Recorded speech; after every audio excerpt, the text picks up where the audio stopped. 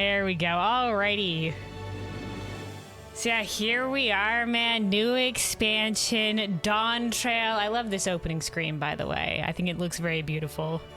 I know a lot of people think the way at the beginning is a bit of a flashbang, and I know like at the North American media tour, and I think maybe the European one too, they were asking like, one of the major questions they were asking is, do you think this screen is too bright?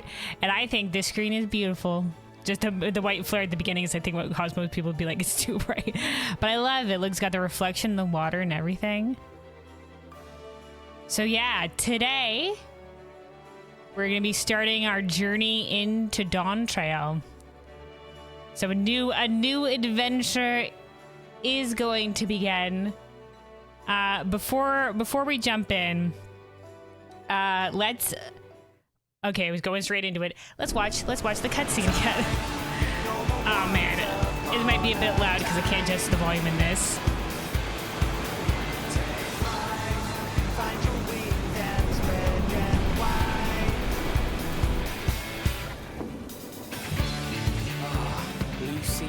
Clear skies and boundless possibilities.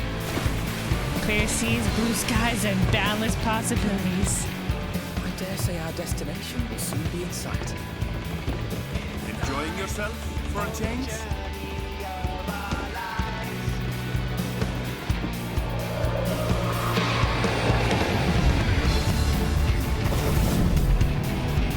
And I remember when we first saw the first teaser of this, everybody was so excited. And then right here, we knew we were going overseas. And right here, when we saw the Moolja, we knew it was going to be Thrall. We were in the New World. We didn't know it was Thrall at the time, but we knew it was going to be the New World because that's where the Moolja are from. There's no cause for panic. Stidian!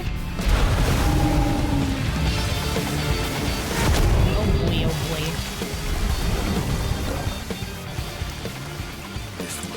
For a worthy opponent.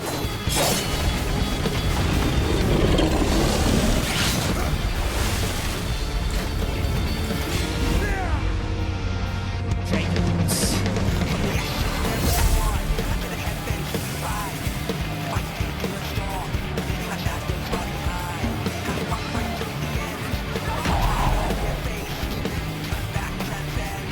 Only we just set up place.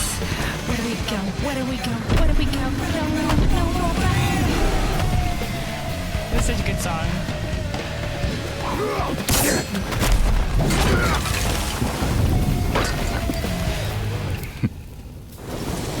So badass.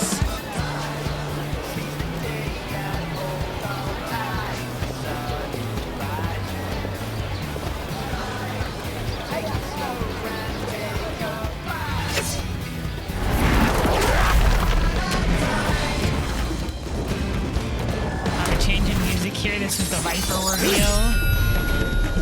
Everybody was like, there's definitely going to be some sort of weaponry, the cape or whatever, and Second Sword was amongst the speculations.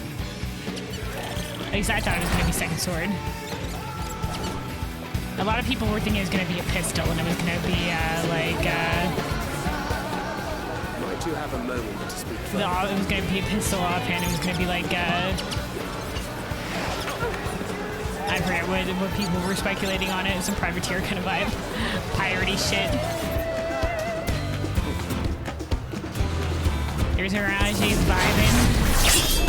Pineapple drink.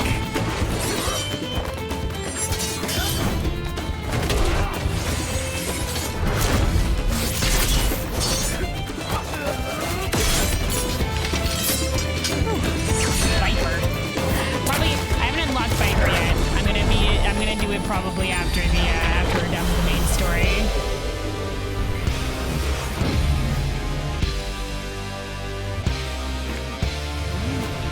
Taco Tia. And there was our Picto reveal, Kryl Pictomancer.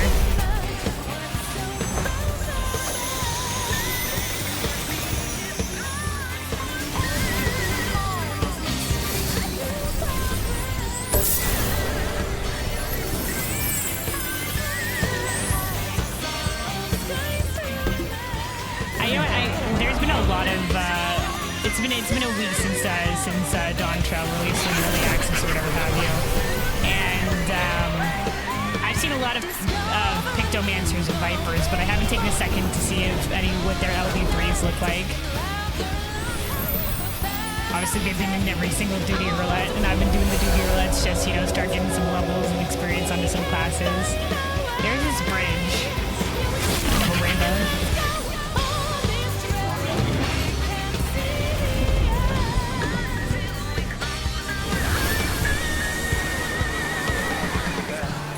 Look, my friends. Everybody thought because we heard Alphino, but we didn't see him in the early teaser trailers that there was going to be like something special about him. But now he's just here. Like they were hiding him for a reason, but they weren't.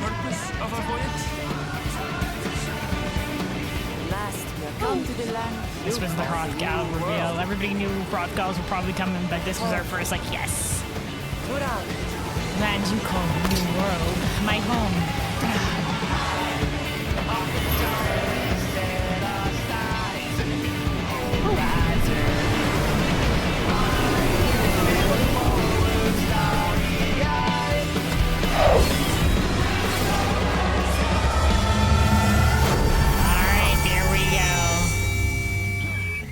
There we go. There was the Dawntrail trailer again. All right, let's do this. In we go. The login queues have been pretty great. Probably because I also play during off hours or whatever, but I haven't had to wait at all that much for the login queues. 18 the login queue. This is gonna be, we'll look at this more when then we're getting gamed up. This is my glam going into Dawntrail. Made a glam for this. Every other expansion, I've kind of just been like whatever the max tombstone gear was, because I was just like, all right, I'm done this expansion. Like until like I came back just before Endwalker launched, so I had all I had only made it through with the main story Realm Reborn, so I had all of post main story Realm Reborn, then Heaven's Word, Stormblood, Shadowbringers, and then Endwalker had just released. So, you know, this is my first time jumping into a new expansion at the beginning. And I am super excited.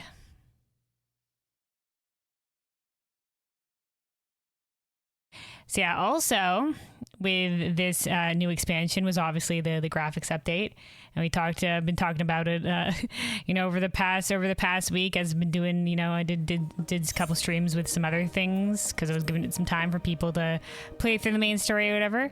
But obviously with Dawntrail here, we have the graphics update. So character looking swanky, the eyes especially, I feel like have gotten a big upgrade in terms of the world. You know, the shadows are a lot better, the lighting, there's amazing textures, like this crystal over here, brand spanking new. The crystals, the aetherites all throughout the world looks freaking amazing. And then, yeah, look at that, man. Look at the shine. The metals also particularly. The metallics also very shiny, very swanky. For anybody that's been tuned into the last couple of streams that we've done, I've also been like tweaking my character a little bit in terms of like customization, because she didn't look quite right when she came out the other side of the graphics update. So a little bit showing that journey here a little bit. Like the main thing, the first thing that I did was there was new Fantasia quest in Ul'dah that where you do a little quest line where it's just like it's just a little thing where it's just like here's this sus merchant or whatever. He gives the potion to a Lalafell. You take it and you just like go deliver this. You deliver it to a Lalafell. The maybe what once was a Lalafell appears as Rogadin later, and he's just like, what mysterious, look at this, whatever, bye, and you get a free Fantasia. And so I still have my Fantasia from A Realm Reborn because I was happy with Kelwyn. I didn't change anything. Like the only thing that I changed was I gave her a thinner version of the same eyebrow at a certain point in time. Now I've gone back. One of the things I changed was I did go back to my thicker eyebrows. So most of the main story, I had these eyebrows. I was like at post Endwalker at some point. It was just like, hey, maybe we'll have the thinner eyebrows. It works better post graphics update with the thicker eyebrows. So we're back to these ones. I used the Fantasia. Luckily, you can change the eyebrows with the esthetician, so I did that. I used my Fantasia to change the eye shape very minimally. There was like one different eye shape that was like, yeah, it's the same eye shape, but slightly wider, and that worked a lot better. And then also what I've done is I did this recently. I added some eyeshadow because one of the things that was bothering me that I kept on looking at Kelwyn in cutscenes that like zoomed in on her face, particularly like from a distance she was fine, but when it zoomed in on our face I was just like, oh man, something's not right. Something's not right here. I don't know what it is, and I think it was just like the lack of shading and like distinction around the eyes. So it's just like, okay, maybe I can fix this with customization. So I went in, I gave her some gray eyeshadow, some dark eyeshadow in the grayscale to mimic shadow, and it's worked out really great. Oh, it's cloudy here in Charlotte now. And it's worked out really great. So I'm really happy with it.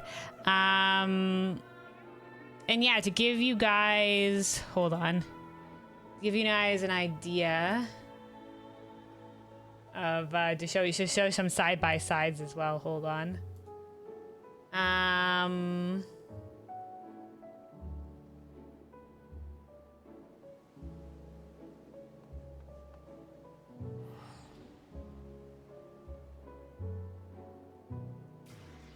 Yeah, hold on. To give you guys some side by sides, pulling some shit up right here. Okay, this worked out. I'm just using scuffed Google Slides to show this. Hold on a second.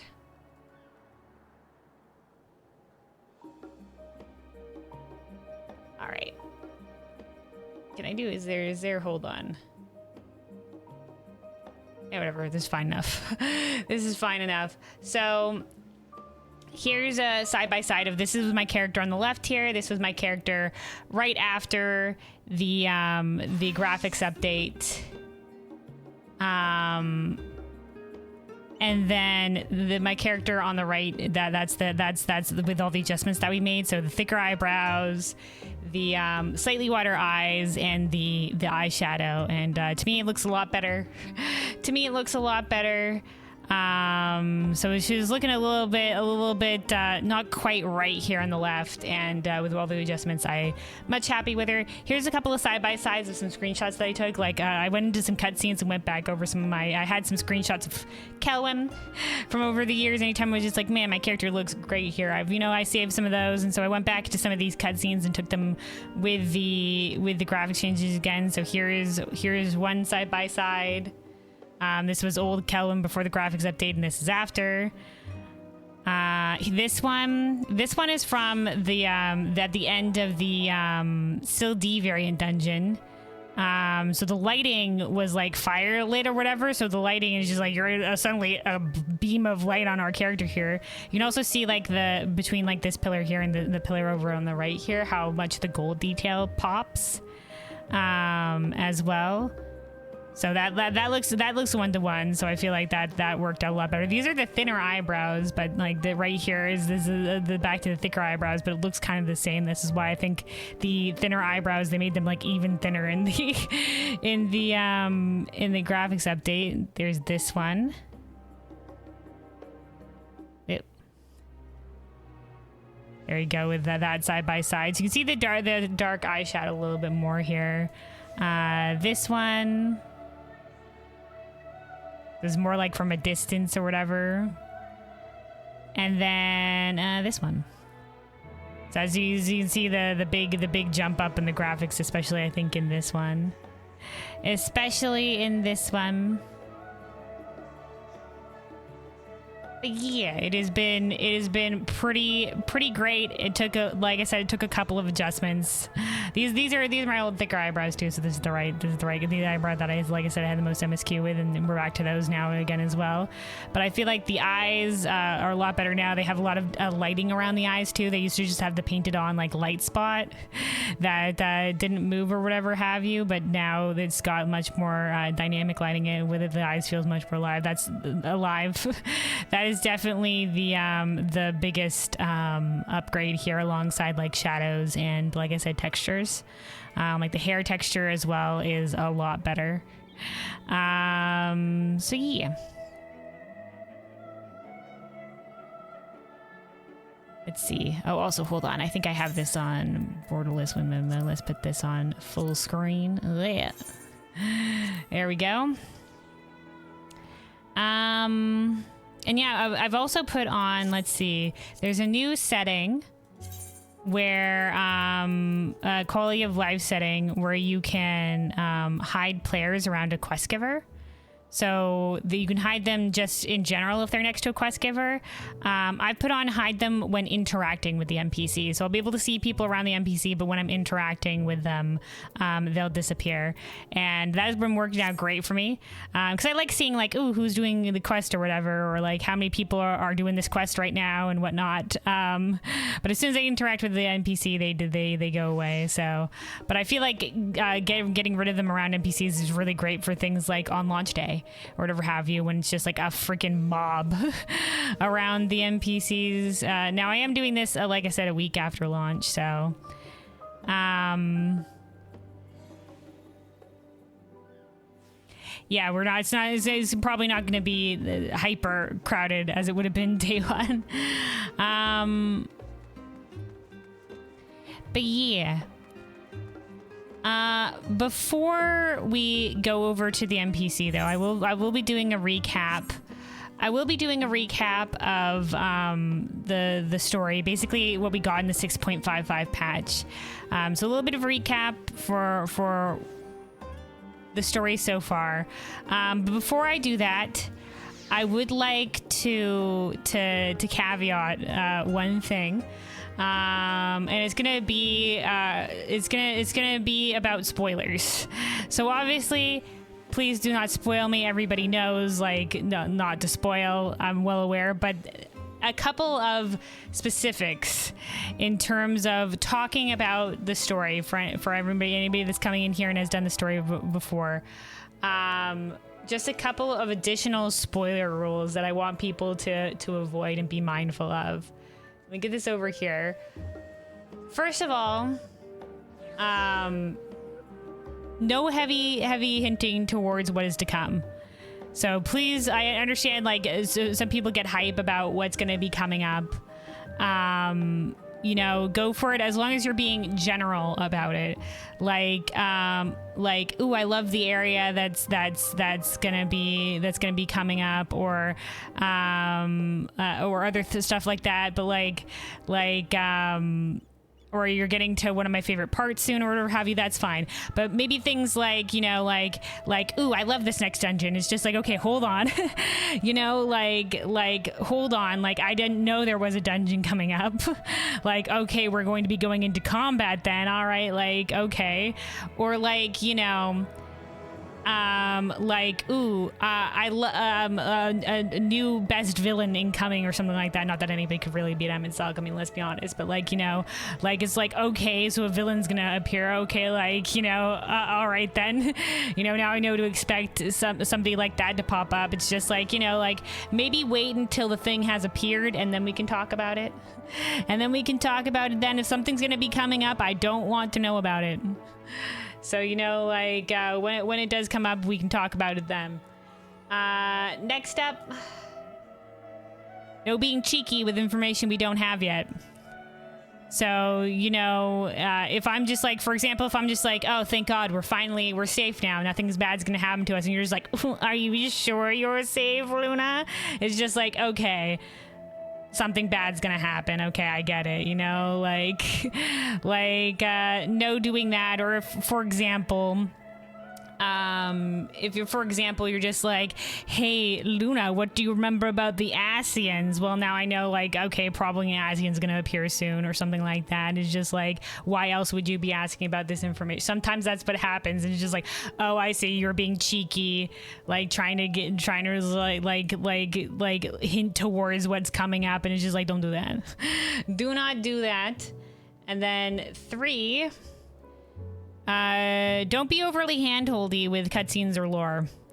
So, you know, like I pay attention to the cutscenes, I pay attention to the lore. I do my best. Sometimes you don't know something is going to be important until later. So, for example, if I'm approaching a cutscene, you're just like, pay attention, Luna, pay attention to the crown in the background. Pay attention. And it's just like, okay.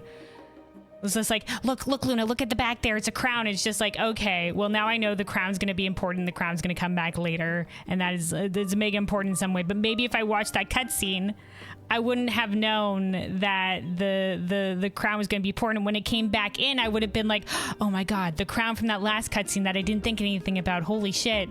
You know, like, you don't need to hold my hand there. We'll get to that. Like, nobody could have maybe predicted that crown was going to be important. So, like, chillax. If he comes back to that cutscene, if it comes back to the reveal that you know, the crown was the thing again, and I'm just like, what crown was this? Then you can be like, well, Luna, was that crown from that previous cutscene? That's fine. But like, don't try to point out or like be overly handholdy with the cutscenes or with the lore or anything like that. Don't be like, Luna, pay attention to this specifically. This is going to be super important later. It's just like, I don't want to know. We will figure out what's important as we go. So, you know, try not to hold my hand too much of it. I know everybody's excited and they're just like, oh my God, I love this detail. I love how this came back later. But like, if it comes back later, like, you know, or if we learn about it soon after, you know, like we will get to it then. We will get to it then. And then lastly, do not give answer to any speculation and theories I'm going to come up with. So I have a tendency to you know, speculate and theorize as we go. I'm just like, oh man, I wonder if we're going to get some of this or some more of these characters, or if we're going to learn more about this, or if this factor is going to be involved in this or whatever. Do not answer me. Do not give any answers, even if I'm wrong. So even if I'm wrong and you want to be like, no, Luna, that's not going to happen. You know, like, no, that doesn't come into play. I don't want to know. I don't want to know. Let me be involved in the mystery of what is to come, the expectation, the possibility. Let me live in that space for a while, you know? Don't be like don't, like, if I'm just like, man, I wonder if there any dragons are gonna come up Shintrall. Don't be like, Luna, there aren't any dragons in Shintrall. Don't get hyped for it. I don't want to know. I don't want to know. And obviously, if I'm right, I don't want to know. Also, don't be like kind of vague about it. Don't be like, you know, like if I'm like, I wonder if there's any dragons that are going to appear in Tyrol or whatever. Don't be like, Luna, do you want to know? I will ask if I want to know, but I know. So try to remember that there's lots of things that can be gleaned from context. If I say, I wonder if there's dragons in Tyrol, and somebody's just like, do you want to know? Then I know that for sure there's no dragons in Tyrol, because never would, if there were dragons who appear, never would anybody want to spoil me on that if I got something right. Because then they would want to be me like, hey, Luna, you got it. It'd be exciting when it came up. So I know automatically if you're just like, do you want to know, Luna? The answer is no. The answer is no. So remember, try to be vague. A lot of things can be gleaned by context. So yeah. So basically, no heavily hinting towards what is to come. No being cheeky with information we don't have yet.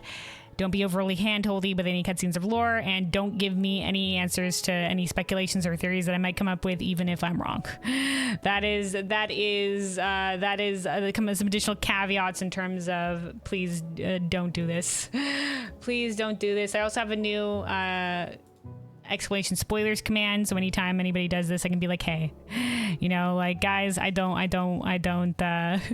maybe I please don't do that. Please don't do that. I appreciate everybody being hyped or whatever, but try to keep it vague, people. Try to keep it vague, keep it contained. Wait until something appears before we talk about it. But yeah, so let's go let's go out towards the NPC here. We're going to the Baldesion Annex, and then let me do a little bit of a recap for our story going into this.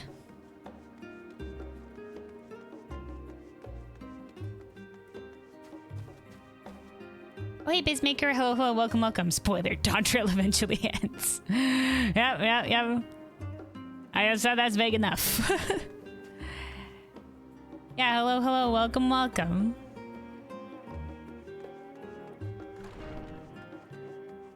All right, so here we are in the Baldesion Annex with Ojika. This is gonna be our start into Dawntrail. So a little bit of a recap for the story so far, which is basically the 6.55 patch going into this. Aaronville, who went on to a trip back to his homeland that we learn is his homeland of the New World, or Tyrol, the Western continent. He ends up coming back early, and he brings a friend back with him who's looking to meet us specifically. So his friend is a female Hrothgar called Wuklamat, and she is the adopted daughter of the current ruler of Tyrol, Gulul Jaja.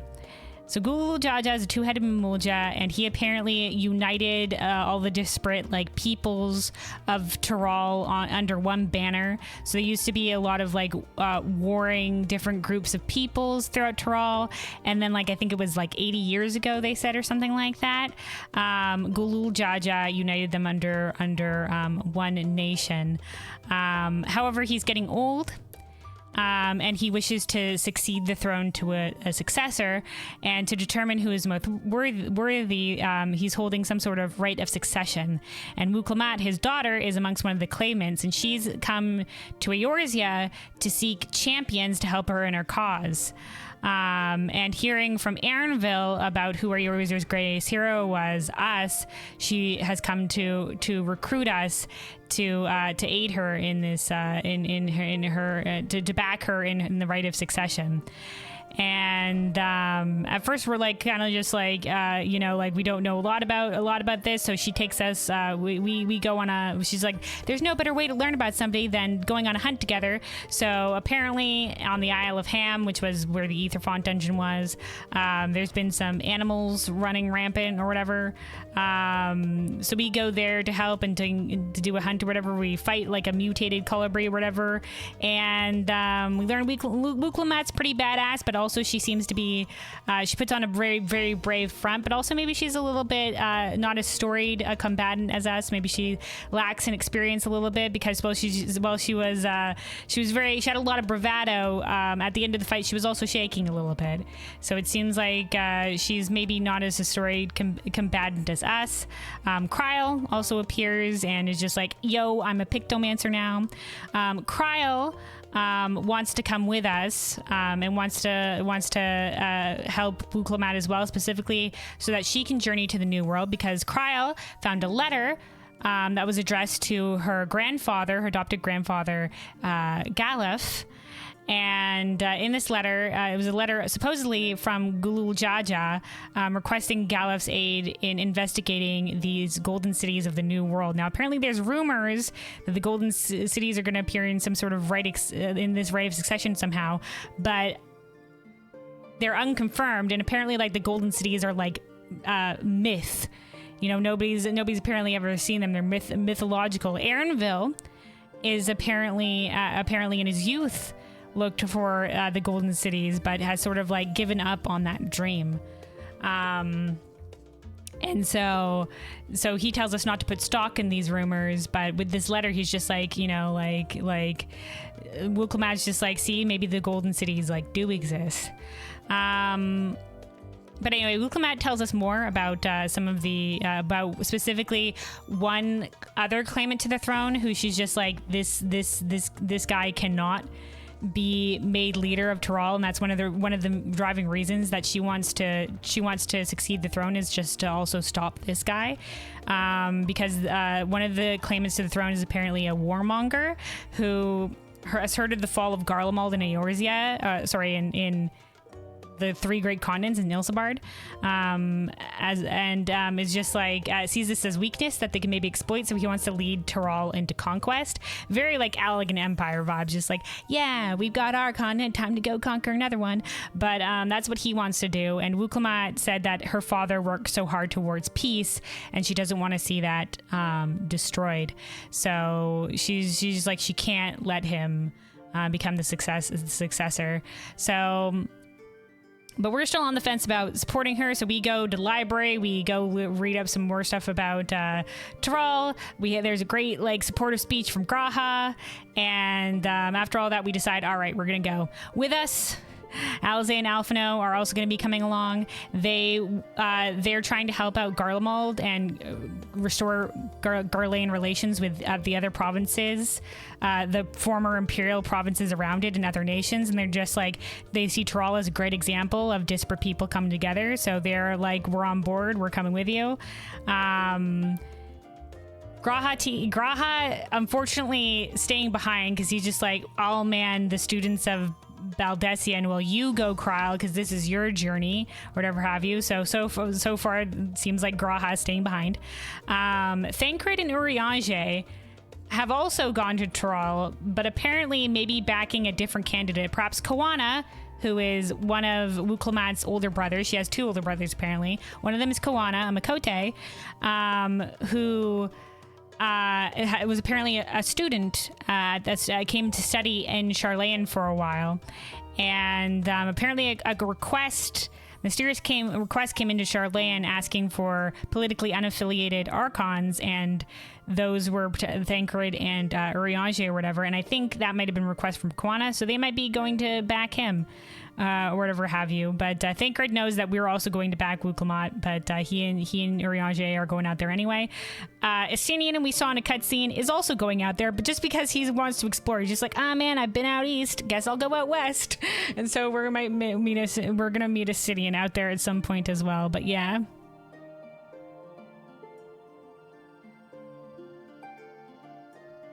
Bugs ruined second part of Dawntrail for you? Oh man, I'm sorry to hear that. I'm sorry, what kind of bugs? Friendly tip, Luna, prepare some drinks for the first part of the game. I got some liquids here. There's some reading and voice acting ways. Of course. You know what? I'm prepared. I'm prepared.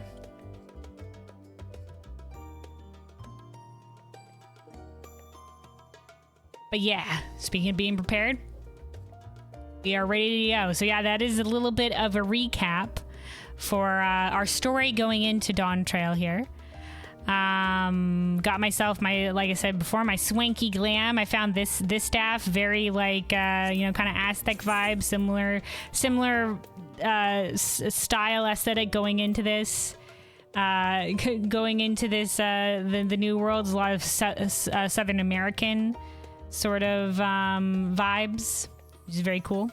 It's the Ravel Keeper's cane, and then this is these are the gloves and shirt from like the first post Shadowbringers dungeon, which goes really great with this necklace. And then yeah, a couple other things I threw together. I really like this glam. Got a Zemia earring, and yeah, let's do this, man. I'm so excited. I am so excited.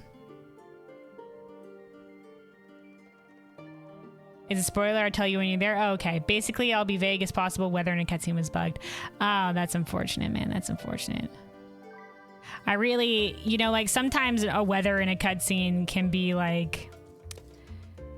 Sometimes like they're really they've done this more going forward where they've set a cutscene to a specific weather, which is great. Like, thank goodness, do that more often. But sometimes in the past, they've had cutscenes where it's just like, why would you do this and not set the weather to a specific thing? Like, here, look at this beautiful view, and then it's like fog and like sandstorm. You can't see jack shit.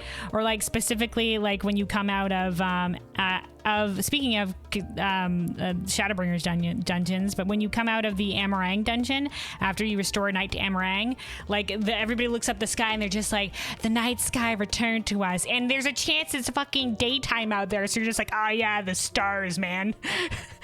It's just like, holy shit, like you could have set that cutscene to night for the love of all that is holy.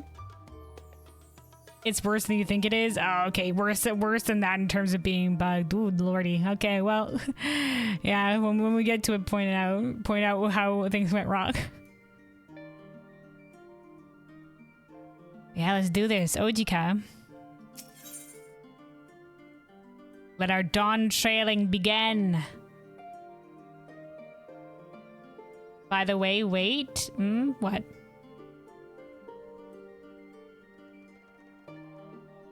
You have a request? Okay.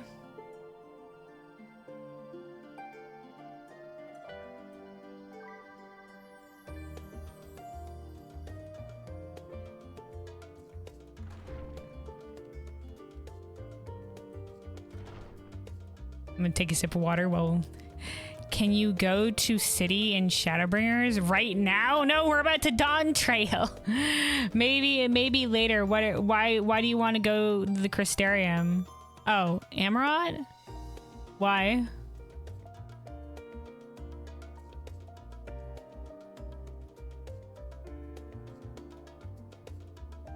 That's a bit of a fucking detour. You know, when we're nearing the end today, I'm probably gonna do some, like, at the end, like before we end the stream or whatever, before like the reset happens, I'll probably also do like the remainder of my duty roulettes. There's a bug that makes your hair glow.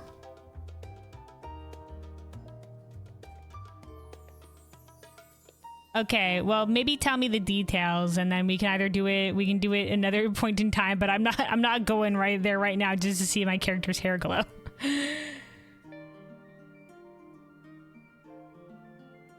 But yeah, let's do this. We're dawn trailing, man. All right, a new world to explore. So we got Wukelmat, Kryl, the twins, and Aaronville. Ojika Sunijika has a message for you. Welcome back, Cohen. I've just had word from Aaronville. It seems he's managed to secure passage to Tyrol aboard a guild ship vessel. A guild ship vessel, okay. So the gleaner ship. Why don't you wait in the main hall while I go and inform your travel companions? It should only take a moment. Oh, that's our new quest accepted music. Da-na-na-na-na-na-na. I always get blindsided by it every single expansion. Your next grand adventure begins, eh? That it does. All right, did it say wait in the hall? I think it might have said wait in the hall. The main hall?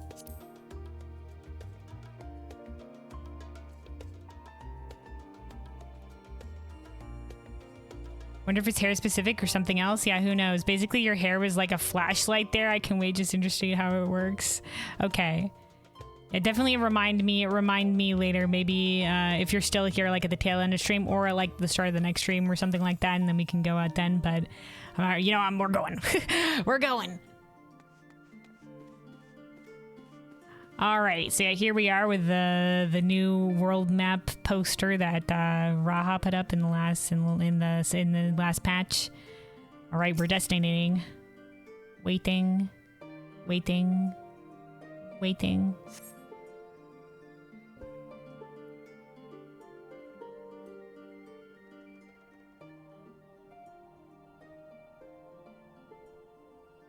Dead center in the middle of that.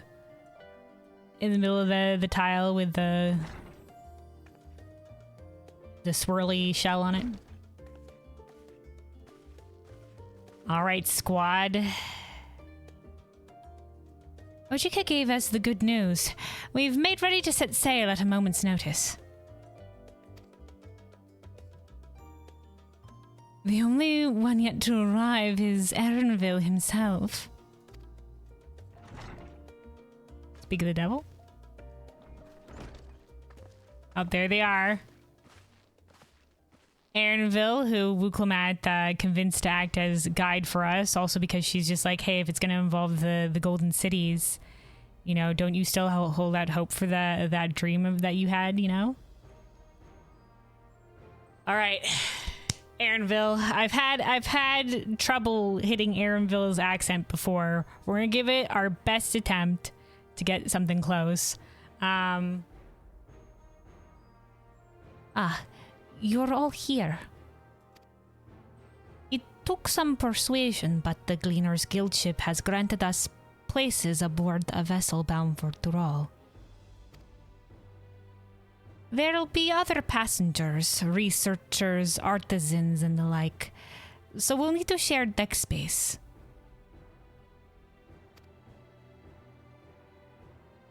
Alright. It's not just going to be us on the boat, okay? So researchers, artisans, people going to Dural alongside the guild ship vessel, so gleaners, whatever have you. Yeah, we did learn that Charlene has like a established trade route between here and Dural. Limsa should also technically have one. I mean, Estinian just parted from Limsa, but like after somebody from Limsa, Keteram, the blue went to Dural. You know, people learned of the Western continent out there, and then some trade started happening. Merwin herself has apparently been. So, all right, Crow. That's fine, Aaronville. I doubt anyone expected we have a ship all to ourselves. Could be. Charter a vessel. They're not casting off just yet, so if you have any lingering concerns, now is the time to voice them. Oh, we're good. Anybody get seasick here? We've been on a ship journey before, except for Cryo, but we have to the Far East. All right, Wukulmat.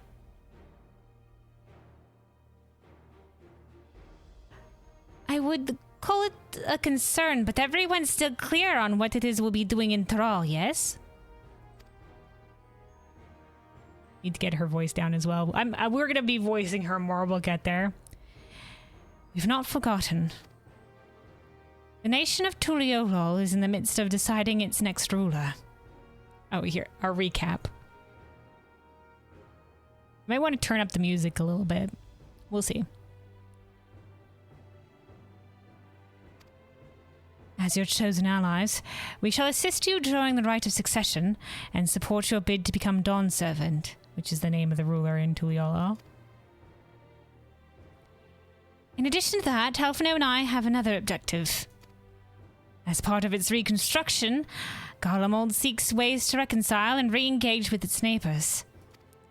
By visiting Dural, we hope to learn more about how its myriad cultures interact with one another, how they find common ground, develop stronger ties, the sort of insights that might help our friends in Ilsabard.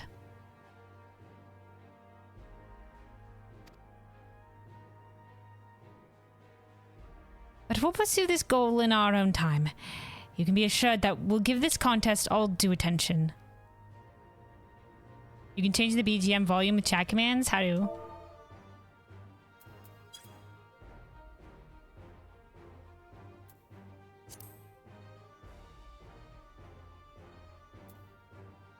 I know I can get to it after the cutscene.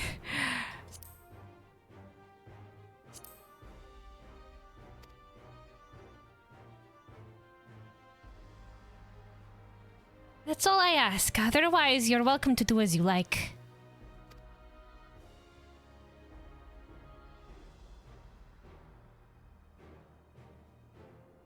You wanted to find out about your grandfather, right, Kryle? Mm-hmm. They are really just like, yeah, here's a recap of the story here. Yes, as far as we could determine from the old missive I found, he had been tasked with investigating the Golden City by your father, the Dawn Servant. Yet, oddly enough, we have no record of that investigation in our archives, and nothing to explain the earring which accompanied the letter, which is the one she's wearing. Which she said is she had a bonus dialogue if you went to go find her in Charlan, that she's wearing the earring specifically because when we go to Dural, she's hoping somebody might recognize it. So that's why her hopes in wearing it specifically. But yeah, so they found this letter, very aged. They couldn't read it very well, but it was apparently addressed to Gala from the Dawn Servant. Wukulmat said it wasn't specifically written by Galul Jaja because he would have wrote it in Terali and it was written in Eorzean, but maybe he dictated it to somebody. So it's a bit of we got a bit of intrigue there. We're also, you know,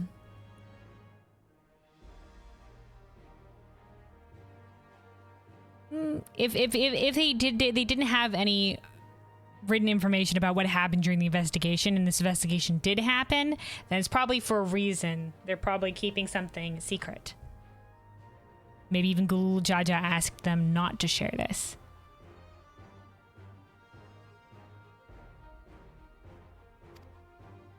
Thus, for reasons both official and personal, I should very much like to get to the bottom of this mystery. I'm sure there'll be a chance to speak with Papa. With Papa. With Papa. You can get your answers right from the source. I look forward to meeting him. In any case, you're not the only one with an interest in the City of Gold. They're hitting all the points. The Golden City is a children's bedtime story. I am part of this expedition only because the Third Promise has commanded that I serve as guide. The Third Promise. Okay. So this is what I guess I think it was mentioned briefly in like the launch trailer or whatever, that or they were talking about it in some of the information we've heard, that I think the children of the Dawn Servant are called like based on like their age. So Wuklamat's the third child. So she's the third promise. The first promise I forget his name. We'll learn it when we get there. But a Mamulja, who's apparently like a sort of like a sort of like blue purpley skinned Mamulja. He's apparently the leader of the guard or the army in Tural or Tuliolol. And then the second promise is Koana, who is the cat lad who studied in Charlayan. Still playing the part of the stoic servant, I see. Stoic servant. Yeah, Wuklamat was just like, we were thick as thieves since we were little. Talking about Aaronville, but Aaronville was just like, no, we are acquaintances, nothing more. You know, so he's very standoffish here, but they were apparently childhood friends. All right, Wuklamat. What of you? Don't you dare tell me you've changed your mind. No, dude, we're on board. Let's go. Hoist sail and the wind take us as she pleases. Okay, we have a specific destination. Let's not the wind take us where she pleases. Or we won't make you Dawn Servant by standing here and talking about it. Or I go wheresoever adventure is to be found. ... Vague. This is all interesting. Hoist sail and let the wind take us as she pleases. Or we won't make you Dawn Servant by standing here and talking about it. Or I go wheresoever adventure is to be found. The third one sounds way too vague. Don't tell me you've changed your mind.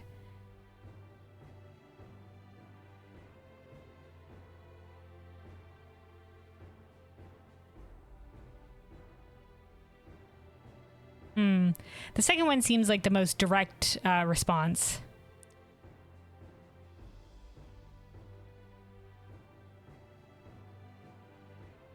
Basically / BGM voice sound effects. Okay, so for like adjusting the different sounds, got it. So like if I were to do / BGM and then what, do I have to put the number that I want to set it to? I currently have it at...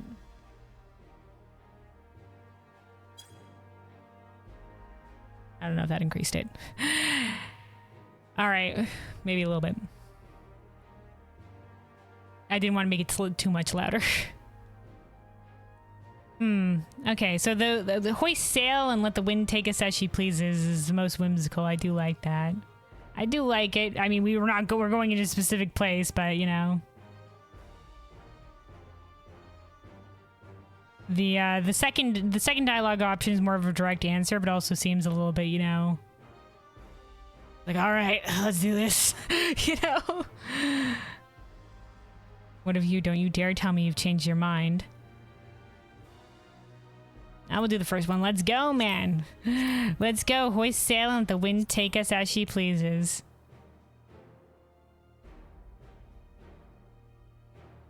Well said. We won't get far wallowing in the shallows.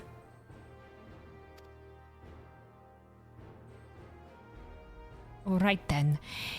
If all are still committed to the journey, then I say we make ready to depart.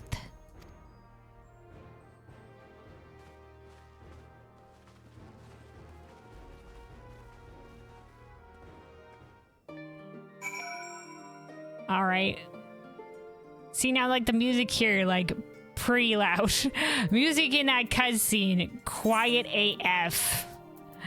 But I guess now now that I know that, thanks very much, BizMaker, we can adjust it on the fly. So if I'm just like, wow, this music is super quiet in this cutscene, we can adjust it. So thank you. All right, Aaronville, are we going? We setting sail? Eager as they are, the others have already left for the harbor. We're not in danger of missing the boarding call, but perhaps we should be on our way as well. Let's go. They booked it for a rush forward.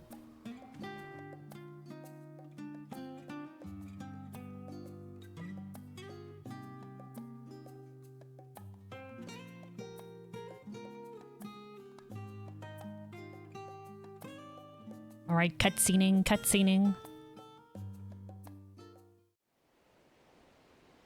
Oh, they changed it. They set the weather to daytime here. Hell yeah. I appreciate that greatly. There's some Emulja there. People waving people goodbye.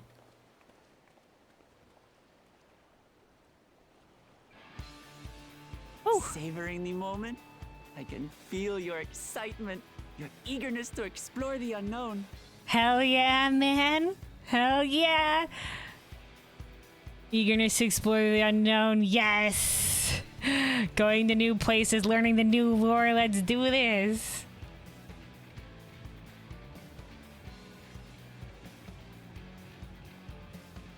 By the way, you beat Dawntrail and some of the extra dungeons. So congratulations, man. Congratulations.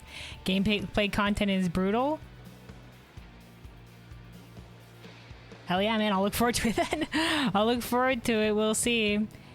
I know they did say they wanted, I think in like some interviews or whatever have you, they did say they want to like, you know, branch out in terms of like having new mechanics and not just the same things or what have you.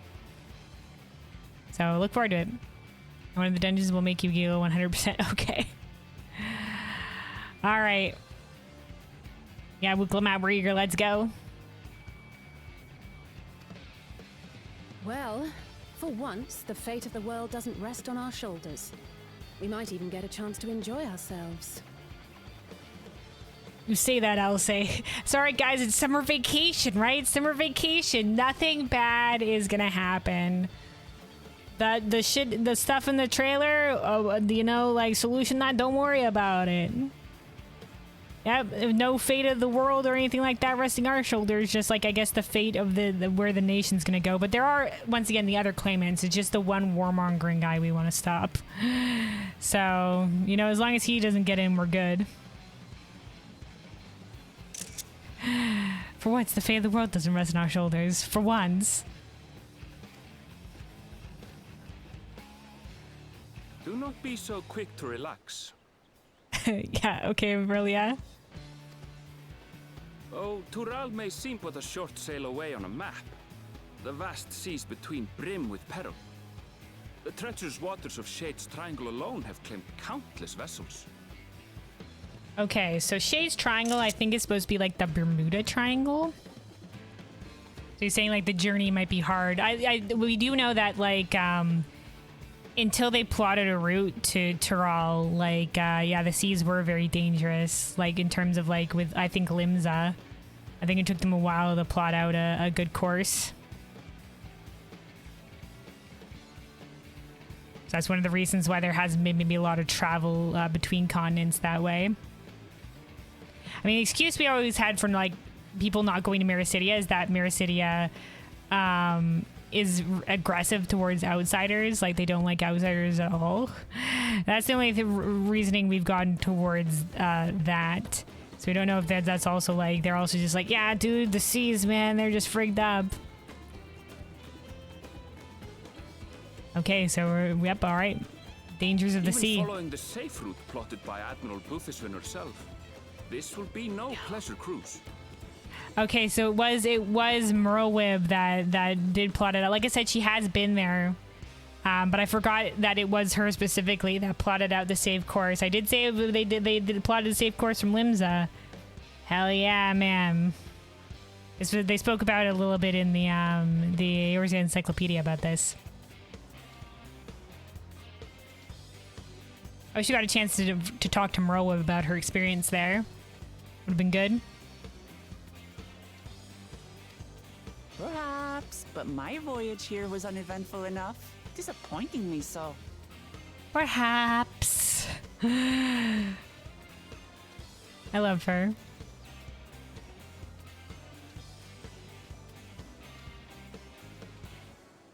Rourke's voice actress does a great job.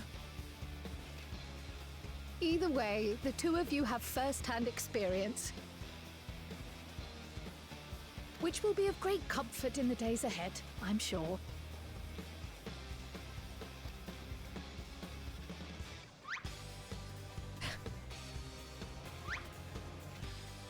The sound of her looking between the two. It's nothing new to us.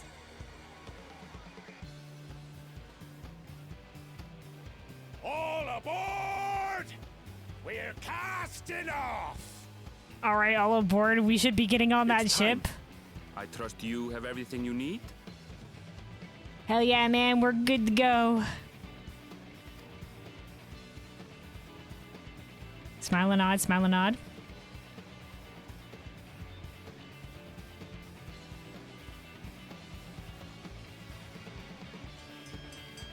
Our ship departs onto the horizon, into the dawn. Woo. And so does our ship cast off from the docks. Ah, yes, we saw this a little bit in the launch trailer. Aaronville is going to be sail our west, new narrator. As Cattenram did some 80 years past, bound for the New World, known to her children. Oh, hey, Fulchno. as the And Emily continent is there of as well. Toral. Graha as well seeing us off there. Welcome at us, dangerous.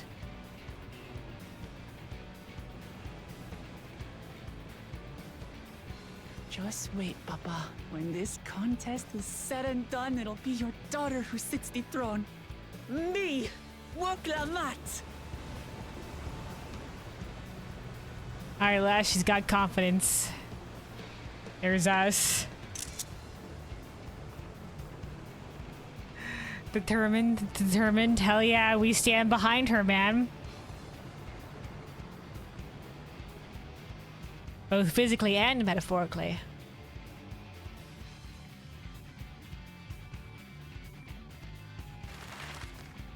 Ooh, map time. Map time. There we are from the Northern Isles of Charlene. I forget where exactly the Shades Triangle is. It's somewhere on this map.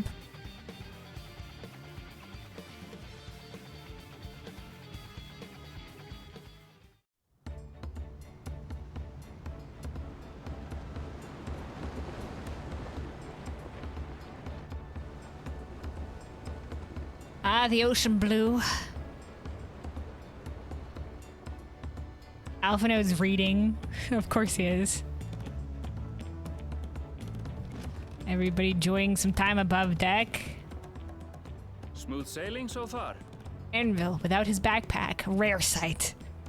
There he is. All right. He'll tell you what you think about the story later, but because my experience will be 100% different than yours. Yeah. I appreciate that.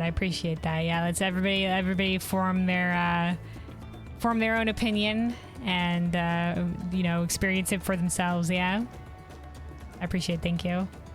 I mean, when it's done with, that's when we can discuss things. Ooh, this music is going off. I love it. All right. Aye, so far so good. Swarthy sailor, aye, all right. But this sea, she's a fickle one. Calm one moment, blowing a gale the next. Uh-huh. I'll take my rest while I can then.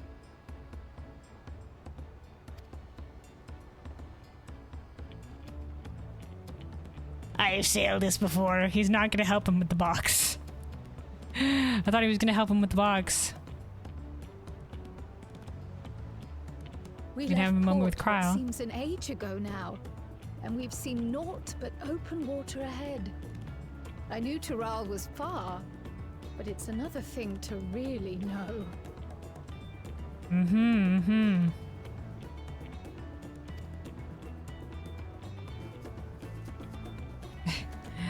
Nod. Speaking of which, some of our fellow passengers have made this trip before. Several times, in fact. Oh, look at this guy. I was able to learn a few things about Tuliolal and the right of succession. Good, because we know nothing about the right of succession. Wukamat's just like, yeah, ask me any questions or whatever have you, and we did not get the chance to ask any questions. Like, besides, like, it might involve the City of Gold, per rumor. Like, besides that, we know nothing.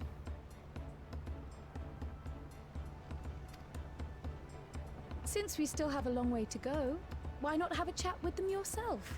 I'm Yes, sure you have questions of your own. so many. We've not allowed to ask any single one Cryo. Like, Wukamat's just like, yeah, ask your questions. And never do we get even a dialogue option to ask a question. You know, one of my main things in like Wukamat's just like, will you back me or whatever? The two things that I wanted to know was, one, why you specifically, and two, Did you look out? what would I have to do? What would the right of succession entail? grandfather? Did you look across these same waters, grandfather? Maybe, man, maybe. Galuf, a mysterious bastard, apparently has been around the block.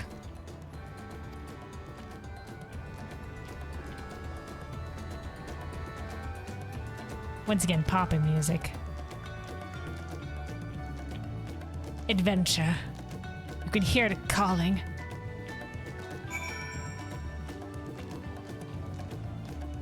Ooh, look at that. Look at the crystals, the beautiful textures. We're gonna be the dangerous ones now, Wuklamat. Wait, Wuklamat is dangerous. Well, here we are now. Okay, alright. Let's get back. Cryle? Have you spoken with our shipmates? Tural is still a good distance away, and it might be a pleasant way to pass the time. Hell yeah. Alright, Fontaine. Ishgardian, Wildwood Ellison. From Gridania or Ishgard, perhaps. Very nice outfit. Hello, excuse me. Have you made this journey before?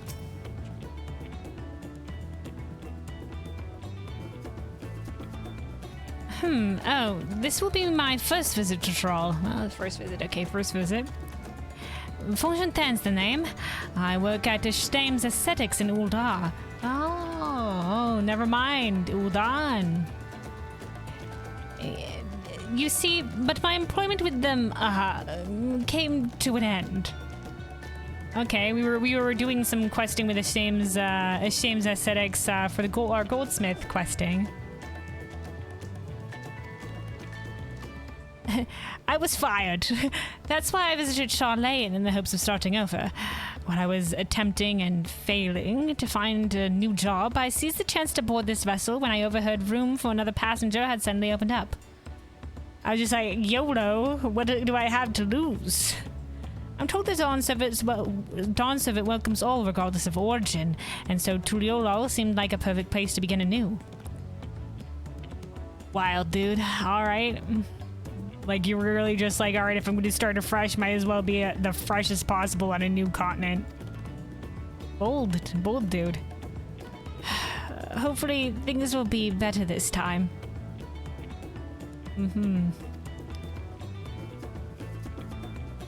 Well, I mean, we know the owner of Ishtames or whatever, so if he got fired from there, it's probably for a reason. Maybe he just kept making mistakes or whatever have you. Maybe he just wasn't suited to a jewel crafter, to being a goldsmith. All right, Wukamat. Deep breaths, deep breaths. Okay. Hopefully she doesn't get seasick. Alice? I can feel my edge starting to dull on these long sea voyages. How about some light sparring later? Some light sparring on the ship, Alice? All right, light sparring. All right, we got retired mercenary. Yes, we do know a lot of the Mamulja that did come to Eorzea were mercenaries, specifically looking to earn coin, especially in Eorzea's state of unrest following the calamity. And then some of them were just seeking glory in other ways, like the ones that were in the Wandering Palace. But most of them were mercenaries, so let's talk to them. I see you in Eorzea before, you great and famous hero. Oh, our fame precedes us. All right, okay. I've had enough of playing this simpleton. Oh, wow, okay. He's just like, yeah, never mind. I'm going to be talking to you regularly now. Fuck that other nonsense. There was a time when we took great pains to maintain the deception. But with War of Eorzeans coming to Thrall, it's become impractical. Listen, you know that's we were just doing that to fool you friggers. You bought it so easily. Oh, stupid beastmen or whatever have you. Besides, my mercenary days are over. Too many of our warband have fallen, and so we head home to lick our wounds. Yeah, like the ones that assaulted the Wandering Palace were warband specifically under that one two-headed Mamulja that was there. Anything else to say, dude? Look forward to a long soak in the hot springs of Urkopacha. No complaints when I dance the bathing dance. Wow, they brought up the bathing dance. That was in a post-Moogle quest line, I think. Was it post-Moogle quest line? The bathing dance, which is apparently like so weird that everybody had to look away, and some people actually ran away when they did the bathing dance. But I think it was on the Costa del Sol when that one took place, and Gigaruju loved it. Gigaruju was like, hell yeah, but some people like apparently the bathing dance is quite a thing. I can't believe they brought that up. All right, Burly Adventure. Okay, good. There's another person. Just making sure we're not talking to anybody here. My story. Well, since you asked, I wanted to retrace the historic journey of the great Ketenram. Ketenram. I said Keteram before. I'm missing the N in there. Ketenram. You know, the first Eorzean to set foot on Thrall almost 80 years ago. The Mamulja's leader is said to have welcomed Ketenram with open arms and sent him home with a bounty of silverware as a token of their friendship. The real treasure were the crops he brought back. Popotos, tomatoes, and corn. This is also just a recap of what we learned when we went to the library as well. They brought this up. Which spread across Eorzea like wildfire. His grand adventure led to a culinary revolution. The tales say Ketenram returned to Thrall several times after that, but his ship vanished during his last recorded voyage, and he was never heard from again. Yeah, but he said if it was 80 years ago, he might be dead. Is what people said. That even a seasoned explorer like him could meet such an end is testimony to the ocean's peril. Some parts of Thrall are said to be so remote that not even Ketenram made it to them. If I could explore those places, then perhaps I'll become even more famous than him. Maybe, but if they're so treacherous, you gotta have a lot of confidence in yourself, dude. Alright, Lullafelling Cleaner. I'd heard Hannibal was looking for passage to Tuliodal, so I managed to squeeze his party aboard one of our chartered vessels. Oh, that was you, thank you. As fortune would have it, we had just scheduled an expedition to Troll. Oh, that returns us to Old Charlene on the boat. Okay, got it. Just like, would you like to leave now? Alright, Alpha now. I'm told this vessel has been equipped with a barrier generator to protect it from storms. Oh, is that what this is? Hell yeah, dude, magic. A reassuring thought, though I nevertheless pray there will be no need for it. Alright, so 2 more people to talk to. Self-assured trader. An adventurer, I presume. I'm a merchant myself, based in Uldar. Specialty imports and exports, Eorzean and Tiroli both. This is your first crossing the salt, as they say. Crossing the salt. Well, we've been on other ocean voyages before, but maybe it's this specific. Is this specifically called? Okay. Do remember that the social mores of Eorzea are not necessarily the same as those of yonder. Consider this. It's not uncommon for various races to be referred to instead by the names of certain clans. For the Makote, the Frestaro. Okay. So this is okay. Woohoo! Lore. Okay, so basically they're saying here that some of the races are referred to by the clan names, what the clans are called in Tyrol. So for example, like Makote has the Keeper of the Moon and the Seeker of the Sun clans that you can play as a player character. Here have Highlander and Midlander. I think Doman and Hingen would also be clans technically of here. So it's basically like a sub group of each of the different races. You know, like Rogadin have the Sea Wolves and the more mountain Rogadin, the mountain Rogadin who's the Hell's Guard, etc. The Viera have like in terms of player characters, they've got the ones in Golmore Jungle. And then the ones from the Scathe Range in the mountains. I forget, they have specific words for them. I forget the exact names, but yeah. So in Thrall, the Makote clan is the Hesaro. The Hrothgar is the Shabral. For the Makote, the Hesaro. The Hrothgar, there's a brawl. Not because every member of a given clan is the same race, mind, but because many individuals of said race are associated. Okay, so this is just like also like just like with a group in general. But because many individuals of said race are associated with that clan. A fair assumption in certain cases, but take care not to give offense. Okay, so like okay, so what they're saying is like the Zabral are mostly formed of Hrothgar, but there are some amongst the Zabral clan that aren't Hrothgar. So it would still be called of the Zabral. Got it, okay. Thank you. The goods I'm bringing over on this trip are a rare sight to the Tiroli, so I expect to make a decent profit. The local merchants are an agreeable folk.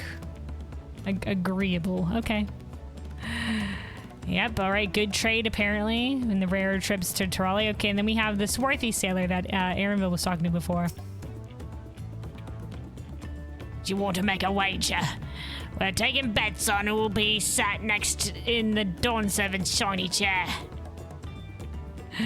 Oh, a wager about who's gonna win the War of Succession? Full claimants in the Road of Succession. Your young Wuklamat being one of them, of course.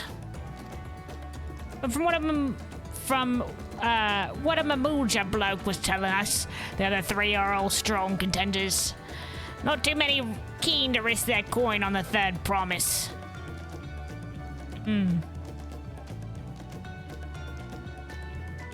Interesting. So there's not a lot of people that are that think that Wuklamat's gonna be the winner. Okay, I'll take that wager. I mean, we're backing it, right? Wait, I recognize you. You're the champion out here, was ya? Yo. The third promise has you on our side, and that shifts the odds a fair bit. I might have to change my bet. Interesting. Alright. Holy shit, that's the champion of the Bleeding Realm. I've heard the crazy shit she's done. Holy fuck. She's back in Wuklamat. My god. Alright, so here we go. He's talking to some of our fellow people here. Got a little bit more insight. I want to know more about the clan stuff there. So it's not necessarily because of... So it'd be like if there was a Seeker of the Sun group, like the U clan or whatever, but the U clan are mostly Mikote, but maybe like other races might be integrated in the U clan, but they'd also be called Seekers of the Sun or something like that. Sort of like in that vein is what they're going for. All right, Kyle. Did you learn anything of interest? We did the clan specifically. We learned that not a lot of people are willing to place their bets on Wuklamat. Good trade, apparently. Good trade here. We learned that a lot of the Mulja were faking being simpletons in Eorzea. Oh, I hadn't heard about the clan names. Yeah, it was the most interesting information to me. We should have Wuklamat and Annenfeld teach us of the ones we should know. Actually, it's getting a little chilly up here on deck. Let's all gather in the cabin.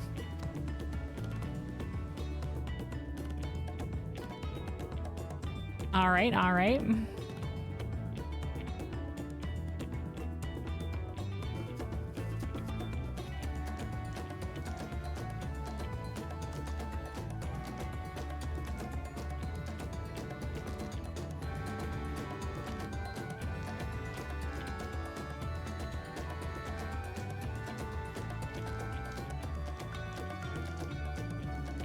Loading. Loading.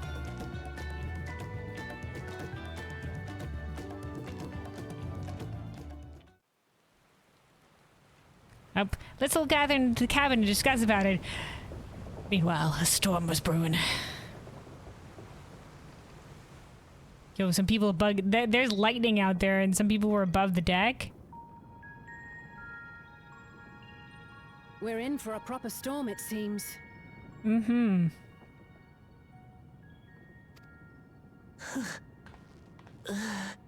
Oh no, Wuklamat does get seasick. That's why she's just like, yeah, no, we've made this journey so many times before. That's why they did that music where, sorry, the sound when she was like turning her head like, is because like, nope, yep, don't worry about her bravado. She's like, yep, nope, I totally experienced. Yeah, she's getting seasick. I don't know what you mean. I don't get seasick. Okay, are you sure? Are you sure? She lived Tuliolal apparently goes on the sea. Has she not been on a ship before? Like didn't get her sea legs? I feel like, you know, going on a ship when you're young, and that really helps you like get your sea legs or whatever. At least none of my family gets seasick. The only time we had like one cousin get seasick, but that's because he hadn't been on a boat, I don't think. In his life, and he was like, you know, in his 20s already and whatever have you. To be fair, like we went on the lake, so slightly different, but I mean it's the Great Lakes, so they're pretty big. So maybe not as wave tossed as perhaps a boat in a storm on the ocean. But I've also been on a boat in the Caribbean as well, so that was an amazing trip that we went on. Basically, like my cousins. And my aunt and uncle, they had a boat down there, and they invited us to go down, and we basically lived on the boat, and stayed with them for I forgot how long, but I think it was like a week or so. We don't usually go for too long, but it was great. We got to see some of the islands and stuff like that out there, and go swimming in the Caribbean, and like the waters were beautiful. But that was when I was much younger, so I must have been like probably like, I don't know, like young teens, or like even probably a little bit younger than that, maybe like 11 or 12, 13, somewhere around that age range.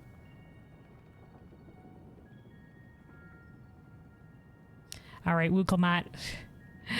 Wukelmat. No, you gotta learn when to ask for help. You know, not everybody's gonna be strong in everything. You're seasick, you know, that's fine.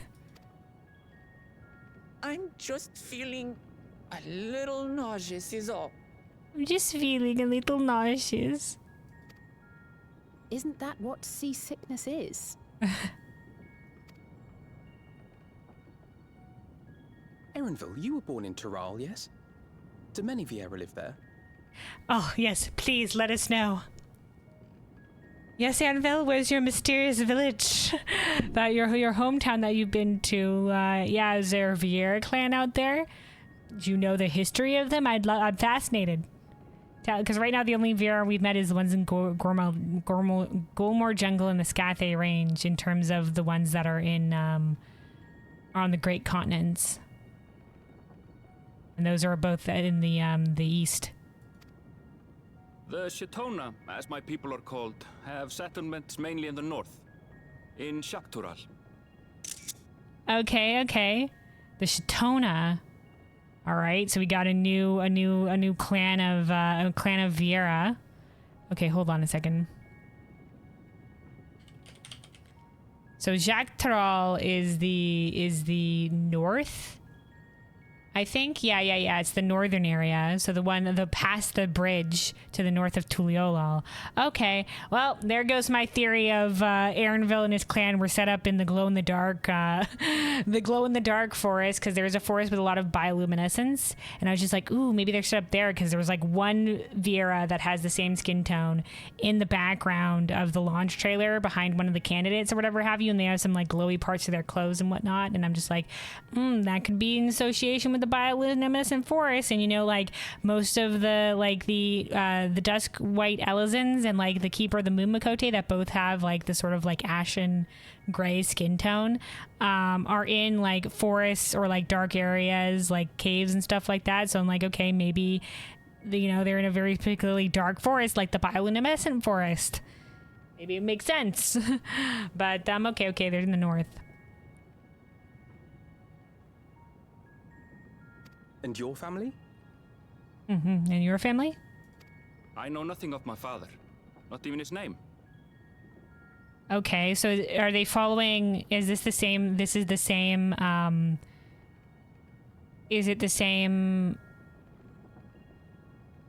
life sort of that the Vieira in the Golmore Jungle and Scathay Range live? Where basically it's just like the females live together in settlements, and then the males go off and and live a solitary life and protect the forest or whatever, and occasionally they'll come back to the village and whatever have you. And then apparently Vieira, up until like puberty or whatever, they don't know their gender until they hit puberty. And if one of them becomes if one of them is a guy, then they'll go and apprentice underneath one of the wood warders or whatever that's called, for the Golmore Jungle Vieira, and they'll go out and apprentice under them next time one of them passes through the village or whatnot. As for my mother...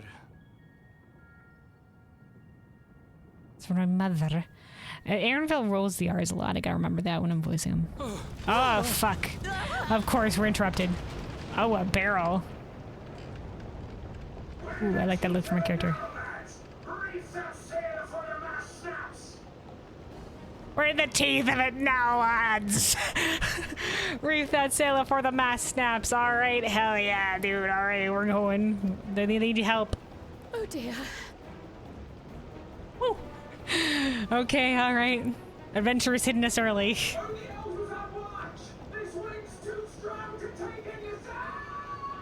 Oh shit.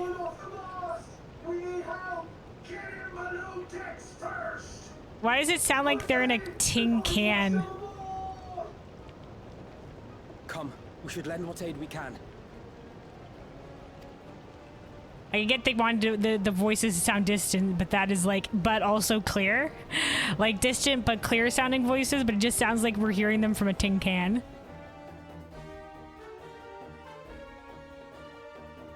I have not seen the ocean rage with such fury before or since.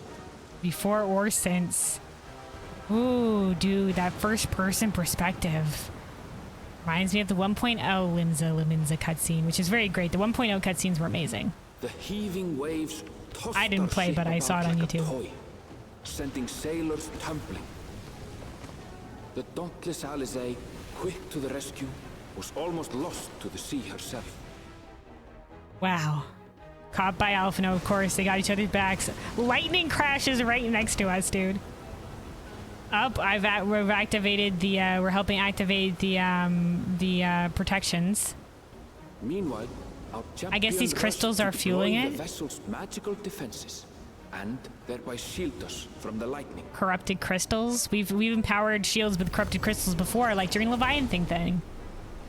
It's exactly like during the Leviathan thing. What an extraordinary Leviathan life fight. she must lead to be able to operate such a device with practiced ease. What an extraordinary life she must lead. Listen, we've had to deal with many a device before. Woklamat, too, threw herself into the rescue efforts, though one might have mistaken her for another soul in distress. She's trying her best.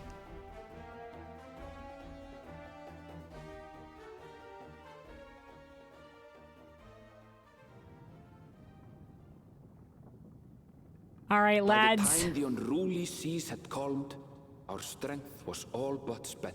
These two guys And we lying had down yet to here. even glimpse the shores of Tural.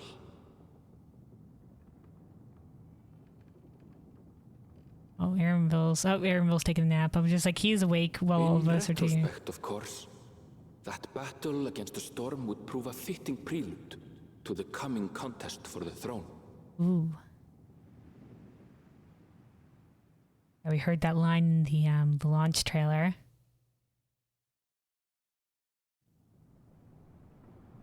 In retrospect, shit was about to hit the fan. Oh, there we go. All right, well done, sailors. Oh, we're alone. Look at that lighting.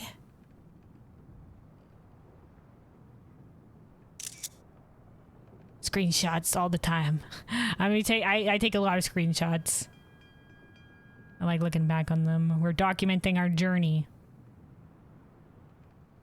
Sound of the bell. Everybody else has left us. We're apparently super pooped after helping everybody.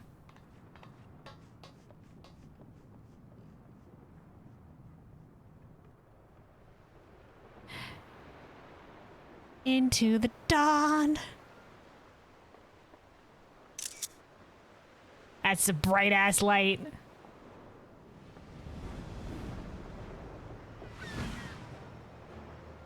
Let's step into the light of a new adventure. Oh, blue-footed booby bird.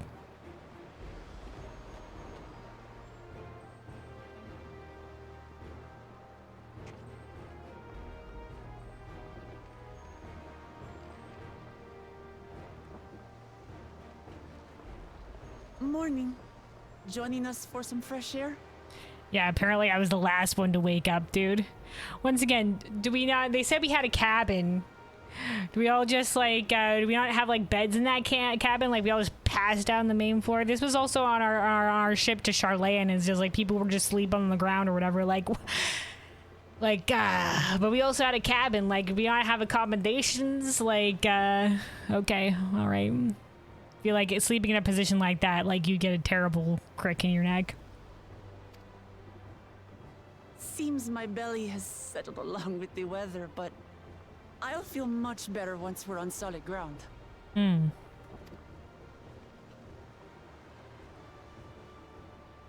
Yeah, apparently Can't be much farther now, can it? Hopefully not. Apparently the weather can turn on a dime here.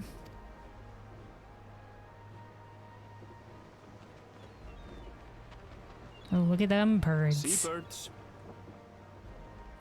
Yep, that is a sign of shore when you start seeing the seabirds, because it means you're not too far out into the ocean. Land must be near. You need only hold out a while longer.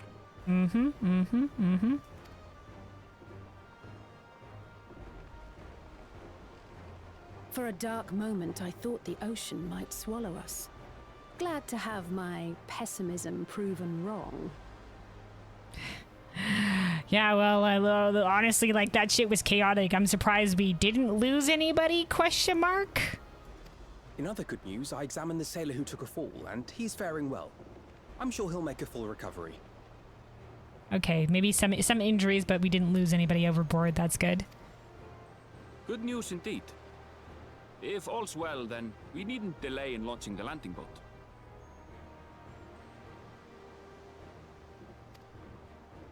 Ships have to lower anchors some way from shore. Too close, and they risk having their underbellies ripped open by the reefs that crowd Tuliola's coasts. Come. All right, fair enough. I think as well, like, some of the larger ships off the coast of Razadhan were docked out further from the shore as well.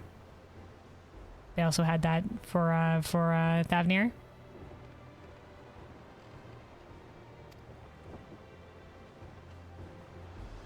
All right, nod. Stoic nod.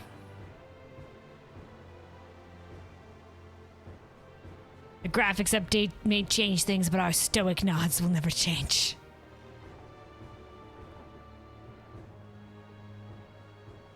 Thanks for bringing us all this way. Yep, thanks to the crew and the captain. Ha! We only did what we were paid to do. Couldn't hardly set you adrift halfway. If anything, it should be us thanking you for helping us through that beast of a storm. Hell yeah, hell yeah. We are on a little gleaner ship, the little Lala Capitan here. This is where I think on this ship is where the teaser trailer takes place. This is where the Warrior of Light stand-in is tapping his foot. As a matter of fact, everyone's starting to fancy your chances in the contest. At this rate, we won't be able to lay wagers no more. The wagers are going, but he's just like, so the word has gone around that you know what, they're starting to put more stock into you guys. All right. Then I better not let you down. Oh, she's gonna puke. Easy, stomach. Easy. I'll be honest, my wager, if it's not going to be Wuklimat, my wager is, like, any place we visit, it's going to end up being a council of some type. I mean, like, Ishgard, council. Well, in the end, it's the high house and the, like, it's split up into the noble, the House of Lords and the House of Commons. But considering it was basically it was basically just led by Elf Pope and then the high houses, that's a step up. Well, that was gonna be a republic until, like, Nanamo's near assassination, and she like backed down from that. But I mean, it's ruled more or less by Nanamo and then the Syndicate, which isn't the best council, but it's still a council. Gordania, led by the Council of Seedseers. Limsa is led by Merlwip. And I guess the pirate powers, but mostly Merlwip, so that doesn't really count or whatever. But, you know, Gerbania is council. And they're just like, how do you want to go forward with the council? I don't know about Doma. I think currently it's under Hien. So...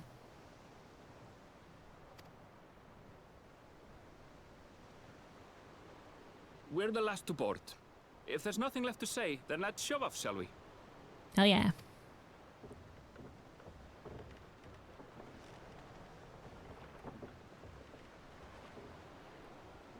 Smile and nod, smile and nod.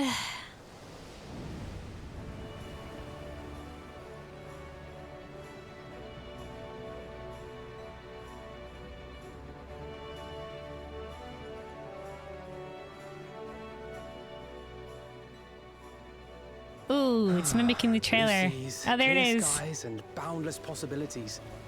I dare say our destination will soon be in sight. Are we gonna be there? We're there. All right. Enjoying yourself for a change? Look at his ears blowing in the wind.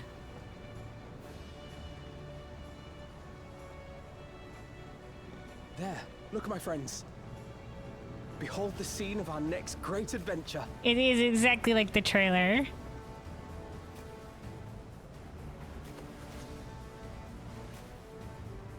Oh, there we go. Last, we are come to the land you call the New World. To my home, Tural. Wow. She took off her her headpiece there.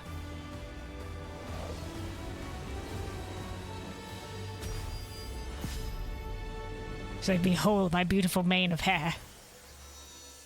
Main line, but I'm true. All right, Dawntrail, dude. All right.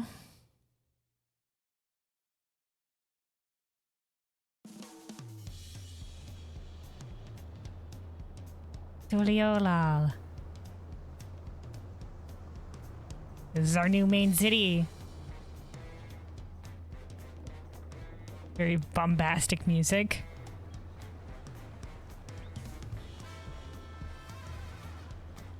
Jazz. Yeah, I think I heard Tuliola's city theme is jazz and people were a little bit taken aback by it.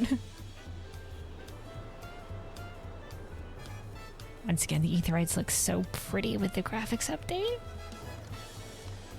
Oh, we got a Hanu, some Moblins.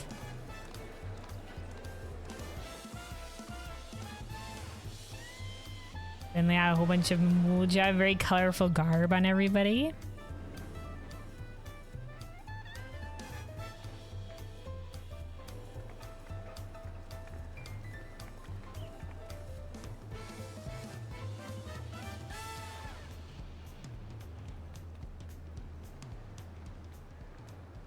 Gods, I've seen cities with an impressive mix of cultures, but this is something else.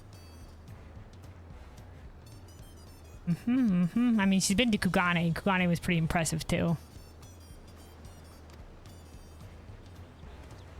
Is that a... Razatan is also very colorful.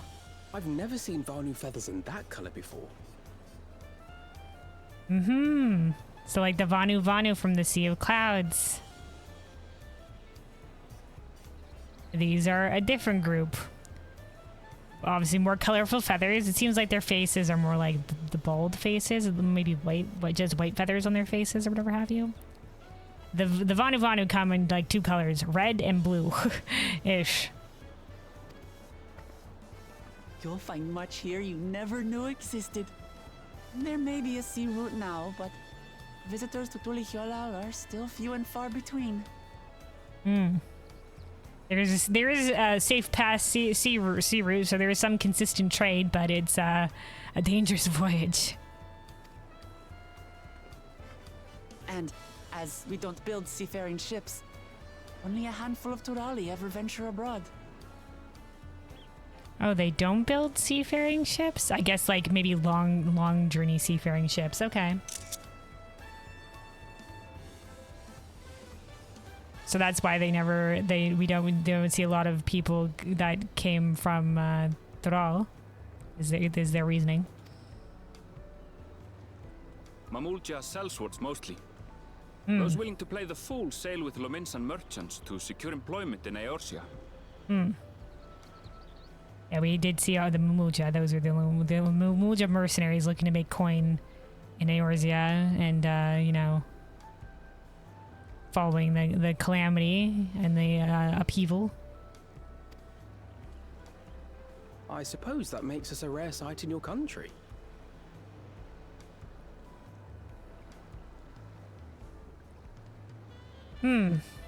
I mean, okay, so we know there's Makote here. So there's no Makote in the Far East. So we were a rare sight in the Far East or whatever have you. Yeah, do they have Ellas in here?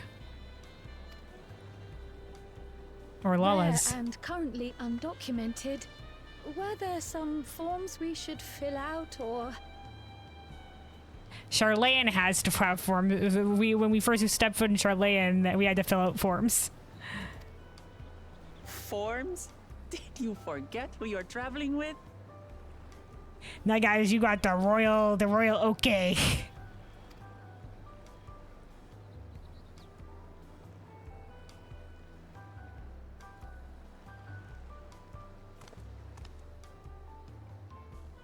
You are outsiders? Visitors to Tural? Oh, that accent. Okay, all right. Is that like Irish, Scottish? Can I say there's... all right. Hell yeah. Look at the feathers. Ooh. Fancy. Alphino, ever the diplomat, he's gonna speak first. Our nation is soon to hold a right of succession to choose its next Dawn servant. Aye. Okay, these are the Landsguard. We will not abide interference from foreign agents seeking to foment trouble. What brings you to Tuli Yolal? Okay, so we don't have to fill out forms, but we are being questioned. So they're just like, yo, we're in a bit of a political thing right now. We don't want anybody messing with it. State your business. or whatever have you.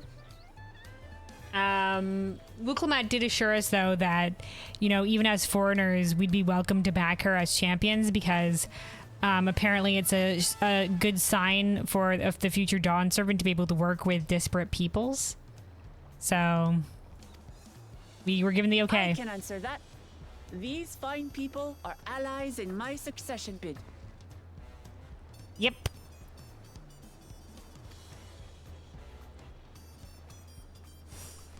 Third promise. If you vouch for them, then all is well. Of course. Oh, okay, dude. The third dude, they're so famous, dude. The third promise. The fact that they even have these kind of titles.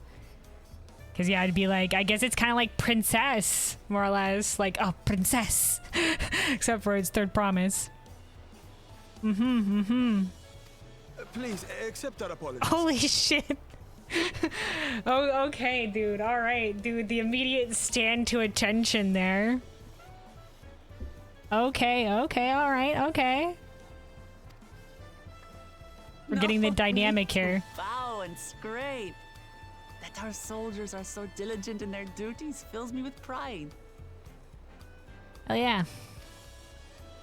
Maybe came across as a bit aggressive, but you know, like you could have been like, state your business, please, instead of like, foreigners. We won't tolerate any of your shenanigans. Like you could have been like, excuse me, you're foreigners here, state your business. You know. So it's a Jabral land guard, okay. Well, you really are a figure of authority here. She is, man. Princess. Are you suggesting I don't look the part?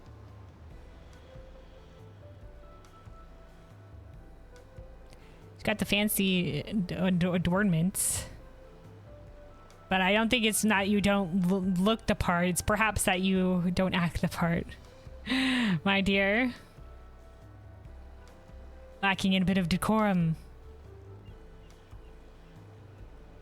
Anyway, first things first.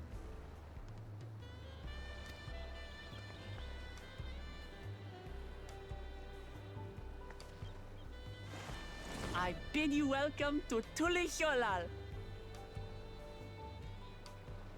Yay. Tuliolal, our new main city.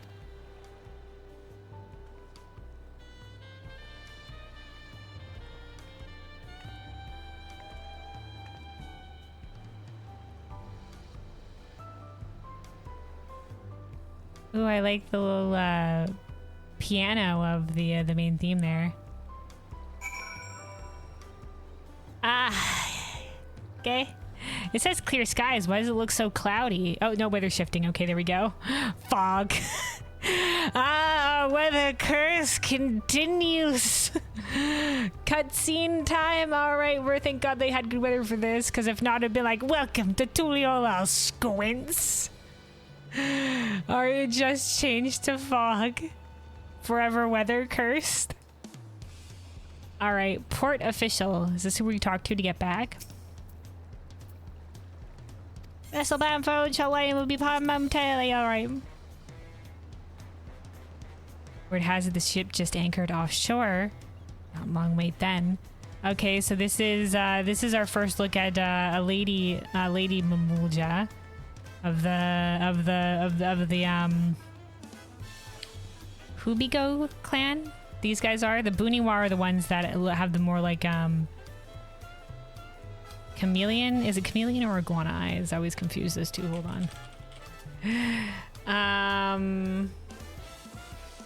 Yeah, the more the chameleon eyes. Yeah, chameleon. Iguana's eyes are regular. The chameleon eyes are the ones that the Buniwa have, and their Buniwa are more magic focused. But yeah, this is our first look. Like the Arcasadora, the elephant people in Thavnir, I think the main differentiation, like in this case, they like the males seem to have like this appendage, the horn on their heads or whatever have you. But it's also gonna be like, yeah, the ladies are just giving them more clothes. Like all the lady elephants have a shirt and the guy elephants don't in a lot of the different and then for the NPCs across Thavnir. I like, ooh, look at like the little like metal on the feetsies. The feet guards. Very cool. Very cool. So colorful. All right. Ooh, Gimilja.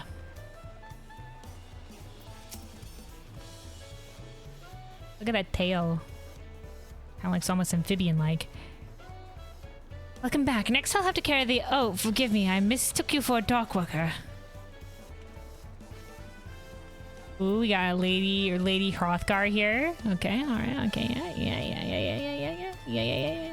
Let me look at these tails again here. Does the male Mamuljas don't have like this more amphibian-like tail, so this is also a difference between the ladies. So the guys have the horn, but the ladies have like the more amphibian-looking tail. Ooh, I love it. So they get their own distinct feature. I'm glad it's just like, nah, they just don't got a horn. Well, they have a cooler tail. All right, Kryle. I wonder what kind of trouble those soldiers are expecting. I don't know. I mean, they don't have... Do they have any, like, if not a lot of people come to Tyrol, then maybe they're just very wary of foreigners? Like, if, once again, if not a lot of people come to Tyrol, then they shouldn't have any, like, previous experience of us frigging shit over, right? Of foreign powers coming to frig shit over. But maybe they're just wary of that. Alisay? What an amazing city. As lively as Ul'dah and even more colorful.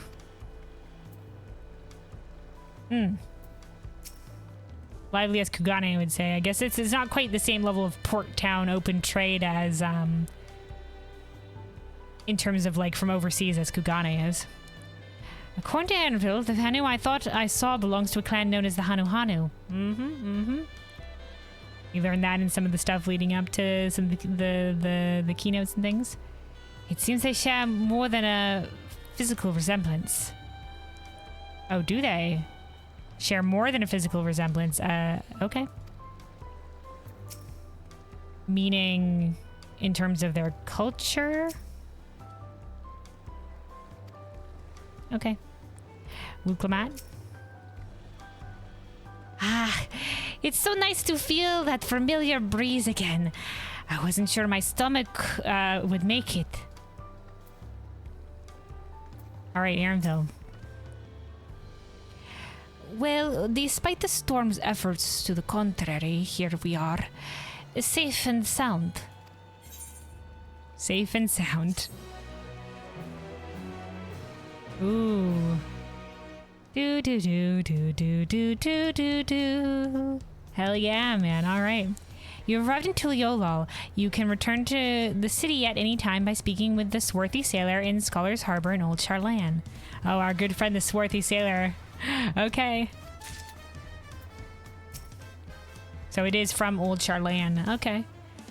I would ask if the journey tired you, but I'm sure you've endured far worse. Yeah, man, this was just a little bit of a storm or whatever. Did I tell you? Let me tell you about the time we went to Kugane and we had to fight. It was a haunted island. We were fighting ghosts, Cernville.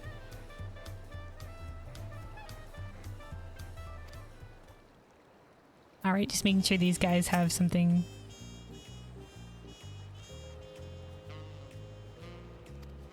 Okay, nothing more to say. Did it change time of day? Might have. Alright, Wuklemat. The nation of Tuliolal. And we're getting a weapon.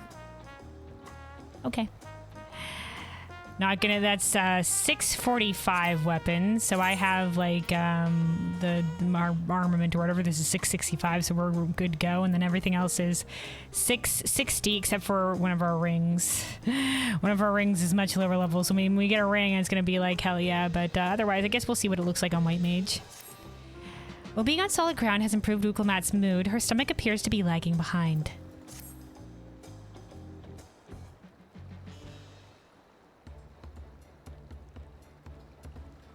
Right then. First things first.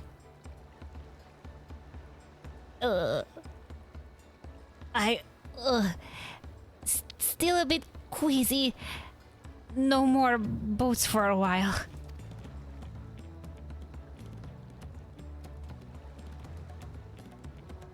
I realize we've just arrived, but we should get familiar with the city before the rite of succession begins. No arguments here. I should very much like to explore. Hell yeah. Then I'll guide you. Are you sure you're in a condition to do so?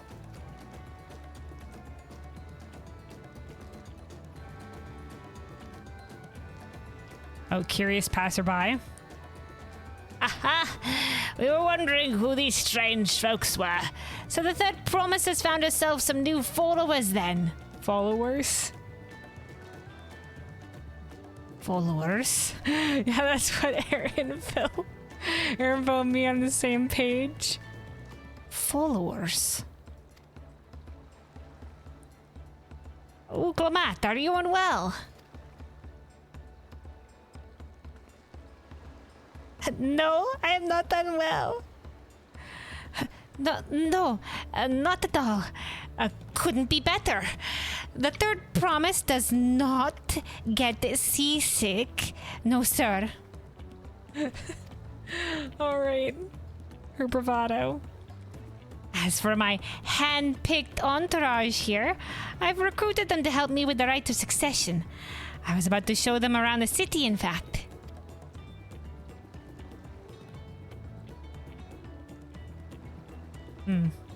That sounds, That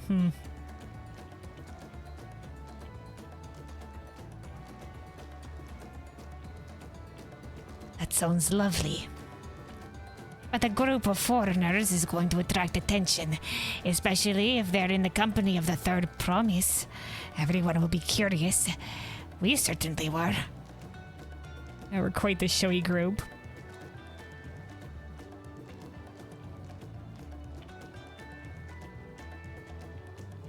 Your siblings have a tendency to command a respectful distance. Command a respectful distance. But you're just so easy to approach. Oh, okay. Interesting. So her two siblings, which are her older brothers, so Koana and the other one, who we saw a little bit in the launch trailer, and they talked about a little bit. I forget his name. But he's a Mamulja.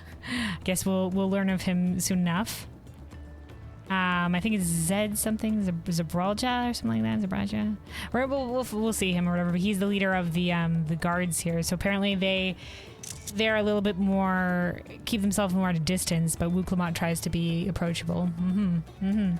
Yeah, Wuklamot was just like, you know, when Alphino first introduced himself, and he was just like, Your Highness.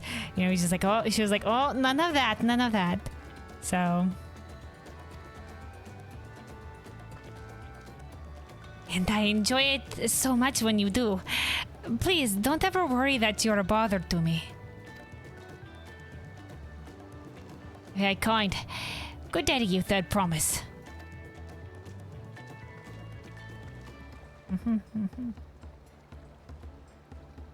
They did have a point. Wuklamot is technically royalty here. Like it or not, a person of her station surrounded by these many outsiders is bound to draw a crowd.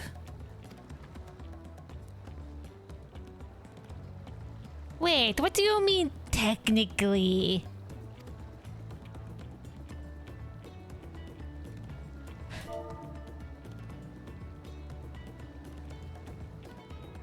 Wuklamot is technically royalty. What do you mean I am actual royalty? I suggest we move in 2 groups so as to attract less attention.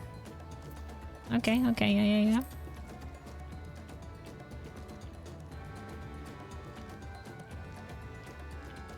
Just technically ignoring me then?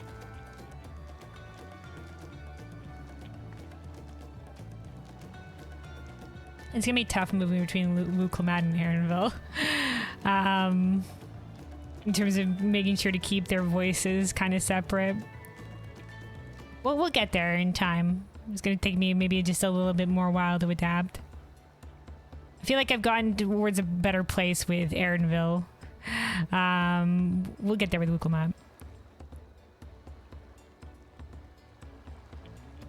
Calvin, you and Kyle can come with me. Alright. I'll take the twins then. We'll get in touch once we've had a good look around. The voyage was hard on all of us, so take it slow and recuperate. We have time enough for that. Alright, Nod. Enjoy your wanderings.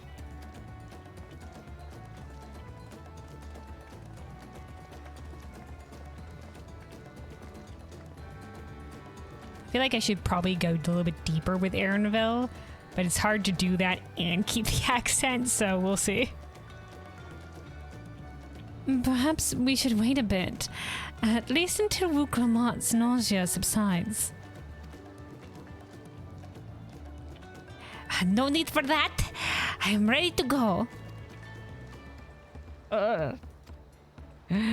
No, you know what, Wuklamot, is there something that'll help settle your stomach? You know, we had to deal with ether sickness going straight to Thavnir before. We can take a moment. Oh, somebody else here trailing the dawn. In the Viper gear. Ooh, look at them blades. Ooh, those look great. Very vipery. Hell yeah, lass. Alright, Kryle. Tuliolo isn't going anywhere. Let's give Wuklamot a little more time. Alright, Wuklamot.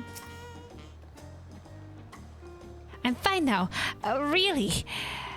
Can't stand around all day feeling sorry for myself. What with the contest looming and all.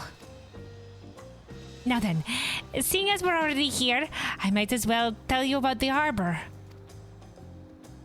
Aaronville already mentioned the reefs in our coastal waters, which explains why you don't see any big ships moored at the docks. Only vessels with shallow drafts can navigate the bay. Mostly small fishing boats or barges ferrying cargo up and down the rivers from inland settlements. Much of the incoming traffic is from Yoktoral, the southern landmass. Okay. The clans there produce various goods for export. Their wares are unloaded here and carted off to the merchant stalls in the neighboring markets. Speaking of which, Bayside Bevy should be our next stop. Wilkman and Kyle are now accompanying you. Oh, hell yeah. Yeah, okay, these are the conversation points. Yes, thanks for the recap on this system. All right, Kyle. Wandering around the city is so exciting. Unfamiliar wonders everywhere we look. Matt. Tuliolal is like my garden, my own garden. I could lead you around with my eyes closed. If this tour were a ship, it'd be plain sailing all the way. The word ship alone is enough to curdle my stomach. Okay. Take your time, Wigglemat. Take your time. All right, here in the fog. Unfortunately, cursed by weather immediately for our first journey voyage. Okay, so we're going over here. Seems there's not any conversation points along the way. Oh, we're exploring now.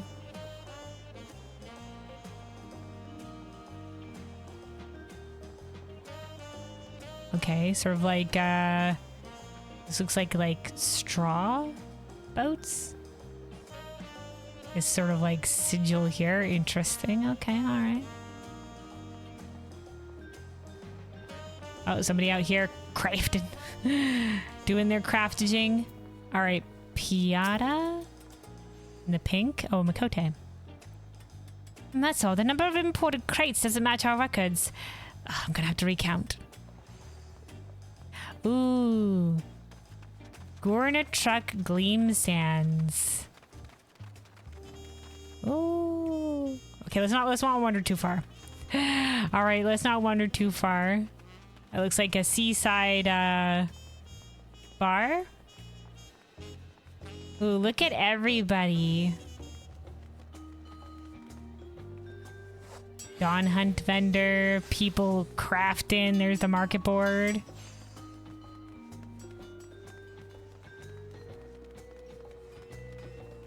All right, levies. Okay, all right. Wuklamat. This is Bayside Bevy, Tuliola's largest marketplace. Being right on the harbor, everything from fresh fish to imported wares goes directly to the shelves. Anything you want, they most likely have. Oh, right. I should mention that here in Tuliolo, we buy things with Pel, a currency that Pelu Pelu created. Okay, alright, okay. Screenshot for the lore. So instead of Gil, we have Pel. But don't worry, more and more trade is coming in from Eorzea, so most shops are happy to accept your Gil. Yeah, I'm sure there can be some exchange. I mean, because there is trade, so our currency does have value here. Okay. Maybe we do a currency exchange. There's also Wachu Meki Meki. Wachu Meki Meki. Another market to the east of here, but that can wait for another time. I think that's where the crafting quests are going to take place. The crafting role quests. I have other places I want to show you first. Next, we'll head back a bit, then northward up the stairs to a certain plaza. I can't wait to see the look on your faces. Alright.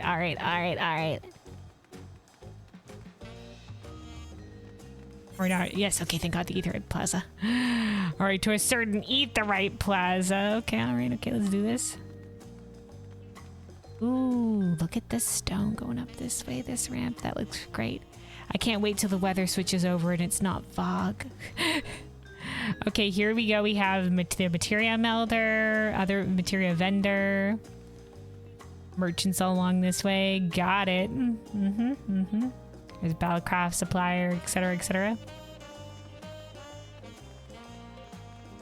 All right, Hakilja. Okay, so yeah, this is someone of the Buniwa, or the more magic clan with like the chameleon eyes.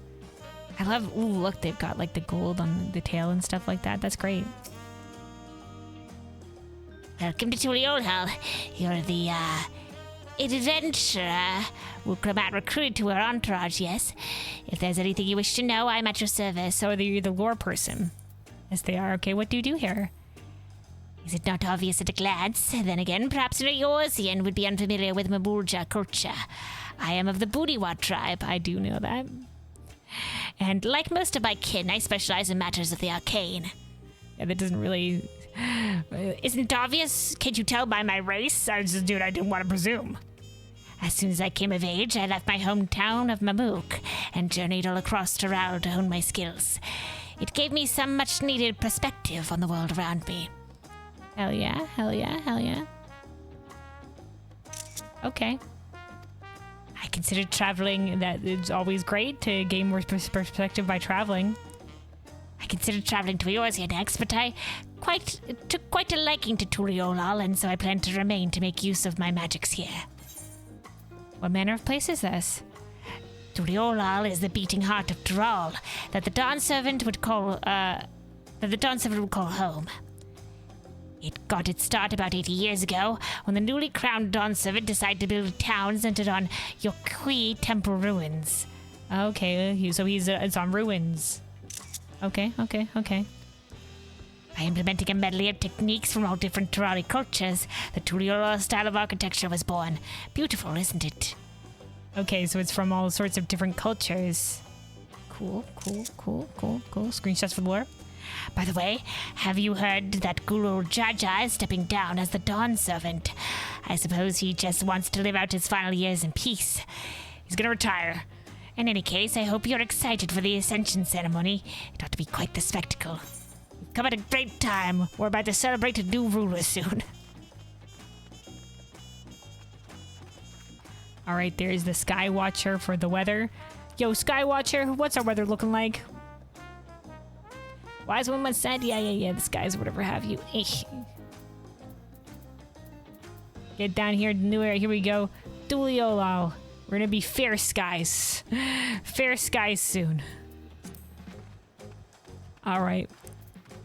Wuklamat. What do you think of that, eh?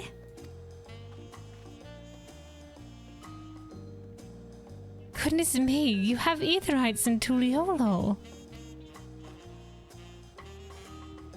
I think I told you before, but my brother Koana spent 3 years studying in Charlayan. Oh, and that's why he brought over Aetherite technology? Because specifically Aetherite technology, the Alligans apparently revived it, but that was lost after the fall of Allag, and Charlayan was the one that brought it back in the 6th Astral Era. And then the same thing happened in the Far East with a different group that was looking to preserve knowledge from Allag. I forget what that group is called, but there are 2 separate groups. So that's why there's Aetherites there. So the reason for Aetherites here is because Koana brought back some technology, I guess, from what he learned in Charlayan. He fell in love with the nation and its ways and brought back to us the knowledge of Aetherite construction. Papa warmed to the idea at once and had one built immediately. Immediately? Hell yeah, easy travel, magically, sure. I love it.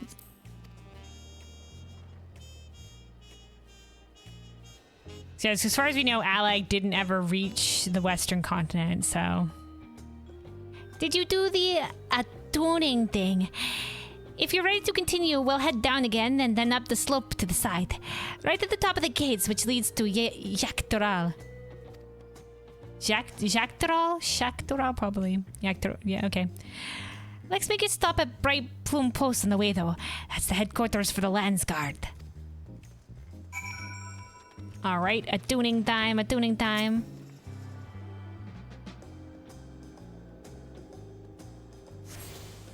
There we go. It's also... We said it as our home point. I think I'll be going to Limsa a lot, though, as well. But maybe... I have another favorite destination. Let's take it off the Dome Enclave. I don't need that. These ones are for... I'm still going out and leveling my, leveling some of my crafters that I have behind, and I'm going out to do tribe dailies in these different places. And through the level 80s with the Loppert tribe, and then going to the first for the dwarves for level 70s. Anyway, we'll replace the Dome Enclave. Keep my hearth set to Limsa for the time being. Alright, where we go from here? Okay, along the right. Okay, we got a conversation point along the way. Alright, let's attune. Before we leave, let's attune to the Ethernet shard down here.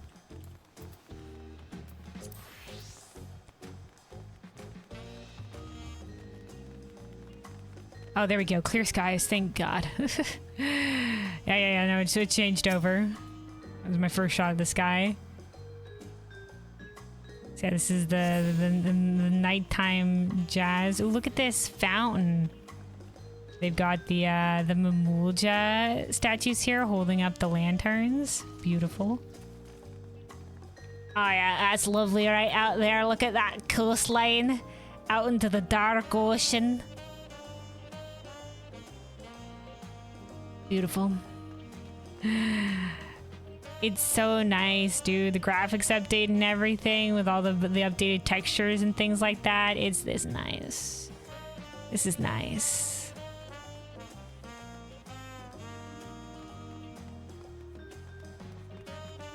All right, let's book it out this way. Let me take a sip of water as we're going here. Stay hydrated, everybody.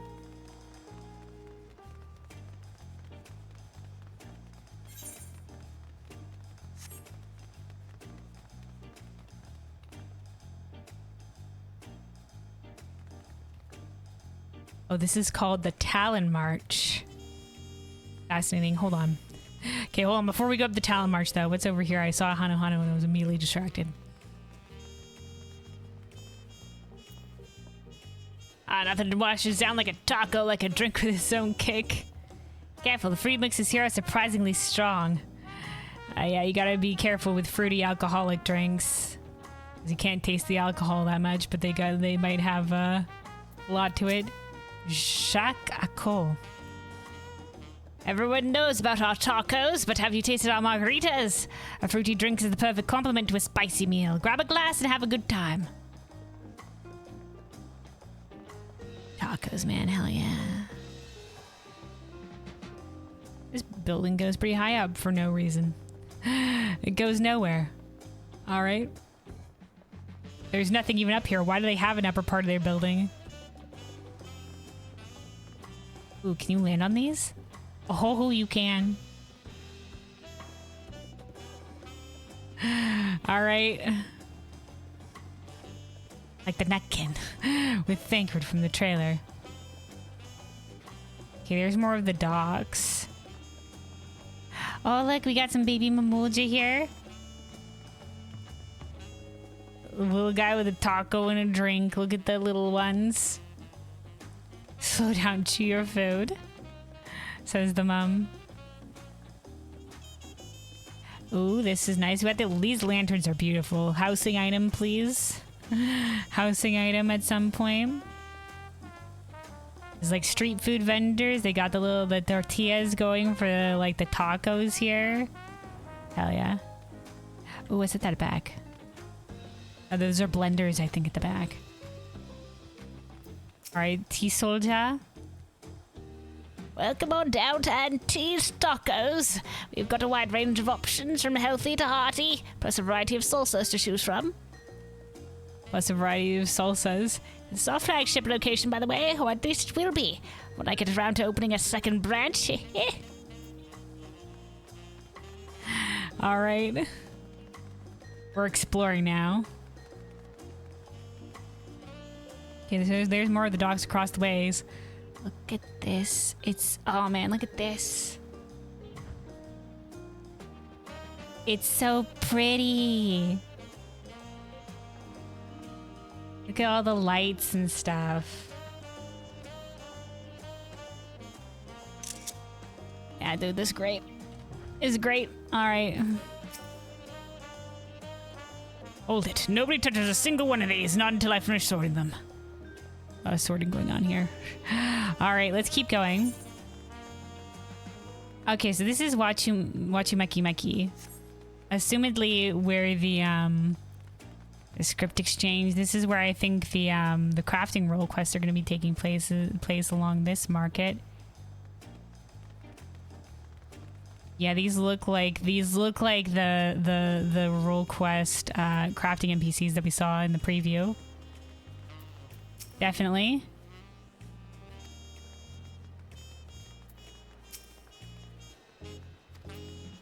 Fresh squeezed juice, they say.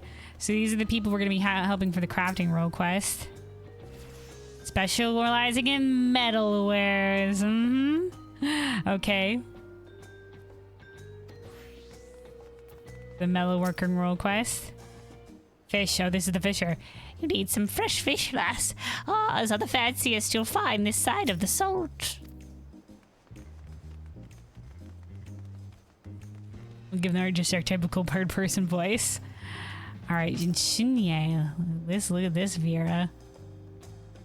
Ooh, fancy. Only one left. I must do something about my dwindling stock. Gatherer. For gathering ores and plants and stuff like that. It looks like it. Okay, then this is where this cuts off. All right, let's go attune to the aetheryte. So we're going to be helping out this market. Yeah, this is the fish guy. 100 for sure. That's the metal worker. So one of these is leather worker. This looks like a book stand. So this might be the leather worker, weaver, carpenter. And then this one, I guess, with all the fruits. Not the gatherer one, I guess. Then, probably alchemist culinarian. That's that one. All right, let's attune to this Ethernet chart as well.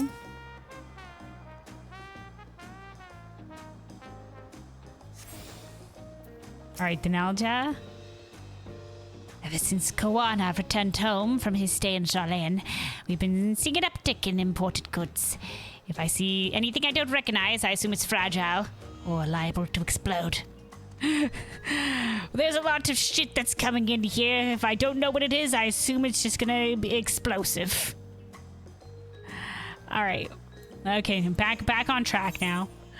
Back on track.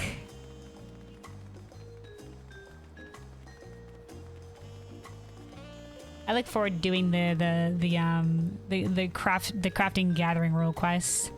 The crafting gathering quests are always so wholesome. I love them. We still have, I didn't quite make it to finishing leveling up my crafters before Dawntrail hit, so we're still a little bit behind on the metalworkers and also carpenters catching up. And I still have to do the metalworking role quest for Endwalker. That's the last of our role quests in Endwalker we have to do, but it's one of the first things we're going to hit up when we're done with all the new Dawntrail things is doing that, the one thing that we left behind, the Endwalker final role quest, and then also the culmination of doing all of the crafting and gathering role quests. I greatly look forward to it, and then seeing what kind of storylines we're gonna get with this new stuff and the battle role quest too. I can't wait. All right, this is our conversation block. Discuss Tuliola's elevation. We have a lot of narrow, winding streets that crawl up the sides of the mountain. As you can see, though, that crawl up the side of the mountain. As you can see, though, the builders made sure the city's main thoroughfares were wide enough to accommodate wagons. Yeah, this is very wide. Very steep, though, very steep. Kryle? Trudging up and down all these slopes and stairs is exhausting. I understand now where Wukramat gets her endless endurance. Yeah. Climb this shit every day. At least it's a ramp. Ooh, okay, so this is the staircase out this way. We're not going this direction, though, but I do wonder. Just real quick, I'll take a look-see-peeksy. Look at the beautiful views, man. Elsby Ironheart. I wonder where Emmeline's journey has brought her. If nothing else, I hope all is well. Emmeline's journey. Okay, alright. And just another building here with probably nothing in the rooftops. Nothing up here. All right, parkour.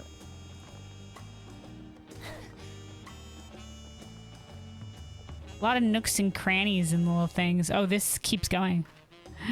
All right, well, oh, this goes down. Oh my God, there's so many. Look at all these walkways. Okay, that definitely goes out. This regroups elsewhere. So let's not get too lost. Let's not get too lost. Let's go back to where we were. Look at all the nooks and crannies of the city. Gonna be pain ass running around everywhere. Seafoam Fields. This seems a little bit more contained, whatever this is. Is this some sort of ranch? No, you can't enter that building. Definitely seems like it could be like a stables of some sort. Okay, yeah, they've got a garden out here. Tapipia. Beautiful, healthy plants, aren't they? Growing a garden on the coast has its challenges, but it's nothing we can't overcome. Mm-hmm. Yeah, I think the salt would probably affect things poorly.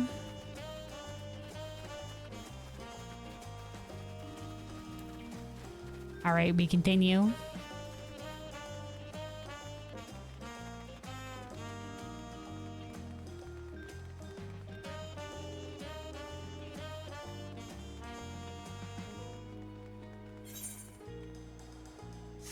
Okay, so this staircase goes up this way.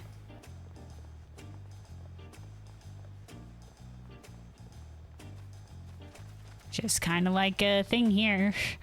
Just like a little overview.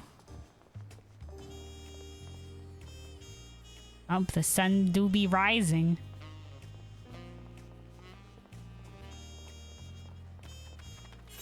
Okay, that goes up towards the main area, so we'll come back. Or the main building, I should say.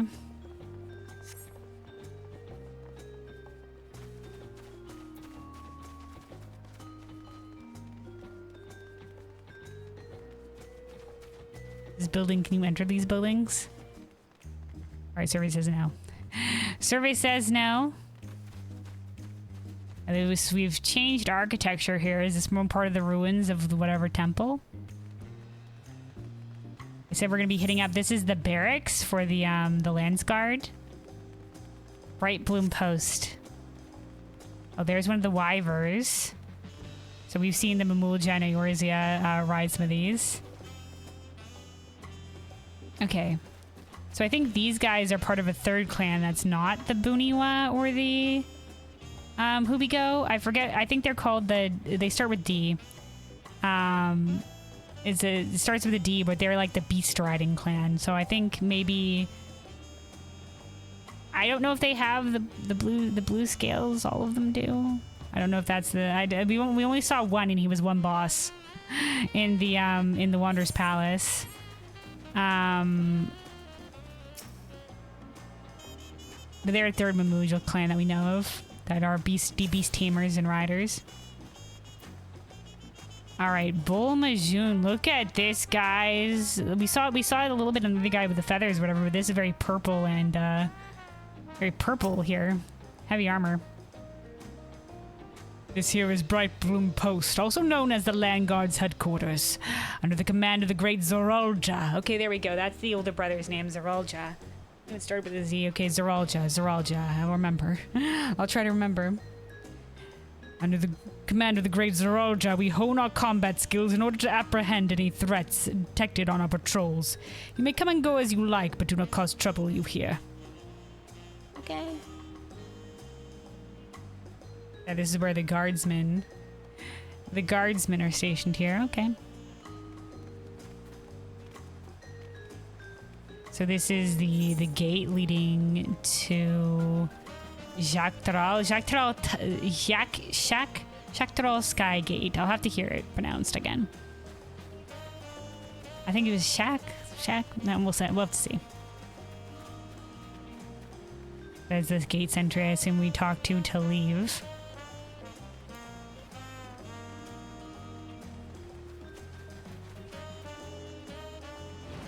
Oh, okay. These doors you can enter. I was like, well, these are colored differently. You think we can enter here?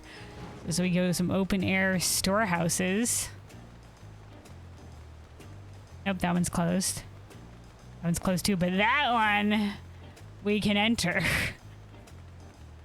Okay, all right. And those are the wagons or whatever that she said they made room for. Okay. Big wide open spaces here. So that's our destination. Mobelja. As hard as we train, make no mistakes. Tuliolal is a safe and peaceful city. Looking back, it's hard to believe that every last corner of Tyrol was embroiled in war a mere 80 years ago. I mean, that's how we feel in like the modern day as in the real world as well, you know, like wasn't too long ago that, you know, historically that, you know, World War and stuff was happening. Oh, daytime. The daytime. All right, Wakwa. More colorful feathers here. I wonder what the difference is with the guy with the purple garb. As you can see, the Landsguard recruits from every culture of Tuliolal. Personally, I find it fascinating to see how each of them use their unique attributes to their advantage in battle. Even their posture is different. Look at that. Actual sound effects with the tings of the sword battle and whatever have you. Nice. The sparring. Shakoi? I've completed my field training. I'm checking our shock.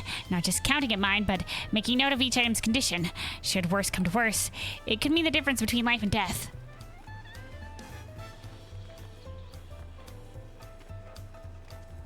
All right. Okay. All right. Is this building? Can we walk in this building? Oh, hello.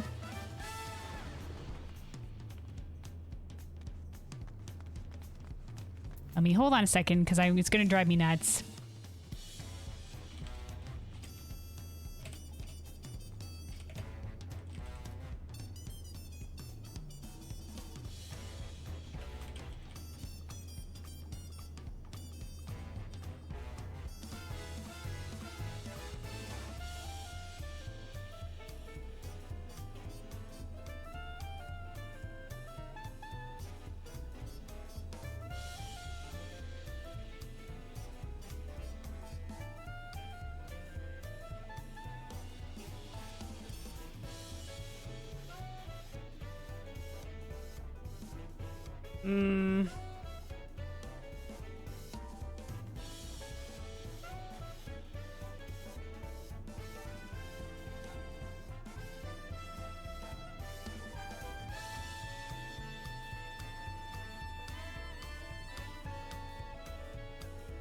Try to remember what the clan name is. Oh well, of the I'm trying to look it up with the when I think it starts with a D, so I don't know, hopefully it will get mentioned at some point. Anyway, La Falja. This is Brightburn Post, headquarters of the Landsguard.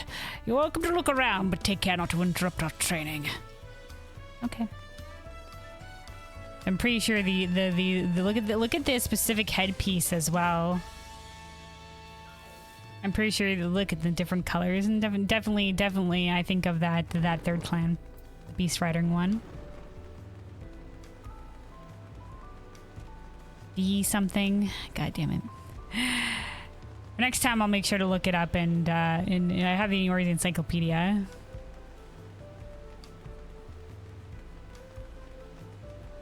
All right, Kachalja. Has Hunuili caught your eye? Hunuili, sure, yeah.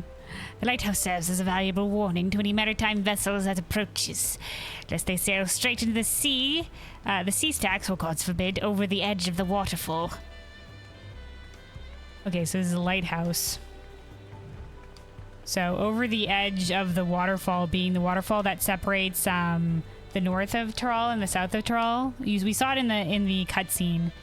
The trailer, it's a giant like rift in the ocean where water falls down into, so big chasm. So here we got some casters over here.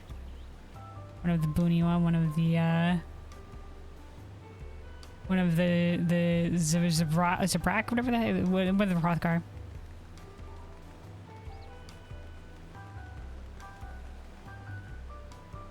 Yeah, there is the difference in armor here. I wonder what the purple specifically has, if it has some sort of meaning in terms of rank or anything like that. Okay. All right, let's finally get to our destination. Exploring and speculating aside. Here we are, Brightbloom Post.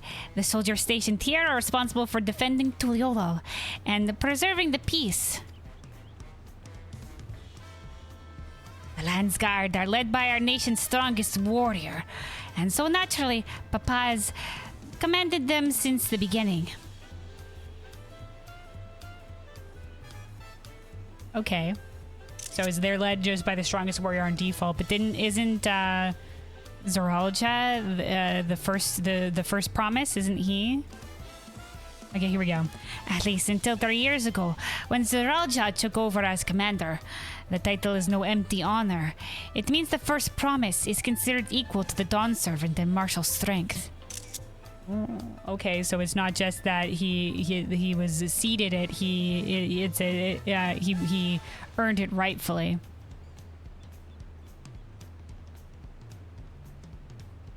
And meanwhile, I haven't even managed to.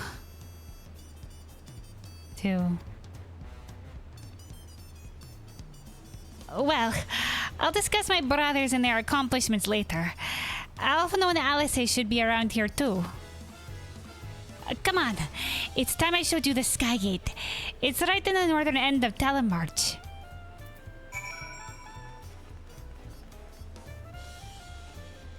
Alright, okay, alright. Did I tune to this Ethernet shard? Okay, yes I did. Okay, good. Just double checking. Okay, so this is the Skygate.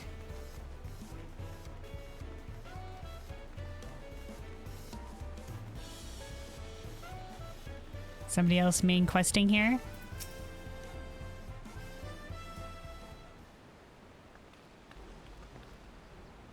Here we are.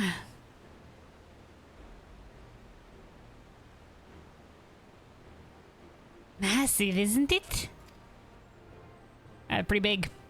Okay, so there's the bridge that we saw in the cutscene, that extends to the north. This is the giant cat. Dude, is the waterfall right there? Wowie. Okay. We're right on the edge.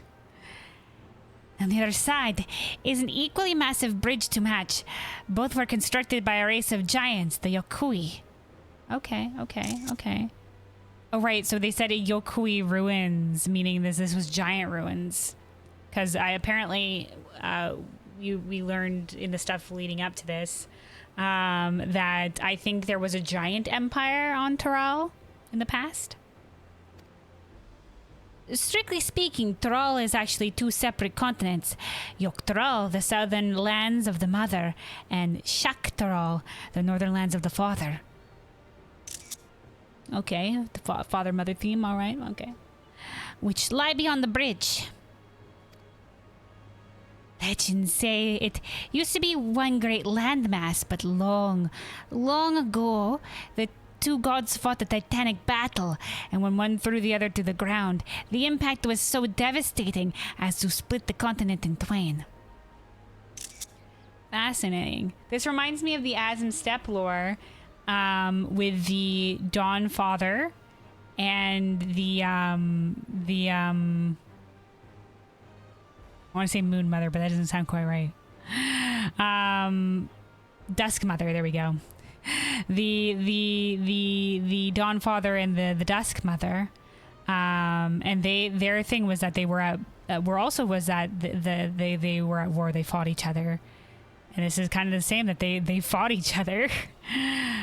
So fascinating that the mythology is very the same there. Now, assuming the world well, obviously the world is a sphere, but assuming there's no like other side to the world that is not on the map, then technically the western side of Tural should connect across. There should be an ocean that connects them to the Azim Steppe. So All we know is that there is a clan in the Azim Steppe that apparently we learned from the Or's Encyclopedia journeyed across the sea to the east and encountered a place where there was metal buildings and fire spewing demons. So there's some sort of civilization that they ran into. But we don't know more beyond that.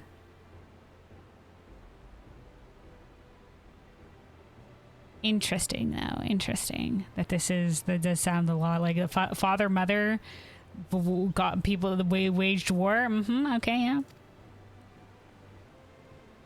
A familiar sounding tale. I'm put to mind the conflict between Hydaelyn and Zodiac. That's not where I went with that, Kryl, but okay. Hydaelyn and Zodiac.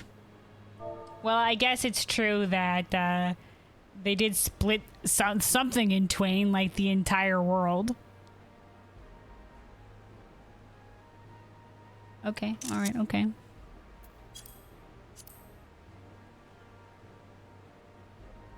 Maybe, you know what? Maybe the Dawn Father and the Dusk Mother...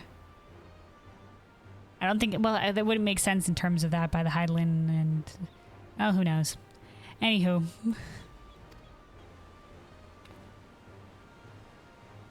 But getting back to Shak'Trol, those lands are also part of Tuliyollal Nation, correct? That's right. Isn't my father incredible? He united the peoples of 2 continents into a single nation. I mean, that is pretty impressive feat, especially if they were warring before. He sounds pretty goddamn fucking amazing. A hero. The many clans of the many clans of Tural had been at war for generations. It was only when Papa traveled the lands and put a stop to their myriad conflicts that we finally had peace. And that's the main reason I want to win the throne, so I can preserve the peace he built. Hell yeah. Honorable. But I see you're more interested in what's behind the gate than hearing about my aspirations. Oh man, I'm interested in both. But yeah, I'm interested to get outside the city, explore the land too, man, yeah. But we're here for a reason. Kryl. Kryl with the giggle there. Crossing the bridge to Shak'Trol requires a special travel pass. Oh, okay, alright. Unfortunately, they won't issue any new permits until the right to succession is over. Okay. I promise to get you one when I'm Dawn's servant. But until then, you'll just have to wait. I'll hold you to that, or then I'll make sure you win, mark my words, or I wish we could go there. I want to go there now. No, man, we're not. There's other places in the continent to explore. I'll hold you to that.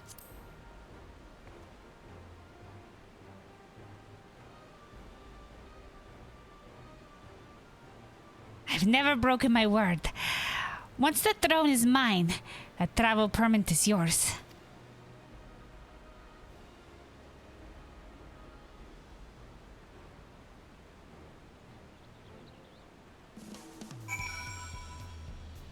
We do know that to the north is probably where the Wallachie are. So that would be the only connection that we have in terms of, like, we learned blue magic. Blue maging or whatever have you. There's nothing really besides, like, yeah, there's lands to the north that we would really know much about. They didn't mention anything specifically. They're just like, no, there's lands to the north. Alright, Wuklamat. Tired from all this walking. Take a moment to rest and we'll continue the tour. Alright, Kryl. You must have covered half the city by now. Tuliyollal is unlike any place I've visited. I'm thoroughly enjoying myself. Pretty great, man. It's pretty great. New places, man. Alright, let's see what this weapon looks like.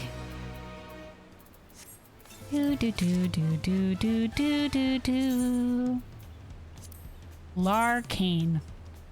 Oh. Yeah, it's the same model as canes we've had before, just with like purple ends to it.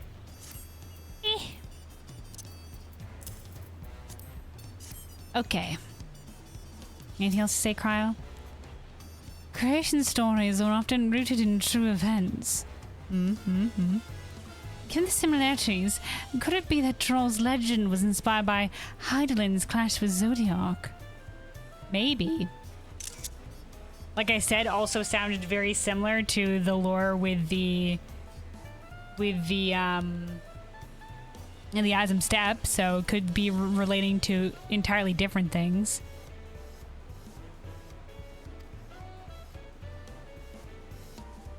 All right, Wuklamat. All right, hold on. Before we continue, let me take another sip of water here.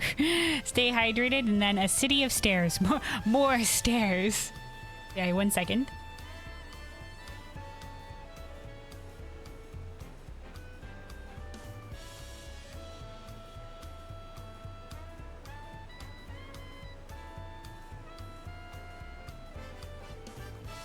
All right. Wuklamat is ready to commence the second half of your Tuliolol tour. We'll head west next, towards the Arc of the Dawn. Arc of the Dawn. Okay, all right. The dirigible landing is on the way. You have dirigibles too. Tuliolol certainly doesn't want for methods of travel. We get by. Now, if you've seen enough of this area, let me know and we'll continue on. Guess we've seen wagons. They've got some ships, dirigibles as well. So I guess like airship adjacent blimps, whatever have you. All right.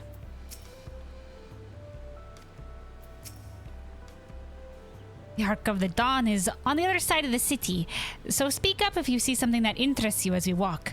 I've taken y'all everywhere. Wuklamat and Krylin are accompanying. Okay, yeah, we're accompanying again. The accompaniment. I hope you aren't too tired. Tuliolol still has plenty of sights to see. Kryl? We should heed Ehrenville's suggestion and take it slow while we can. I imagine we need our full strength for the contest to come. We definitely will. Like, you hear that, guys? We're taking it easy.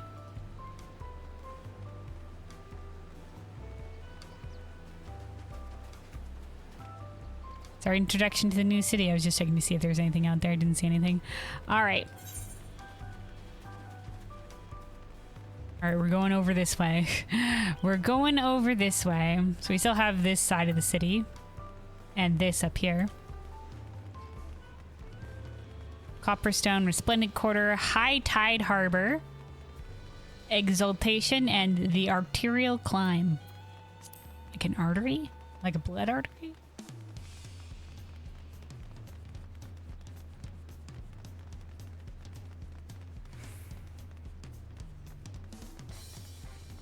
All right. Here we are. This is just like, here's the stairs. This is our turn. Oh, we're speaking with Kryle.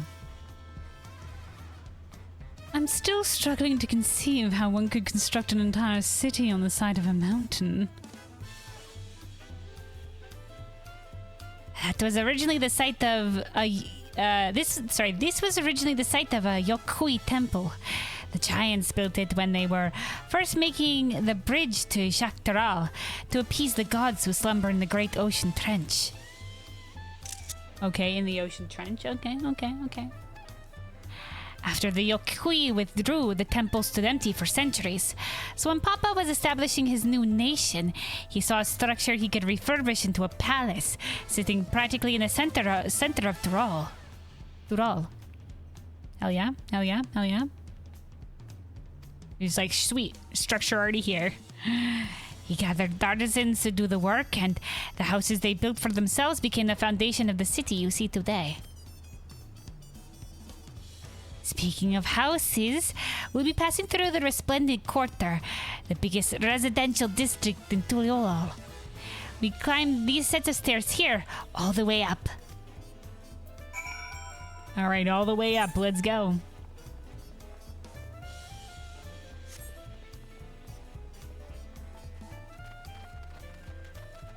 So this was all the upper walkways that we were running into earlier. Look at these stairs, dude. The great new textures and whatever have you. Look at the moss growing on them. They're beautiful. It's looking great. Oh, look at this. They're holding the baby. The wee little munchkin.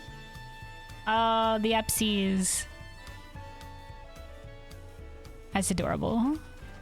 Oh, it's a children's playground area. Look at this. Oh my god, the little Mamulja baby at the top here. Practicing balance. A bit dangerous. That's a bit high. Where's the adult supervision? I guess the true children's entertainment. Balancing on beams. Let's play tag. You can't outrun me. 1, 2, 3. Okay, 1, 2, 3. All right, there they go. Playing tag or whatever have you. Just a short rest and then it's back to it. Oh, I like this orange. The orange color is very nice. All right, there they go. The Mamulja kid is fast. You loop back to the start. He's pooped. Haha, slowpoke. No fair. Go again. This time I'll catch you. Okay, there we go. They're doing it. The constant game of tag. Okay, right. So we went down this way. This was the set of stairs that we found. I was just like, okay, let's not get too distracted. Does this go out? Okay, this goes out further to more buildings. Across the walkway here. You can't enter that building. Alright, let's keep going. And then we'll go down here. I think these 3 houses all link together and then it leads out to the other side. We made it! To the top! Woo!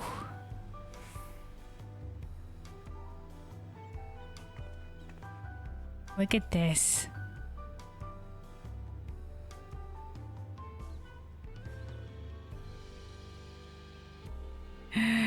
Throw! The conversation point in here. I didn't mean to go into the first person view. There we go. Alright.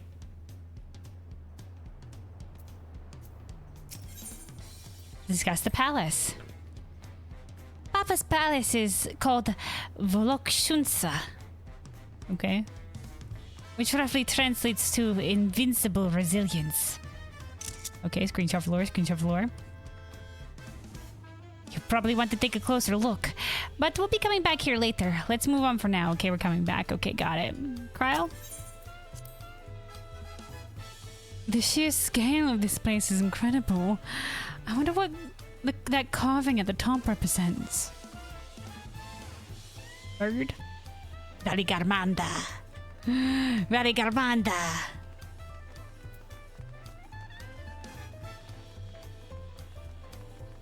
Which we learned is a beast of myth.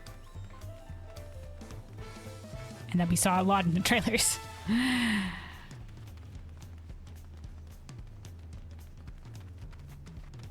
Okay, so we got the more housing here. Lots of the different housing.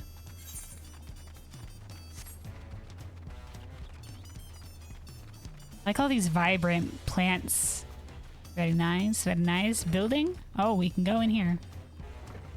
This looks like the Moogle fluffs, the mallows. Okay, we just yeeted ourselves into somebody's house.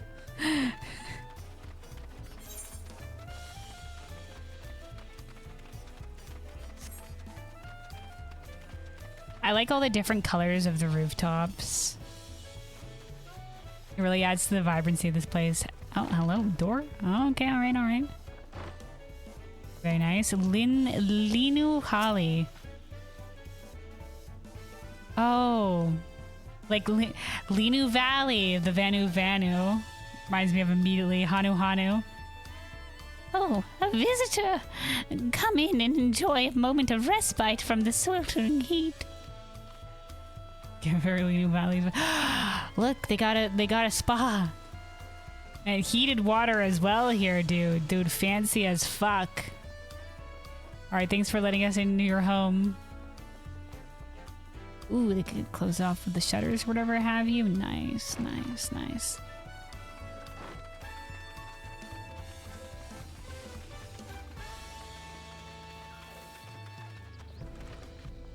Oh, okay, this is, that door is Moblin design. Oh, look, okay. Specific little areas for the beds here, alright. Bite a brick. Bite a brick. The Moblin style buildy home. A buildy home, okay, same sort of words like this. Is designed to keep shady cool, while the Tuliolal buildy homes keep airy light. Both together would surely make for ultimate comfy rest. Okay. So Moblins are designed to keep shady cool, and Tuliolal buildings are make sure to keep the airflow or whatever going. Together, best comfy rest. Okay, so that goes down that way. So these are the areas that went up the staircase there, these two buildings. I was just like, hold on, let's not go too far. Okay, so that's connected to that. Look at the bridge, dude. There's the main aetheryte down there. Beautiful city.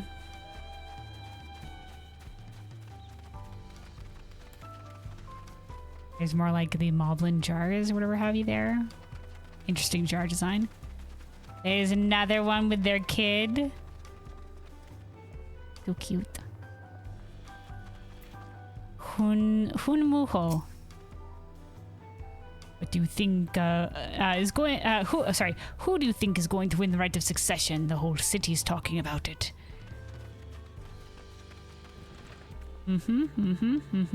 Exciting time here. Exciting time. This is going to be the first new ruler since the beginning of the nation, more or less.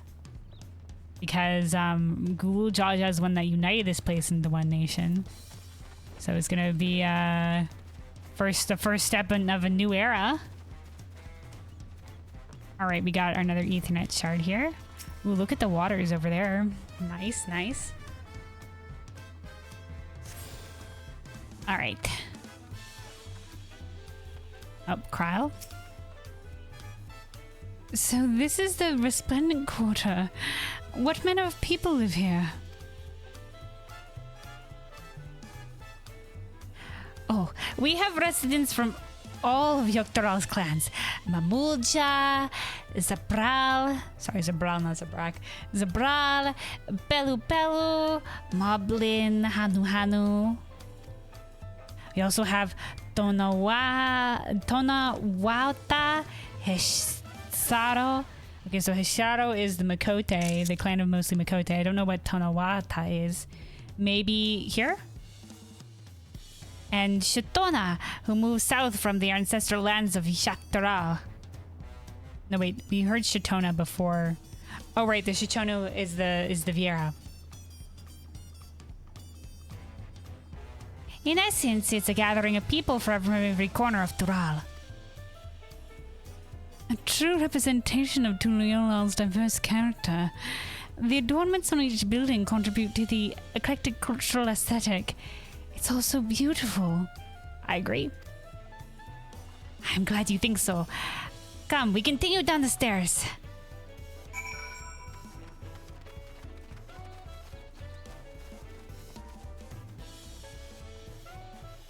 Surely no one will miss one tomato. Guys yoinking somebody else's vegetables. My nephew came here to visit. He's terrified of the ocean. Aha, waves do look scary at first.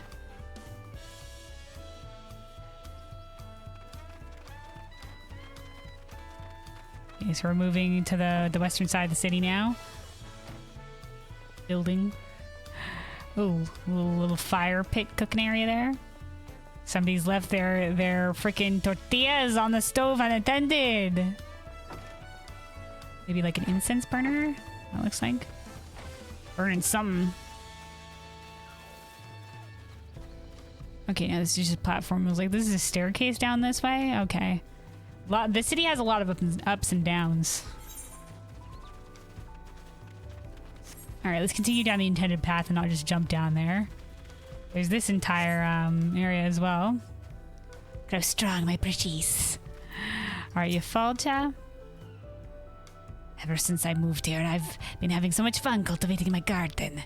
Trust me, I could never have grown these back home. Hell yeah. Different soils, different soils. Okay, there's some more of the, like, mallows on that building. Up, we're back to fog. Very foggy place, Thrall. So far.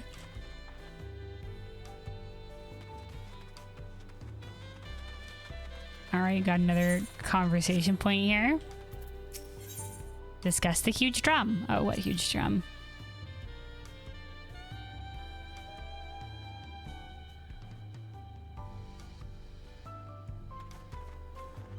Oh, this? The gong? That big drum there is called the Dawn Herald. They play it for formal occasions, like when honoring the Landsguard returned from a dangerous duty. Oh, hell yeah. Okay. I tried hitting it with my axe once and ripped the skin. God damn it, Wigglemad. Earned me a proper scolding, let me tell you. I think that was the time Papa held me upside down by the ankle. Upside down by the ankle. Okay. Alright, screenshot floor, screenshot floor. Alright, Kryle. Discuss the drum. I've never seen such an enormous drum. What would one even use to beat such an instrument? Giant mallet. Ugh, alpacas. Alright, here we are. New friends, alpaca handler. The alpacas just made a long journey, so I'm having them, so I'm giving them a bit of rest. That storm really turned up the trails, and my four-legged friends are having a harder time than usual. Oh, alpaca keep. This is like the chocobo keep. Okay, got it. Welcome. If it's alpaca you'll need, then look no farther. Before we get you saddled up, I'll need to add your name to our register. It'll make the thing smoother the next time you need a ride. Okay, there we go. Alpaca porters instead of chocobo porters. Look at them. They're so cute. Look, they got the little ear wiggles. I love them. We know there is an alpaca mount that you can get. Don't know where from yet. We'll have to see. We'll figure it out. Okay, so that's the direction we're going. I assume we will be returning this way. Arc of the Dawn towards Kozamoka. Okay, let's continue down the intended path, and then they'll probably send us south and along this way back. Oh wow, look at this long ass thing. For our cabins. Okay, all right. Oh, okay, so this is where the dirigibles take off from. Very much like the Ixal balloons. And here are dirigibles. Not bad, eh? I hear other nations use airships to sail the skies, but you'll only find balloons in Tuliolo. We have them for the exact same reason as Aetherites. Koana brought back the plans from Charlayan, and Papa thought them fantastic and commissioned their construction. This was around 3 years ago. Okay. So Koana just brought a whole bunch of technologies back that's benefited Tyrell. Since that time, we've added flights to other settlements. Trade with frontier communities has never been easier. Oh yeah? That's enough about dirigibles. The Arc of the Dawn awaits. Okay. So far there's been nothing in like the triple tier buildings, so I'm assuming there's nothing there. They just really like that building design. Okay, here we go. Here is the Ethernet shard.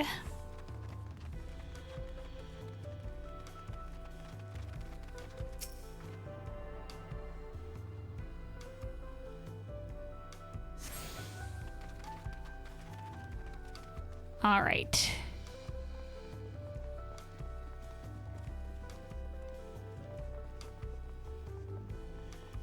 Interesting central area here. Looks like there's storage underneath.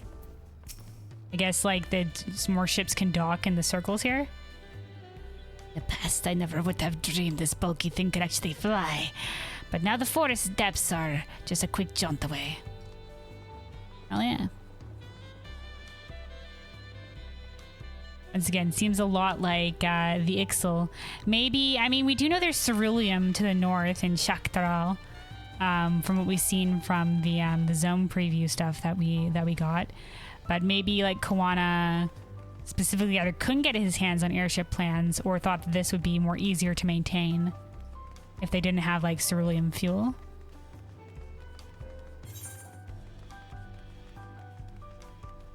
Okay, so this conversation point is back here again. I just want to make sure it's the same one.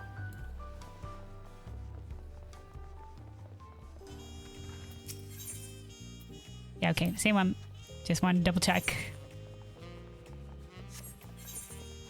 So this is the Arc of Dawn that leads out to Kozumauka. Once again, the guard's in purple here. Oh, okay. Cutscene at one of the other gates. There we are. There's the squad. This is it. The Arc of the Dawn. When the giants were still here, it was known as the Yogg-Toroth Land Gate. But when Papa founded Tuliyollal, everyone began using its present name in honor of his great achievement. Okay. Through this gate is Kozumauka, the wetlands south of the city. Depending on what the right of succession asks of us, we might end up going in that direction. Okay. Kozumauka. The name alone is intriguing. Speaking of which, what were those fluffy animals we passed earlier? Oh yeah, I guess we've never seen an alpaca before.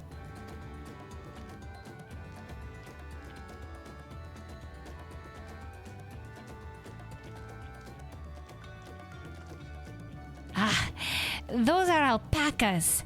Fearsome, four-legged fiends. Doubts. Fearsome? They seem quite placid to me. You do not understand. The alpacas, they'll get you, man. I mean, you know, like even passive beasts can be somewhat temperamental. I feel like llamas, I think, can be like that too. You'll learn soon enough, Kryl. You'll learn soon enough. Behind that placid demeanor, they got sass. But forget the alpacas. I have something far more important to show you. Come along.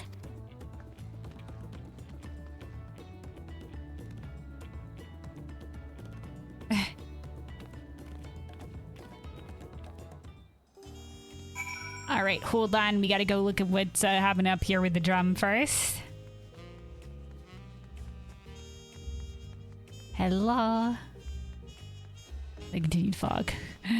The continued fog is ruining our view. Okay, so, okay, yeah, I know it's a drum. It's not a gong. I couldn't really tell from the angle that they had it at. Okay, yeah. Oh, there we go. They're beating on it. A clean drum for a clear sound. Look, they got, like, different, for multiple people to do the drum beats on. Hell yeah. They even got, like, the wear and tear on it and what have you. That's great. It's like, is it supposed to be like a sun motif in the center? Because the dawn servant.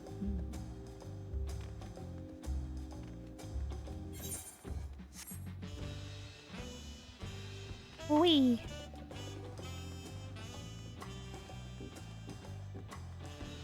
All right, Kryl. Are these pillars what Wugramot wanted to show us? Oh, okay, these have different designs or whatever have you on them. Kind of like the plaques that we saw with in the benchmark that Kryl was holding. And that also appeared in the launch trailer. All right, Wuklamat. If you wish to learn the history of Tuliyollal, then look no further. These stone pillars, you mean... Oh, are we getting these in cutscene? Okay, no, we're not. All right. This spot captured Kryle's attention. I mean, me too. Alright, Kryle. A saga in stone. Kryle regards stone pillars curiously. What is special about these pillars, if I may ask? At a glance, they might look like ordinary stone decorations. But if you take a really good look, you'll see there's something much more interesting. Okay. I suppose we ought to do as Wuklamat suggests. Alright. Destinating then. The following event cannot be skipped. You may wish to cancel any pending duty. Find a again, we're good. But I'm here and present and invested.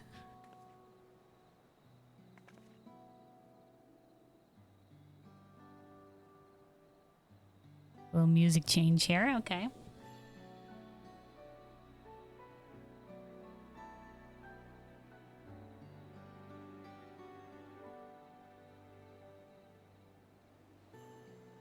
What a nice theme.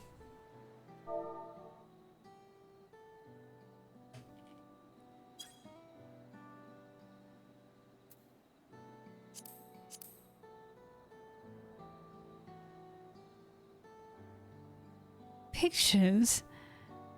Wait, no, these are glyphs. They seem to tell a series of stories, many of them featuring a two-headed Mamurja. Oh, then this must be... That's right. It follows the exploits of my father, Gulul Jaja, and his journey to unite our lands. We call it the Turiolal Saga. Okay, hell yeah. The deeds he performed and the bonds he forged are immortalized in stone. Hell yeah, the deeds he performed and the bonds he forged. I love this song right now. There's a nice quiet theme of this music. There's no better way to learn how Turiolal came to be. Study them as long as you like. Yes, please elaborate on them for us. Alright, smile and nod, smile and nod. Oh, interesting. This I've never seen this kind of screen before. All right. What if I click on Wuklamat first? Hey, it's me. The 4 stones closest to us cover the first half of Papa's travels. Let's start with those. Okay, those are the 4 stones in the front. Okay, all right. Yeah. Okay. Lay of Brotherhood, Lay of Reeds, Lay of Pots, and Lay of Repast. Okay, let's start on the left here. Lay of Brotherhood. It shows this is the two-headed Mamut. It says Gulul Jaja and like someone kneeling before him. This pillar tells us the Lay of Brotherhood. It depicts the scene where Papa granted an audience to a foreign explorer. Ket something. I can never remember the name. Kettenram, which would have been very soon after he founded the nation here. You mean Kettenram? Ah, that's the one. Kettenram's arrival in Thrall is what prompted Papa to embark on his own journey. Okay, alright. So maybe that mysterious Rogadin we saw in the launch trailer was Kenram. Maybe Kenram's descendant or something like that, because he does look like Rogadin. He's also from Limsa, so that would maybe make sense. It's said the two grew to be close friends, brothers in spirit if not in blood. But no one knows what became of the explorer in later years. Assuming the ship got lost. Or he got sucked into the Solution 9 Matrix. Wait, we'll see. Kettenram's disappearance is a mystery in Eorzea as well. The records say that he traveled between our lands and yours for a while, but then it's assumed he was lost at sea.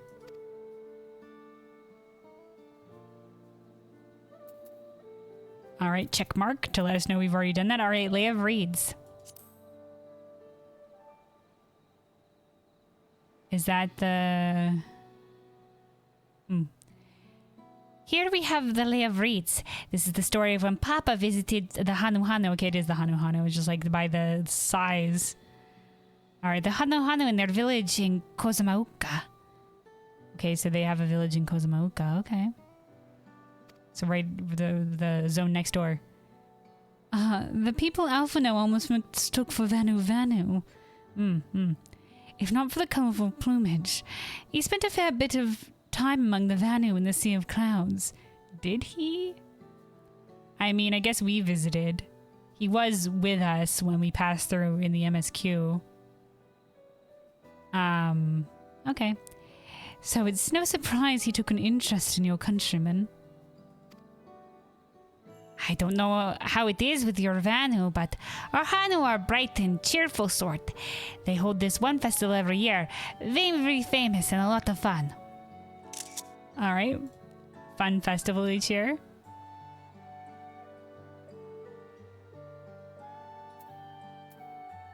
Lay of Pots.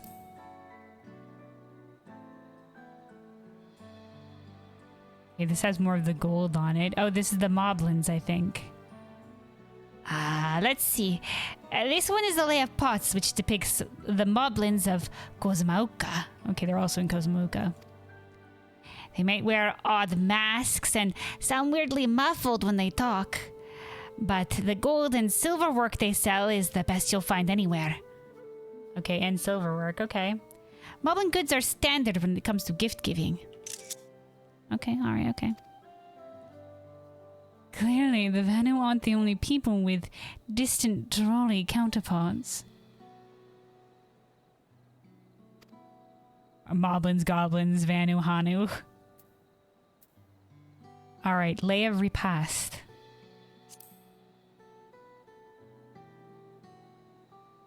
The Hrothgar, this is Jabral?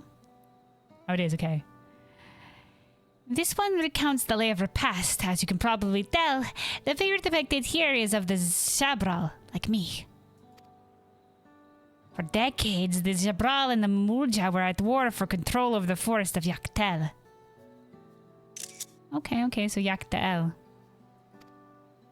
The actions Papa took to end that conflict have since been hailed as the first steps in the founding of Tuliolol. Alright. Screenshots for all the lore. I love this. There's a clan of Hrothgar in Boja known as Hellions. So yeah, the Hellions are the Boja and also the player race clan. And there's also the Lost, but the Lost aren't necessarily a different clan. They're just... The difference between the Hellions and the Lost is that the Hellions follow their queen, and the Lost their queen. They don't have the queen that they follow anymore. And a lot of the Lost specifically have like the more white fur tones and whatever have you like that, because that was like their specific group. Their queen was of that. So they're like the clan that lost their queen in the Baja incident. It'd be interesting to maybe we didn't get in the Baja thing. We didn't get to meet the current Hrothgar queen, or multiple queens, because I think there probably more than one. Definitely more than one. But one of the queens with the largest following did die in the Baja incident. So there's a lot of Hrothgar of the Lost station. There's a clan of Hrothgar and Baja known as the Hellions. In their society, the women rule as queens, and the men serve as devoted subjects. Yet here in Tyrol, Jabral men and women appear to be of equal status. We saw some passing by us at it. How dramatically culture can vary with location.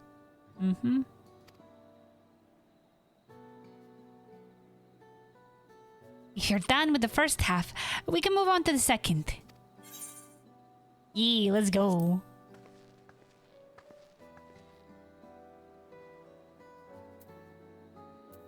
Alright, Lay of Gold. Ooh. City of Gold. Lay of Ice. Blank Pillar. Oh, a blank pillar. To carve our story. In time to come. Okay, let's see. Lay of Gold. The Pelu Pelu. The Lay of Gold. This pillar shows one of the Pelu Pelu, whose homeland is in Urkopacha.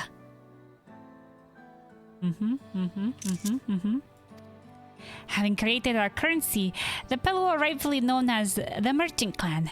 They oversee Tuliola's markets, and traveling peddlers are a common sight, no matter where you go in Thrall. Don't let their size fool you. They might be mistaken as children, but beneath those beaked masks, they are clever and calculating traders. Okay, so even though they're diminutive, but they're not lawless-sized specifically.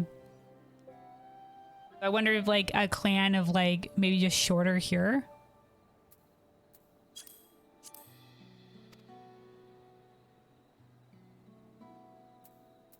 Alright, Lay of Ice.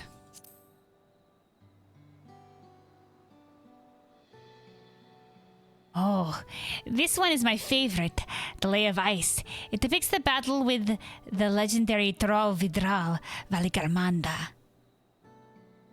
Oh, he fought Valigarmanda? Legendary Thrall Vidral. Elaborate. I should explain, you should. A Thrall Vidral is a creature that has lived far beyond its usual lifespan and awakened to preternatural power. It's an auspice. From, like, the Far East. If they live 1,000 years, they become an auspice. If they live, like, 100 plus years, they start gaining some, like, unusual powers, but they gain full auspiceship when they reach 1,000 plus years. Okay, so Valigarmanda is an auspice. And here they're called Thrall Vidral. Ooh. I love that they're keeping this lore, the world building consistent. That this is not just a phenomenon unique to the Far East. There's something about the Far East that just makes this happen. It happens here too.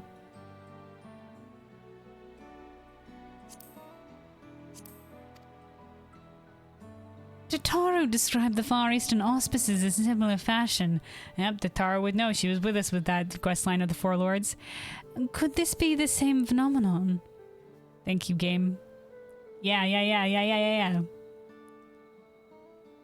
Valigarmanda itself was dubbed the Sky Ruin, a name earned for destruction and terror visited upon Thrall every time it stirred from its slumber. Okay, so not benevolent in any kind of way, obviously. Okay, the Sky Ruin. Okay, alright, okay. But 80 years ago, its ruinous reign was brought to an end. After a great struggle, Papa and his comrades managed to overcome the raging Vidral and seal it away in Urkopacha Mountains. Okay, so we saw this a little bit in the launch trailer. It seemed to be sealed in ice, and maybe this is why this is called the Lay of Ice. And his comrades, so he traveled with others. Despite its reputation, however, Valigarmanda is also a symbol of power. That's why you'll see its likeness on Tuliola's national emblem and adorning the banners of the palace. Okay. So even though it's destructive, it's also powerful, and that's why it's seen so much in different things. Okay. Lay of Proof. Oh, we can also talk to Wukelmat. And these four comprise the rest of the saga. Okay. That's all. Okay. Lay of Proof. The Giants? Ah, the Lay of Proof. That big fellow is of the Yokui, the largest of Thrall's people. Very big, even compared. Like, Gulul Jaja is seen as towering over all the other races here, but nope. These giants once used their great size and strength to establish a dominion encompassing all of Yok-Thrall.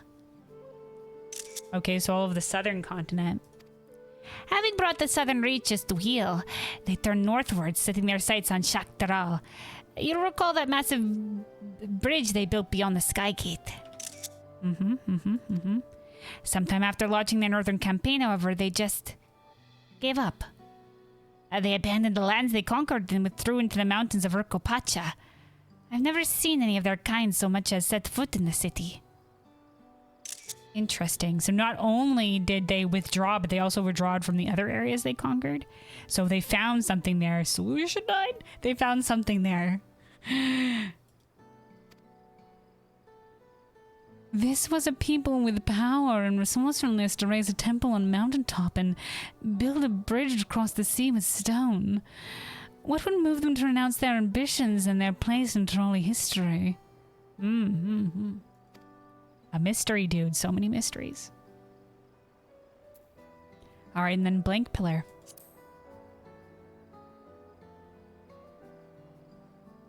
Oh, this one is unmarked. Papa says he left a blank pillar for the next chapter of Tuliola's history. Whatever that might be. And there's more room for more pillars going along down the line. I guess maybe this is just like our history building up to it in the first steps into a new era, and that's good enough in terms of documenting the history here. Our story is gonna be on that pillar. Had your fill of history then. I could always have more. I could always have more, but it's also good to see as well. Not just here, but to see. Yes, thank you. Or maybe one more look. No, we're good. I got everything. We're good. So many screenshots.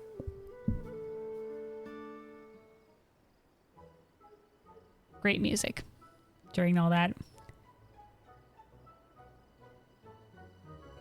Glad to hear it. You know, I feel awfully hungry all of a sudden. No surprises there, seeing I couldn't keep anything down for a while. But now I think I'm ready to eat again.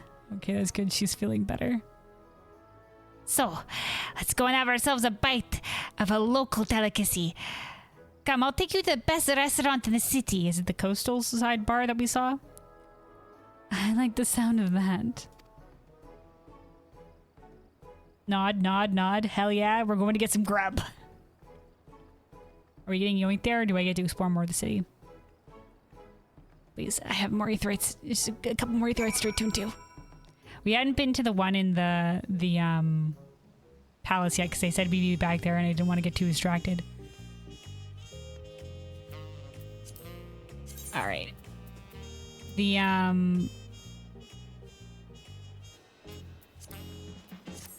The city music is a little bit more bombastic. Turn it down a little bit.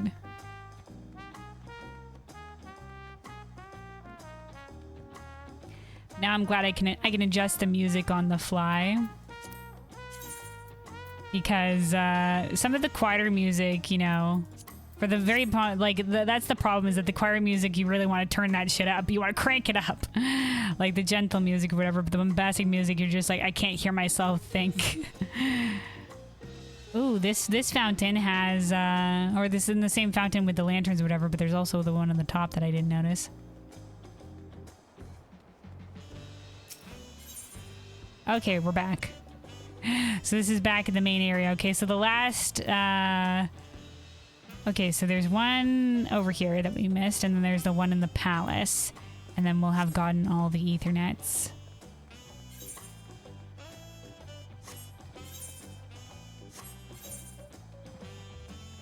So we've looped around back to the markets.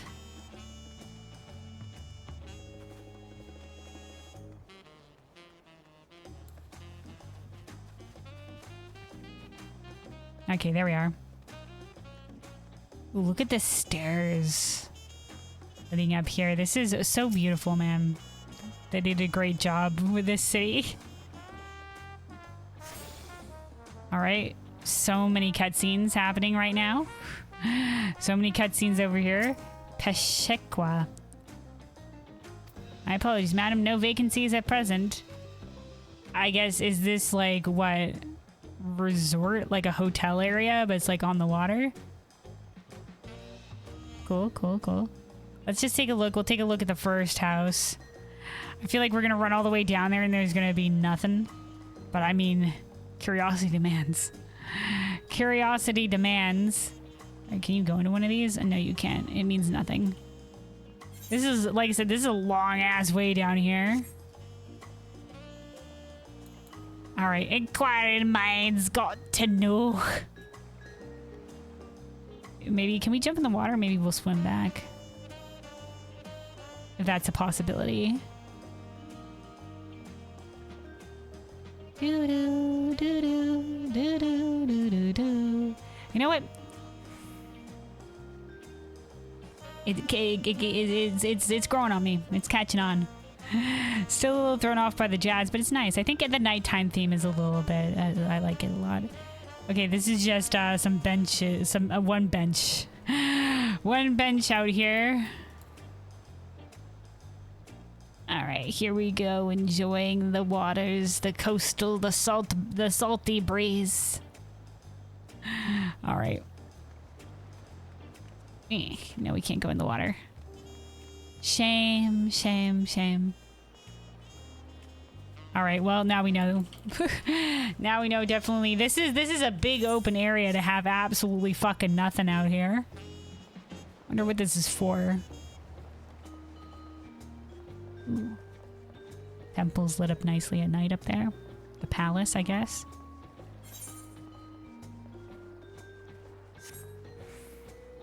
All right, as we're making our way to the apparently the best restaurant in the city. Let me take another sip of water here. Stay hydrated, everybody.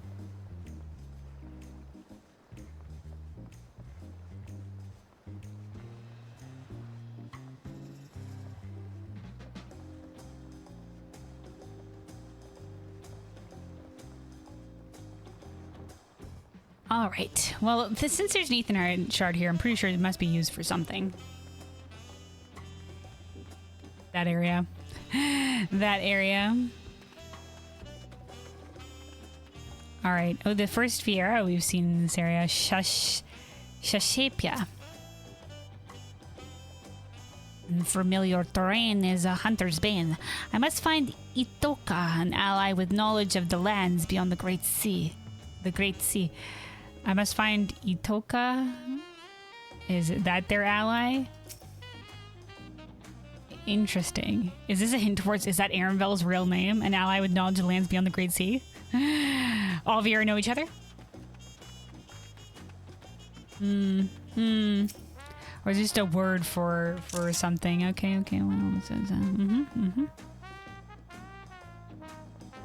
Shakte? First time in Tuliolo.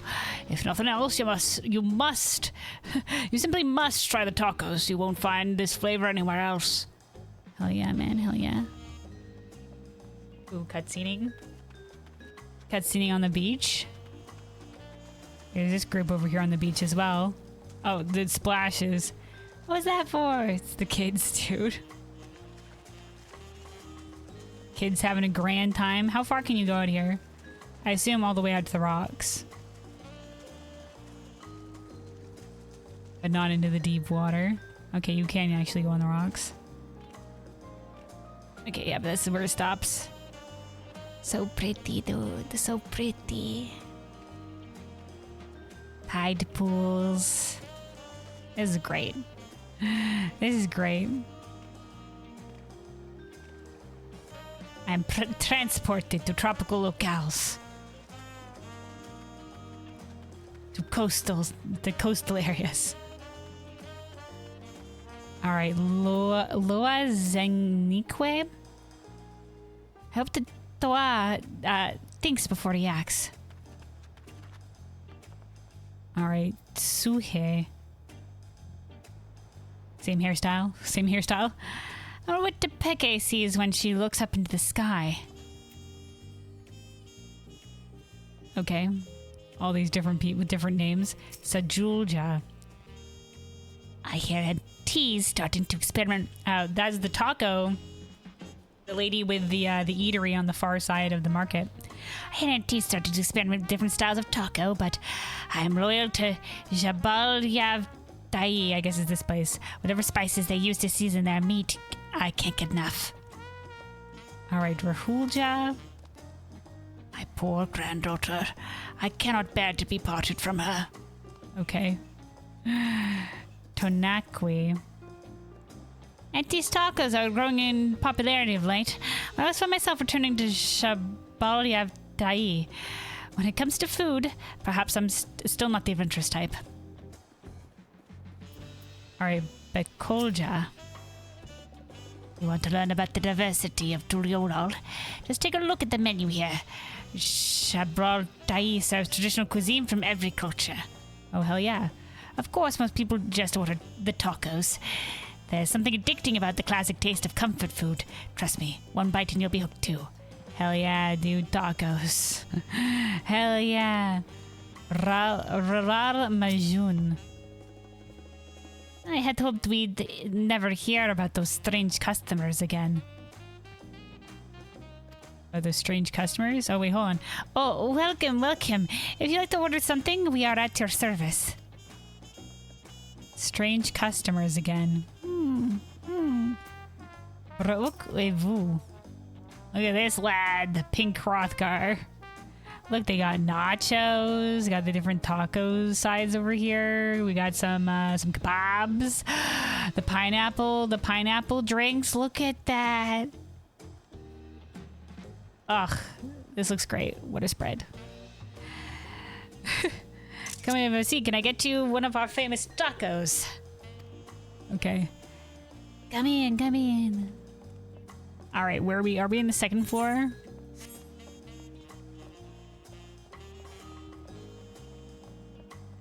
Hell yeah, we are. All right, they should be coming in from this way. Okay. Kryle, look at this rug. So pretty. What a lovely establishment. I'm reminded of the Bismarck in Limsa.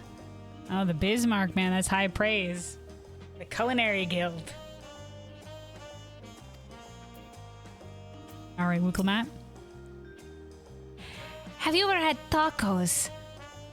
I have. Don't know if Kellen has, but I have. I love tacos. I haven't had one in a bit, though.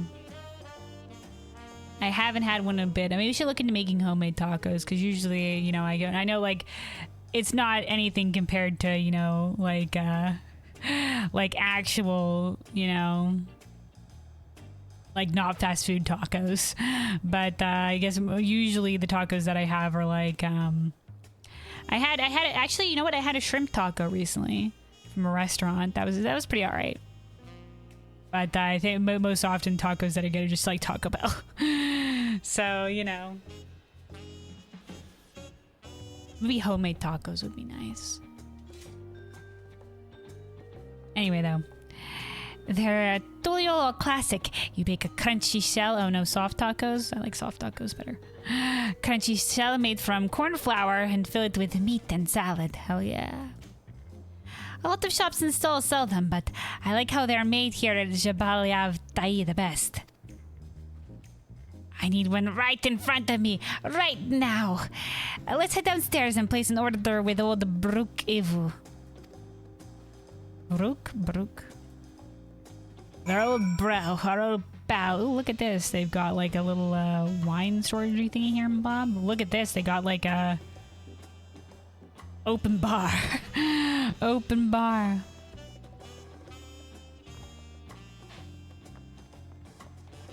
All right. Yep. Cryo? Every dish looks... Should we not meet with the twins and Aaronville again? Every dish looks delicious. At the risk of sounding like Wuglamont, the mere sight of so much fine cuisine is making me ravenous. Yeah, dude, me too. I now want tacos. This is Brook Evu, the owner. Don't let his unassuming appearance fool you when it comes to making tacos. He is the greatest artisan in all of Toral. Alright, hello. We didn't really give this guy a distinguished voice before, but this is kind of like the owner of The Last Stand. Dickin. Brook Evu! Oh, thank God he's gonna get voice. We'll get to hear him. And we also hear Brook Evu. Okay, so it's not Brook. Okay, got it. I wasn't sure how the apostrophe fit into this. My companions must sample your heavenly tacos. One for each of us, please. Hell yeah. Right away, promise. And I'll pack them tight with my choicest feelings. Only the best for you and your friends. Oh, never mind. He kind of has your voice anyway. Anyway. Right away, promise. Okay.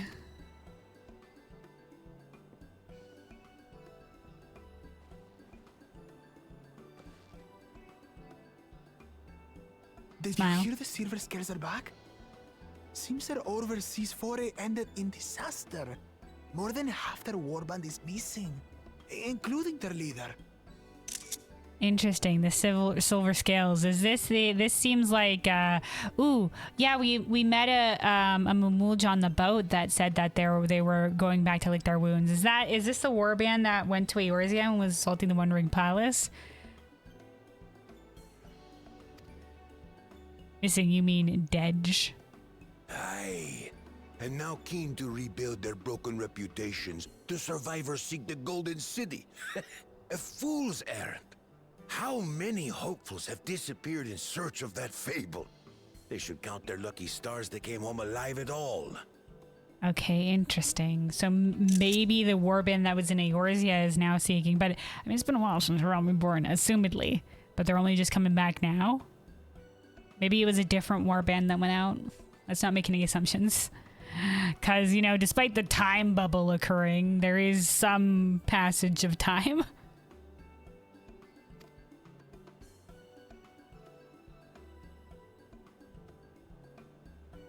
The legend of the Golden City is well known here, I take it. Oh, we're not going to talk about where this other warband, the Golden City, okay. It is, but as no one's ever seen it, many question if there is any truth to the tale. Like our skeptical Erinville.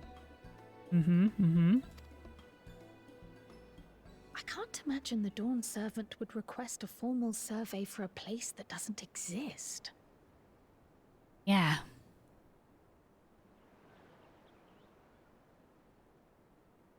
So I imagine maybe he'd keep it on the down low. We still don't know that the letter is 100% legitimate. Maybe he just wanted somebody to search for it with him. Who knows?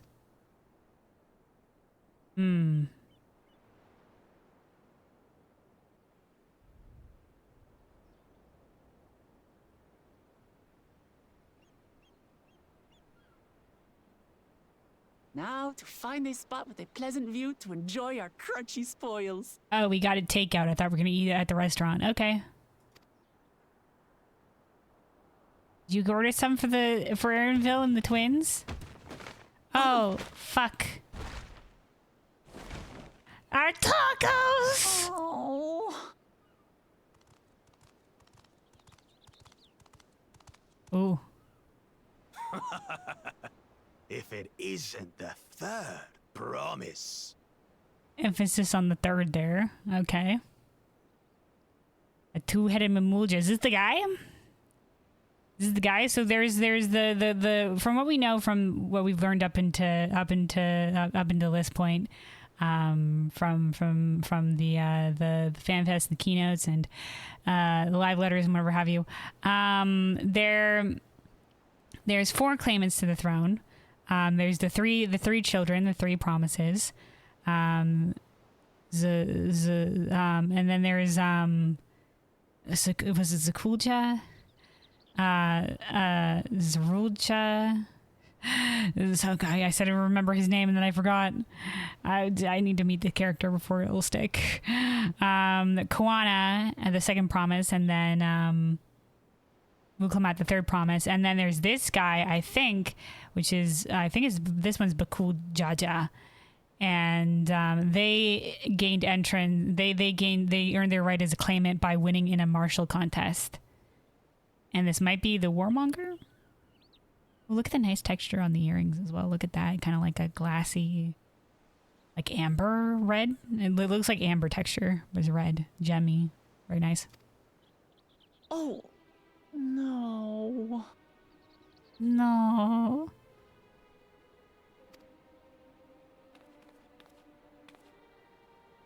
I'm getting the bad vibes. I don't know these ones. New salt. Elaborate. What does that mean? Am I being insulted right now? Dredge from foreign waters is my guess, brother. Okay, so yeah, they have 2 different voices for the 2 different heads. The 2-headed Mamulja are known as like blessed siblings or whatever have you. So they do have different personalities in each of the heads, but one body, which is fascinating. Don't know how that would have worked, but they do have the different voices, different personality. Of course, that's it. Wooklamat is so afraid of the coming contest that she went crying for special help. Wow, this guy is such an asshole.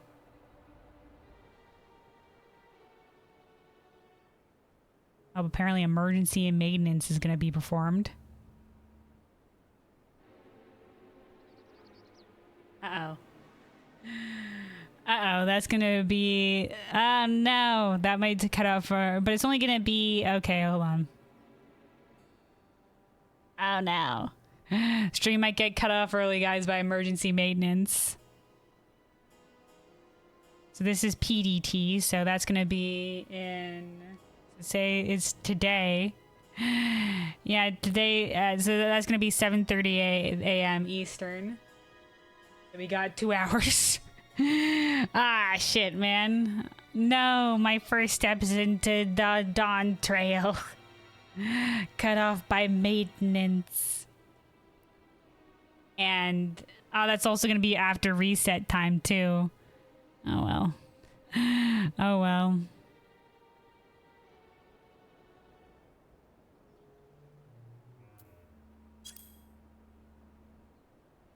Do you not guys have champions as well? Bastards. Was there something you wanted, Bakul Jaja? Okay, so yeah, this is Bakul Jaja. He crushed our tacos. The third promise remembers us. Such an honor. Okay, sarcastic butthole. Glory on your name, brother.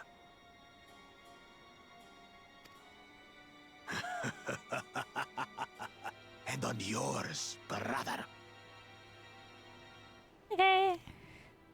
I know my rivals for the throne. Nothing more. Okay, this is our first time in character being like throne rival. Another child of the Dawn Servant? Okay, this is where we're getting elaboration. No, this brute. We have no ties to their farce of a family. Farce of a family? Because they don't have blood ties? Unlike the sneevling housecut, we are blessed siblings, the elevated chosen. We alone are fit to succeed Gulul Jaja as Dawn Servant. Okay, the elevated chosen. When he said this line in the trailer, we are blessed siblings. I didn't hear what he said afterwards, so I assumed it was a special word, but no, it's just the elevated chosen. He just said, okay, all right, the elevated chosen. It was very, very, very, very heavily on the Okay, so yeah, the two-headed Mamulja are seen as like a blessing. Like usually they appear in marriages between clans, and these marriages only happen during like specific ritual times or whatever have you. And rarely they result in two-headed Mamulja, and they're seen as like a blessing and as like leaders. So that's why he thinks they're the only ones that are good enough to succeed, because they are above the rest because of their two-headed status. All peoples are equal in Tulihiola. Your heritage gives you no greater claim to the throne. But like it is. Shall we test that idea here and now? See if your strength is equal to ours. Another might is right ruler.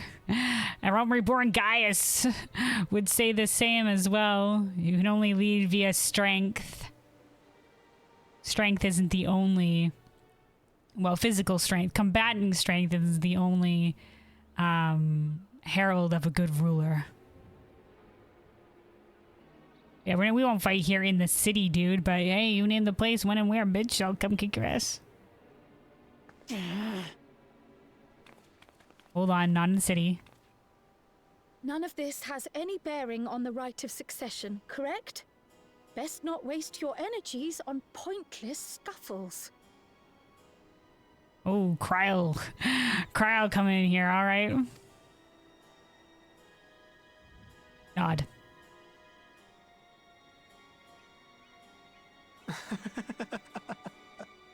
The kitten comes to the house cat's defense. Interesting. They both did the laugh there, but only this one was voiced. Wow, bastard! You call the Pelu. Okay, fuck off, bitch. Pathetic. Since when was our nation overrun by mewling weaklings?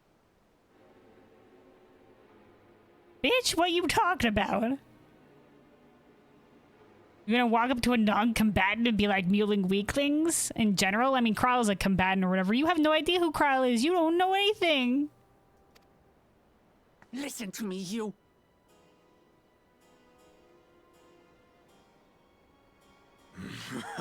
Is it the cat hood? Are they looking down the cat hood? We need to get more tacos. A two-headed mamulja. I knew of them, but that's the first I've seen in the flesh. I fought one before. Watch him get slaughtered by a whole bunch of tomberries, don't ask. Some get it into their twin heads that they're destined to follow in my father's footsteps.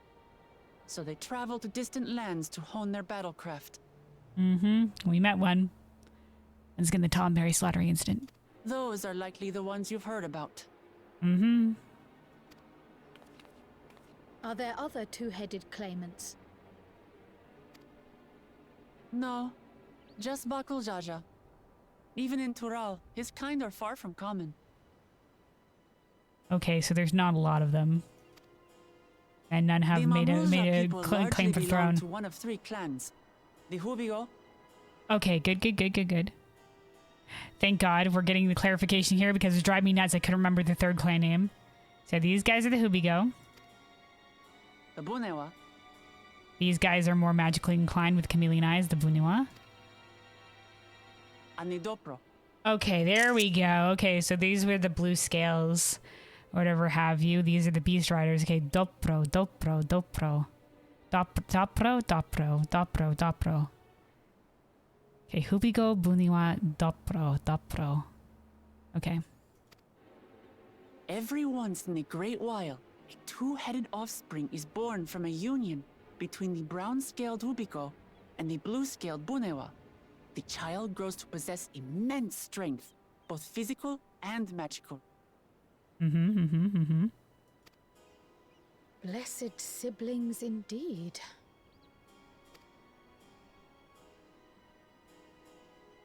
Forget them. Let's go and buy more tacos. I can think of nothing better to rid me of this bad taste in my mouth. All right. Waste of shame with the tacos or whatever, but I'm sure the guy will take more custom. Oh, hold on, our link pearls are Enjoying working. your tour of the city, I trust. We've seen our share of notable sights and took a moment to rest. Us too. You want some food? We're getting tacos. As such, we're ready to present ourselves at the palace for the rite of succession. Shall we meet you there? Yeah, with food though, also with food. The palace it is. I'll let Wuklamart know. Destiny calls. Perhaps we can return for more tacos later? But wait, tacos now? But tacos now? But tacos on the way? So it goes. Oh.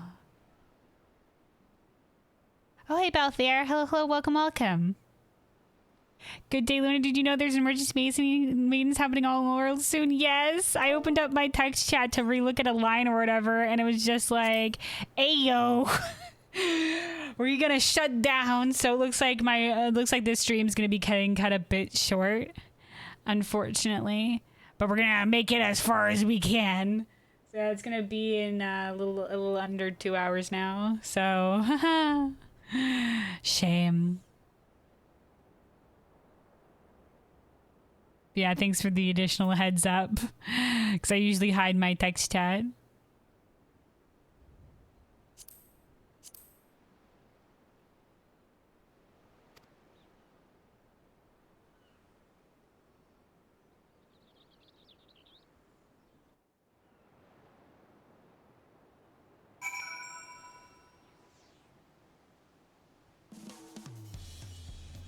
Alright, we'll get as far as we can here, though. We'll get as far as we can. Alright, Wuklamat. Brukevu's lovingly made tacos went to waste. Yeah, it's a shame. It's all that brutish Bakul Jaja's fault. I mean, he might not have done it on purpose.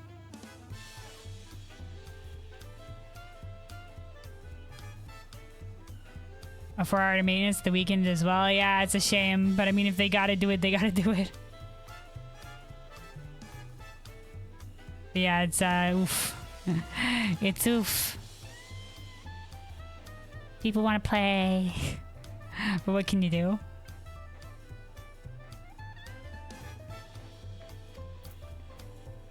Especially here at the second weekend of launch, but you know. Alright, Kryle. I was looking forward to trying some authentic Tuliolo cuisine, but we should hurry and join Alphino and the others at the palace. Like I said, we could get tacos along the way. Alright. It's a bit of a climb to the top, but you can head from the Resplendent Quarter or even the eastern side of Talon March if you prefer. Now that you have an idea of how the city's laid out, I'll let you find your own way to Volok Shunsa. Ah, my poor empty belly. Me too, man.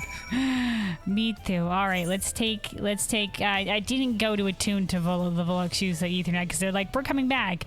We'll go to the Resplendent Quarter.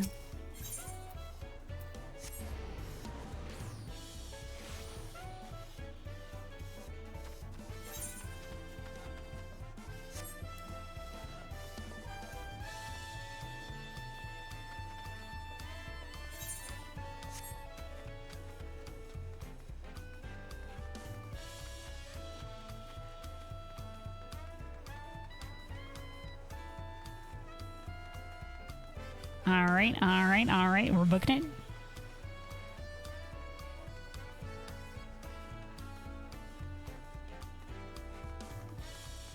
So this is what they were talking about with a lot of the crests and other stuff like that, featuring Valigaramanda as a symbol of power. Okay, look at this, like standing pillar gardens for reasons. Oh, someone cutscening right there. Ukulalja. Even as the head of reason takes his rest, the wheel of reflection continues to work tirelessly for the sake of Tuliolo.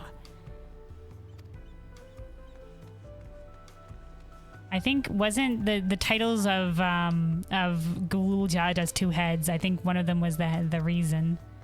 So the vow of reason and the vow of something else maybe.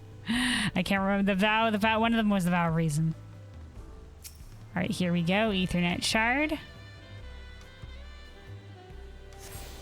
There we go. That's our final one. You've attuned yourself to all the Ethernet shards of Tuliolo. Alright, hell yeah. There's the two guardsmen here. Look at the beautiful fountains on this side as well. Okay. Make sure there's nothing that we were missing out there. Ooh. Look at this. They've specifically lit up the banners as well. That's nice. Good choice with the lighting.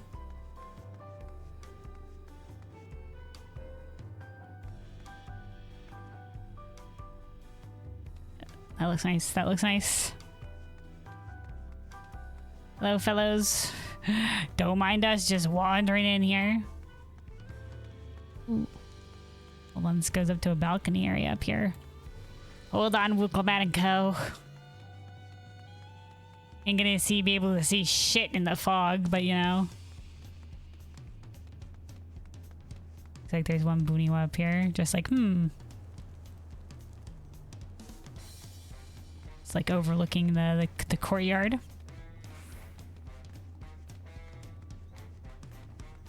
Oh, you know what I've been forgetting? I have my new white mage dash. We can dash now as white mage. Ethereal shift. I love how it's just like kind of like ride the wind, sparkly glide. All right. So yeah, this sort of like cuts off here, I guess. This is like, hey, you want to go in this room or whatever? Yeah, whoosh. Hey, Squidden. All right, Aaronville. Do you have a better feel for the city now? We do. Good tour, very vertical city. A lot of verticality. Got some nice lore. Some historical lore. All right, Kryle.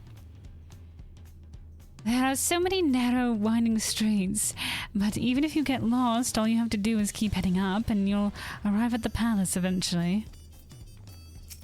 Alice? The food is amazing. Period. A passing Mamuja let us try a fruit called Chirimia.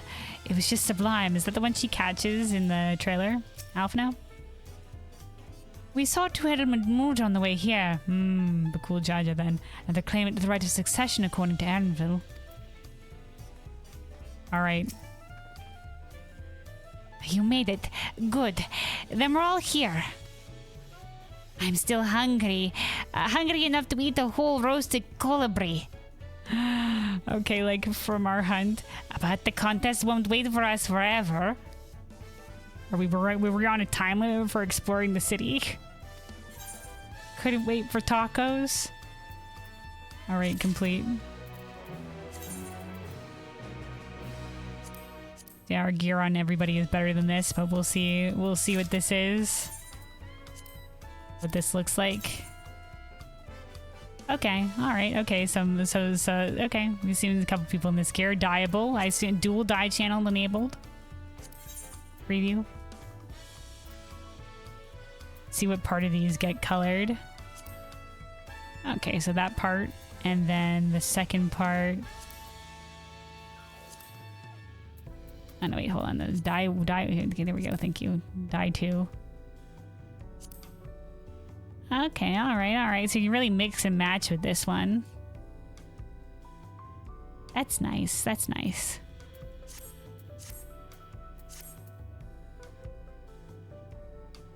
Alright. Wiggle map. Oh, I could ask Namika to cook me something afterwards. Palace chef. Alright, Aaronville. Upon speaking to Aaronville, several cutscenes will play in sequence. Let's go. Alright. Oh boy. Okay, hold on. Okay, guys, hold on. I know we gotta keep going because the emergency maintenance is gonna happen soon. There's emergency maintenance that's happening. It's gonna interrupt us, but give me 1 second. Just to go refill my water and stand up a little bit, and then we will continue here. But real quick, just give me 1 moment, and then we will jump into the several cutscenes we'll play in sequence. But yeah, give me just 1 moment here. And try to get back speedily.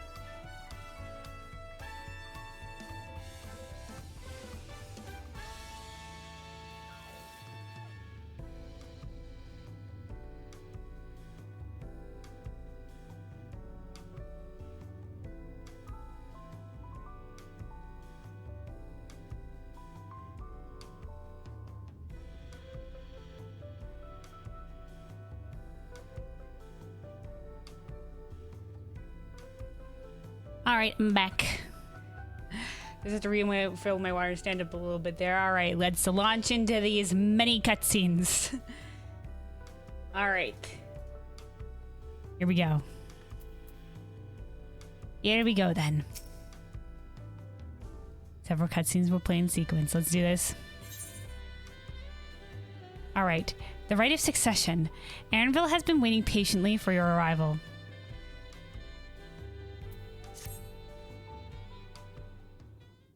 All right, right into it. I've acquainted the twins with the city as best I could in such a short time. Their unbridled enthusiasm made it rather difficult. Invariably, something would catch their eye, spurring them to run down an alley to investigate. It was just like our tour of the city. It was like herding a pair of unruly curls.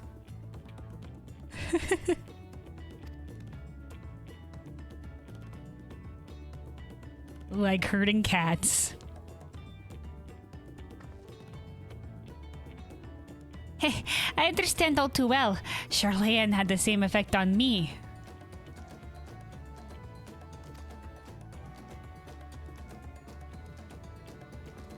Right then. Now it's time we saw the inside of the palace. Papa will want to know I'm home, and to meet the allies I've chosen. He's could have waited for tacos. We weren't on a time limit here. We could tacoed. Given how impulsive he is, though, there's no telling what we might be in for. How impulsive he is? Okay.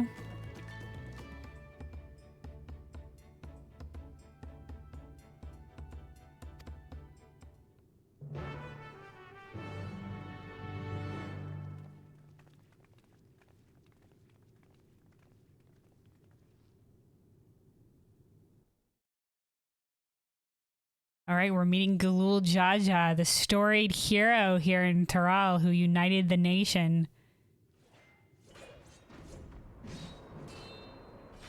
Okay, sounds of combat. Is this... Okay, we saw in the launch trailer. Okay, yeah. Look at this fight, dude. Sparring. Yeah, we saw in the launch trailer that this was Estinian. Look at they animated all this, man. So he's getting the Warrior of Light trailer moment.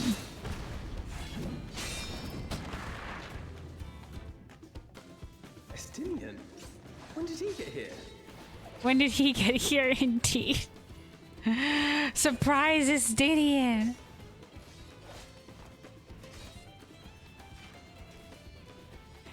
Yeah, man, alright. Even the song and everything along with it, man. Yeah, this is the trailer moment. Like in the Endwalker trailer, how our moment of defending Alisei was given to Graha. Right in the cutscene right after Elpis. Not the point. Why is he here? When did he get here? Wait, no, why is he here? Oh, you know this man? Oh, you know him. Yeah. That's one of Whenever ours. my father spots a promising opponent, he invites them to Sunperch to duel. Pressing duties or no, he can't resist a good fight. It's called the Sun Perch or whatever, so Estinian's already caught Galul Jaja's eye. As a worthy opponent. Estinian is crossing blades with.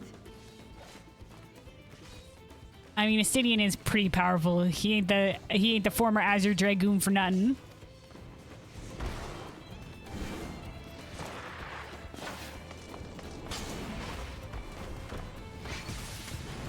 Ooh, dude, shockwave. Ooh.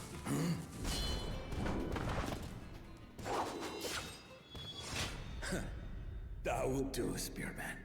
I will receive my darling daughter.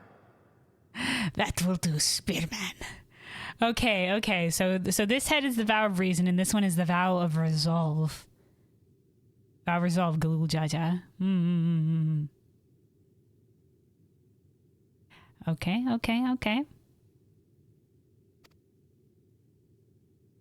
Yo, Estinian, what up, dude? Know that you are the strongest I've fought in many a moon, if not longer. It is the privilege of a life long lived to face such a formidable soul. Hell yeah, that's our boy. That's our boy. The privilege of a life long lived to face such a formidable soul. Yeah, man. They continue to meet interesting people. Hell yeah.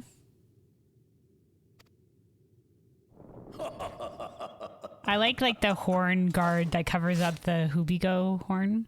Or whatever. If it's formidable you want, then look no further than that woman there.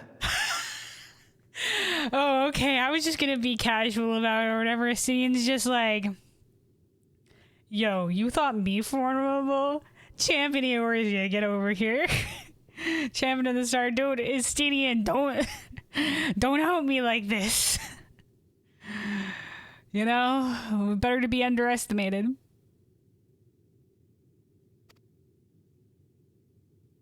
Yo.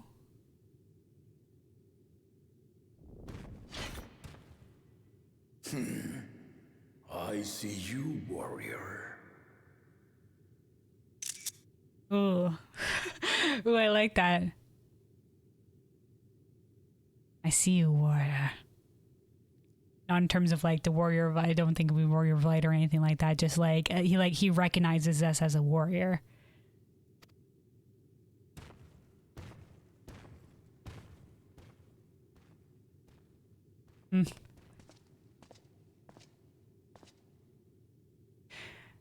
We had no idea you meant to visit Taral. Yeah, yo, Estinian, welcome. We're here too. The fates, am I right? I've seen what lies east. This time I chose west. Yep, that's what he said at the end of the when we saw him go on the boat, in the post-credits cutscene of the last patch. Of the patch before Dawntrail.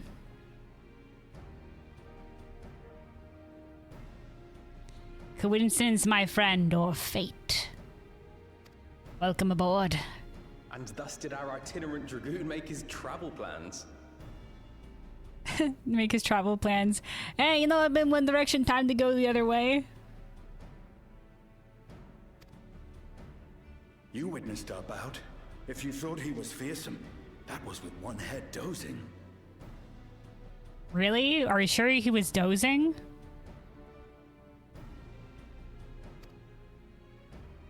I'm not sure I understand.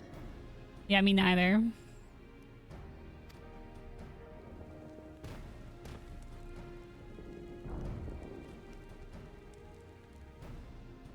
The old man has been feeling his years.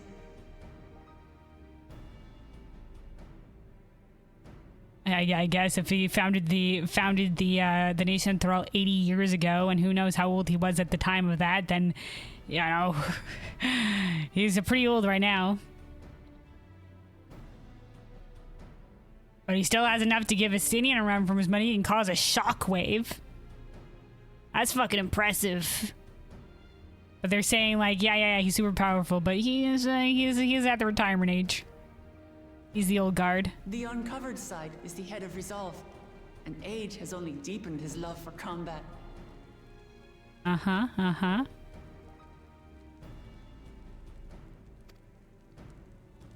But the head of reason, wiser of the two, sleeps more and more these days. As I understand it, the veil helps with the restoration of his magical energies. Oh, okay.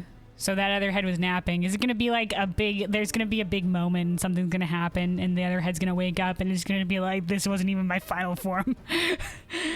It's gonna be like, you know, like an anime, like dropping weights or something like that, like fucking Rock Lee from Naruto. He's gonna be like, alright, here we go. Real deal this time. Get the magic on the side of things. Okay. Do they not have names? It's just the I mean, like, I guess obviously the name is Gulu Jaja, but I guess the siblings aren't split in terms of their names in that.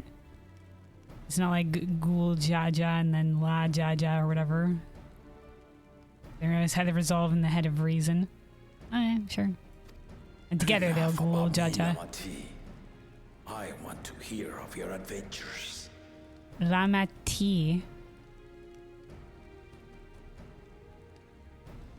A nickname?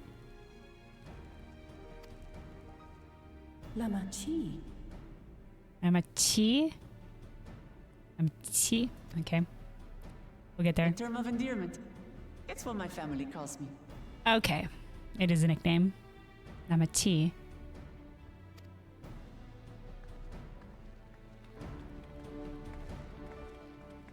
It's like Wuklamat and then like Lamati Chi.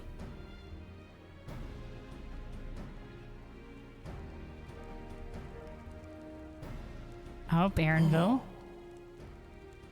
When last did we see you in the palace?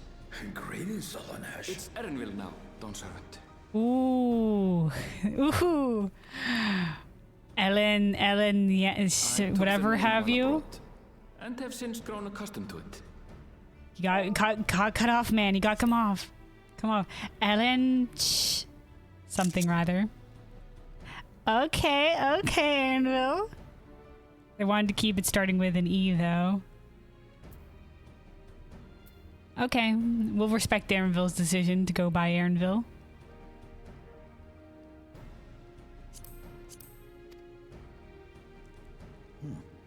Aaronville then.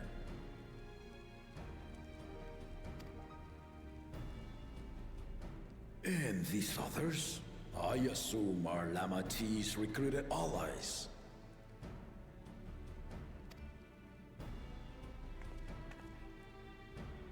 Stand at attention. Ha! All tempered steel. Yet as much as I'd enjoy testing their metal, the hour of the right is at hand. I will summon the other claimants at once. Wow, this shit was like really down to the wire of us getting back. Of us getting back from Eorzea, dude. Like, alright, right, 6. Maybe they were just waiting on Wukelmat, and that's all they were doing. She really waited the last second to find some champions. She was like, shit, I need strong champions. Erenville, help. Okay, tempered, all's tempered steel. Indeed. Kryl maybe not as much. Kryl hasn't seen a lot of combat yet.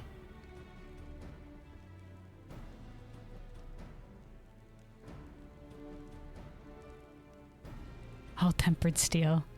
All right. He takes that to us at a glance.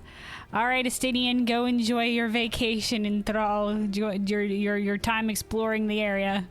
I'm sure we'll see you again. I won't embroil you in this if you don't wanna. Good fortune, my friends. You do. There he goes. That wanderer.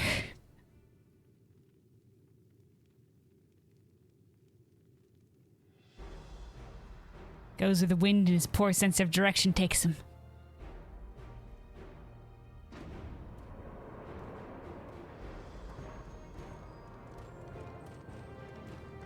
Alright, Bakul Jaja and his entourage.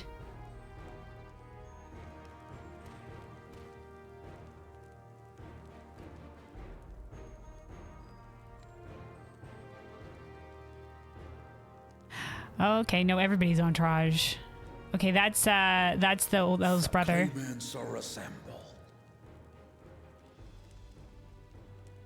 You know what? I can't remember if there's a thing where it says Estinian has a poor sense of direction. We do know he has a poor sense of money. I don't remember if there's a poor sense of direction on top of that as well. Forgive me, Estinian, I might be doubting you and your directional abilities. Alright, did we see Kawana in that? God. Okay, alright, let's take a look-see again. The first promise. Zorolja. Okay, Zorolja. I will remember this. I think I keep on getting confused with some of the other names. Alright. Oh, no, Kawana is there. Kona. Maybe not Anna, Kona. Second A gets less pronounced. Kona. Got it. Really taking after the Charlene garb. We saw him. The third promise. Uklamat.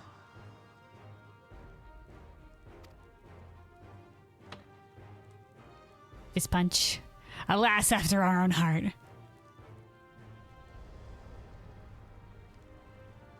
And lastly, the chosen of Mamuk, Bakul Jaja.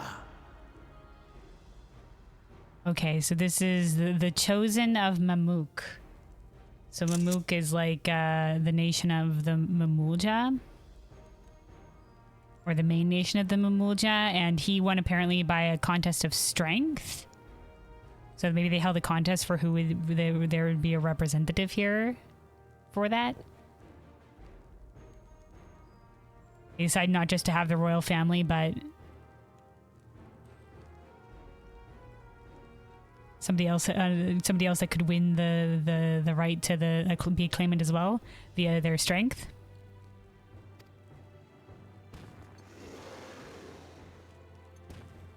Was that a yawn, dude? You four will compete in the right of succession, the outcome of which will decide who takes my place as Dawn Serpent.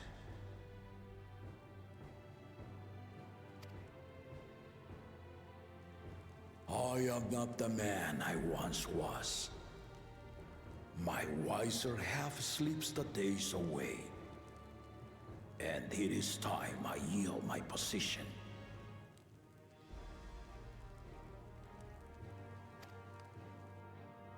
But mine is a torch that has never been passed. Tuliyola is young. And so I look to the always for inspiration. Okay, yeah, because he founded the nation of Thrall, so this is the first time that they're gonna have a new ruler. So this is the first time seeing, like, well, how does that look? The passage of power to the next leader. The old ways. The right of succession. The means by which the autarch of Mamuk was chosen. Okay. So the autarch is the leader of the Mamuk. Okay, the Mamuk, which is the nation of the Mamulja. Only the two-headed were deemed fit for this contest. But the Tuliyola I built is a nation of many peoples. Our leader needn't have two heads, nor be a Mamulja at all. Okay. So in the past, this right of succession in Mamuk was only done by two-headed Mamulja, looking who is going to be the next leader. Yeah, this is a nation of many people. I don't like that. I gave the right of claimant, not only to the son I sired, but to my adopted children as well.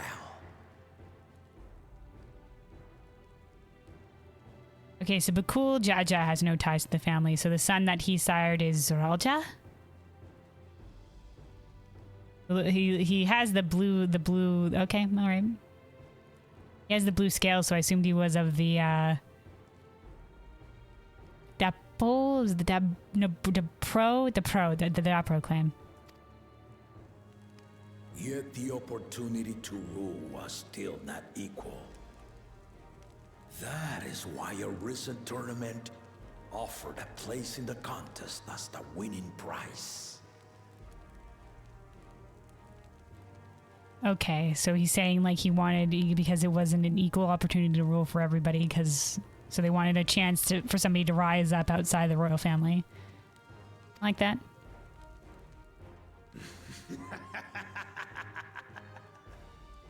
Okay, dude, they gave him a lot of spittle there.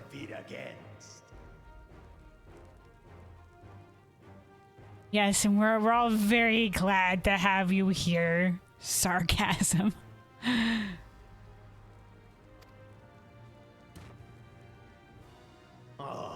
Though it seems the one head was already too afraid to face us in the tournament.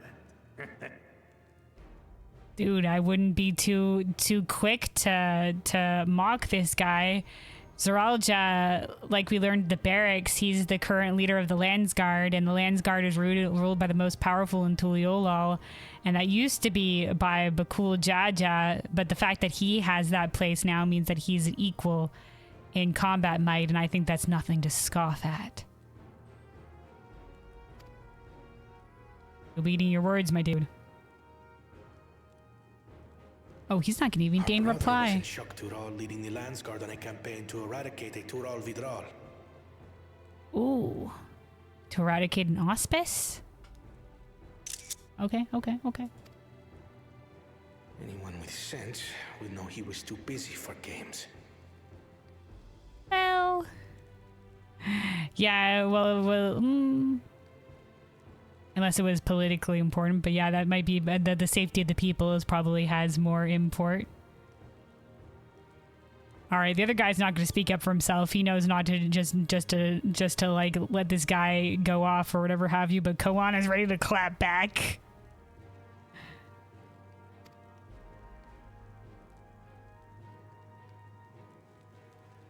Now for the part you've been waiting to hear. The nature of the contest itself. Oh, okay. So not even Wuklamat knows. So if we had asked her, I was just like, why didn't we get to ask her questions about what the right of succession entails? She'd be like, I don't know.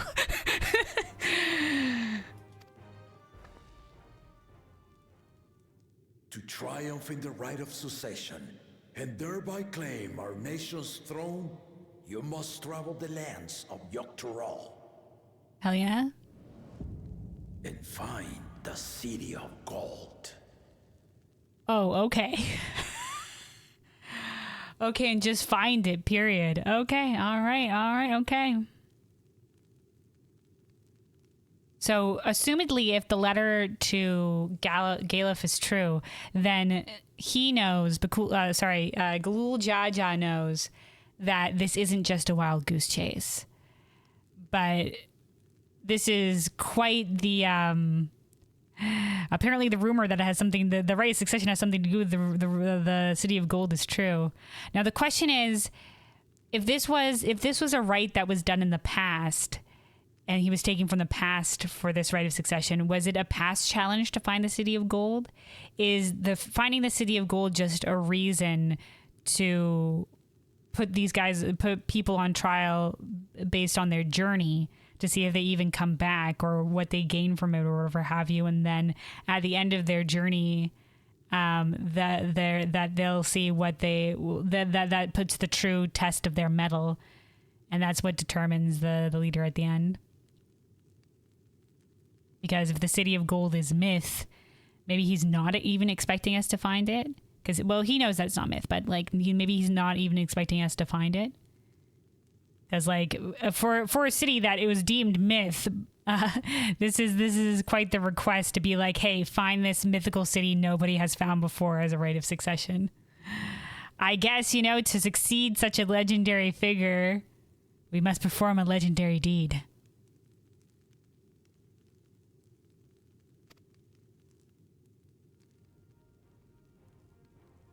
We haven't heard Zoralja speak yet.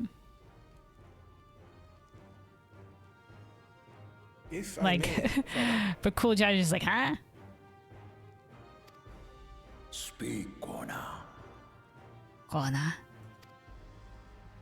The Golden City is an ancient Turali legend, but after so many failed attempts to find it, the story has become more fairy tale than fact. It's got a nice voice. If you would charge us with such a quest, are we then to assume you have proof of the city's existence? Okay, all right. Are you for us proof, my unbroken word? For I have seen it with my own 4 eyes. My own 4 eyes. Okay, so he has seen it.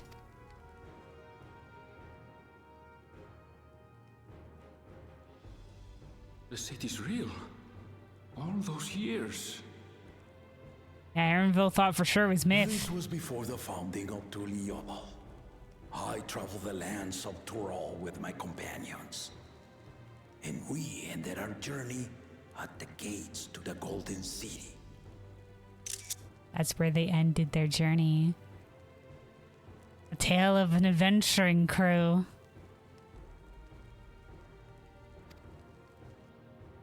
I mean to have you do the same.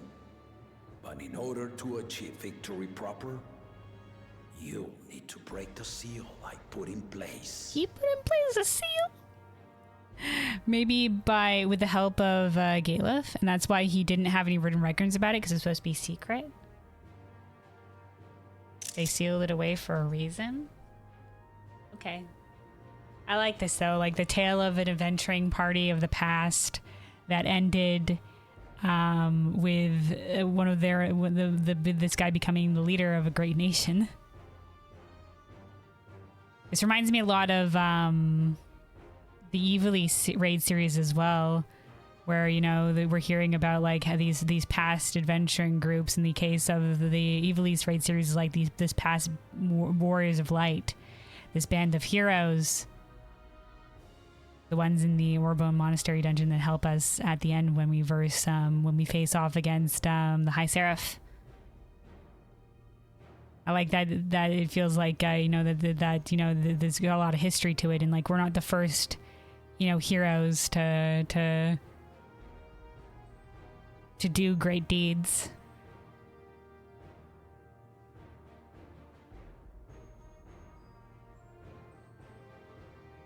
All right, so we're breaking a seal.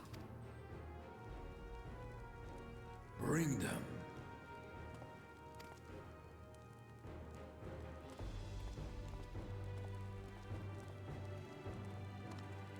There you go. We're getting something.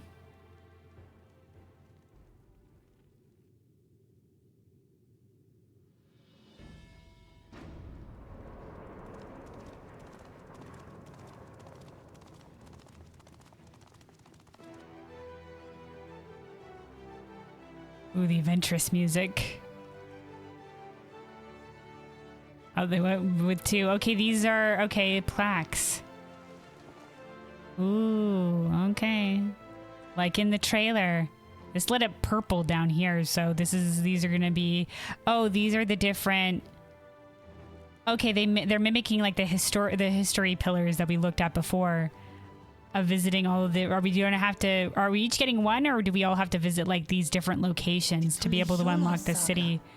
We have to follow in his footsteps, because maybe he placed keys to the seal along the way of his journey.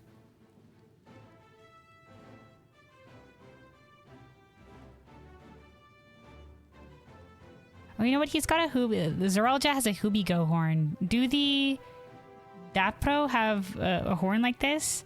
Mixed heritage, perhaps. Maybe if he is the son, maybe of Galul Jaja, maybe a little bit of the Buniwa color and the Hubigo, maybe mixed in an interesting way. He looks cool, though. I like him visually. We haven't heard him speak yet. You will retrace the path I walked to unite our peoples. Okay, yeah. Step by step. Along the way, 7 chosen electors will be waiting to measure your worth. Okay, okay. Will it be, well, I mean, like if it's 80 years, maybe some of his companions are dead, but maybe some of his companions that journeyed alongside with him, or maybe the people related in that manner that he trusts. Are they going to set us on a particular challenges along the way? Earn their keystones by performing the feats they ask of you. Ooh, we're going stamp collecting. We're going to collect keystones along the way. Okay, all right. And this will show us the way to the city. Like the key to Azizla that like beamed a direction in the sky. Okay, so he's not just like, find the city of gold, good luck. We have some direction here. Once you've fitted each of the 7 tablets with the keystone, you'll have the key to unlock the seal on the Golden City's gates. Okay, so this is just for forming the key, not for pointing us in direction of the city. Okay. So the contest is in stages, none of which can be skipped by rushing to the ultimate objective. Well, I mean, unless you know where... Well, yeah, okay, yeah. Because we need the key to be able to unlock it. Even if you knew where the City of Gold was, you couldn't just go there. Hmm. Exactly. Exciting, isn't it? Hell yeah. Martial tournaments, hunting festivals, and now this? You do so love your contests, Papa. Papa.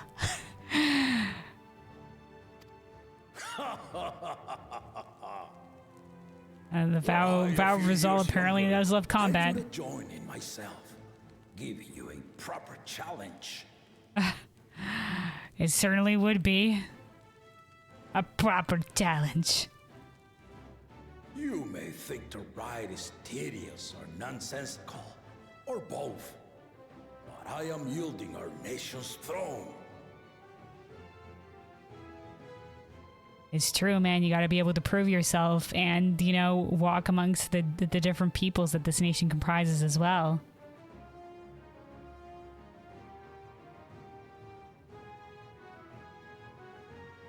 I mean, we're an adventurer. We know that even helping people with the small things has worth. Let me have this final indulgence.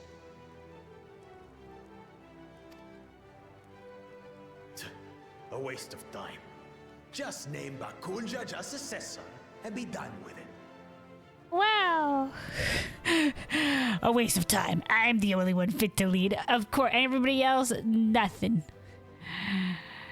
Hey, dude, are you saying you can't beat everybody in this contest here? I mean, you know, whatever. What an ego on this man.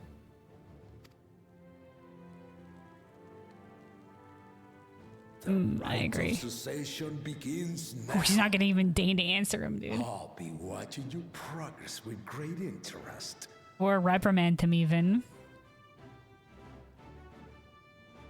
Oh. Hopefully he'll get humbled along the way. And Clemens, remember to collect your tablets before you leave.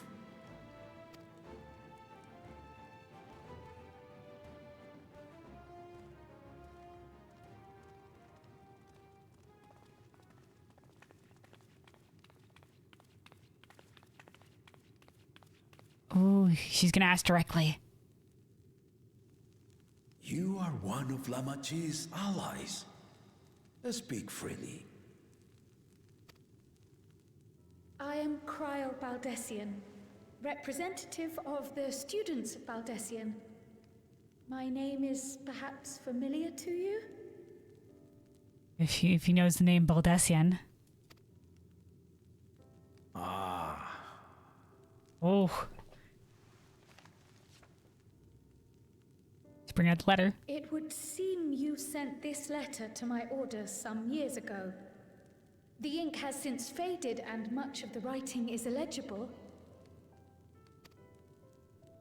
Even so, we managed to determine the essence of it. A request to investigate the Golden City, addressed to my grandfather, Galuf. Included with the correspondence was this earring. A fairy tale and a piece of jewelry were enough to convince my grandfather to sail halfway across the world. So there is surely some greater mystery at work here. Hell yeah, man. I mean, if somebody's just like, hey, come here, investigate this mythical goddamn city, I'd be like, okay, hell yeah. But are we sure that the earring was included in the original letter and wasn't just stored away with it at a later point in time? On behalf of the students, I've come to seek clarification on the matter.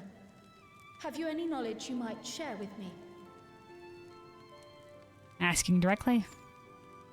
Will we get a direct answer? No, not at this time. Nope, you ain't hearing anything from me yet. I have tasked the claimants with finding the Golden City. To fulfill your request would afford one of them an unfair advantage in the right of succession. Fair enough. After. But once the contest is decided, I plan to entrust the entire truth to my successor.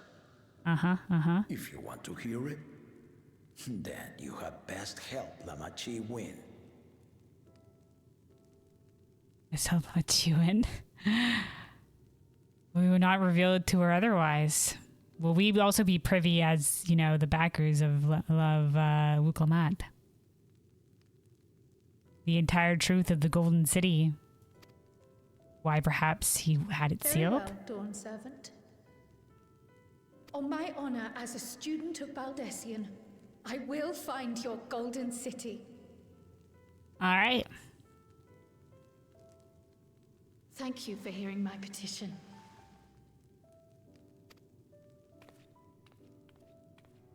She's very polite. Alright, yeah, a bit of a shame we don't get answers now, but we've got to keep some mystery to this. At least he could have been like, yep, I met with your grandfather. How about that? She's grown into a remarkable young woman. You should be proud, Galov. Ooh, interesting. Did he talk about Kryl? Are we gonna get some more Kryl backstory here? Like how Kryl was adopted? Like we just know that Kryl was adopted by Galef Baldessian, but we don't know.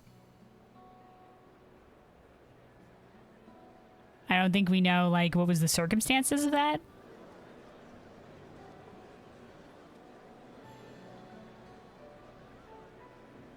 Too late to change your mind now, I suppose. But are you sure you wish to be part of this? I saw some wild theories online of people being like, Lala's going to the City of Gold. could maybe like Galef, maybe like so somehow Solution 9 Kryl involved somehow. And he just found like a fucking kid in the middle of nowhere and then adopted her or whatever.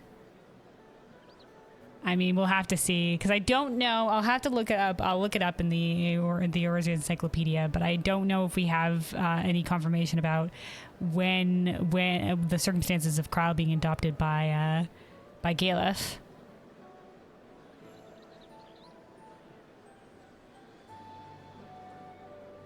Yeah, there's one wild theory that some people I've seen one or two people circling around before the launch happened. So we'll see if any of that holds true.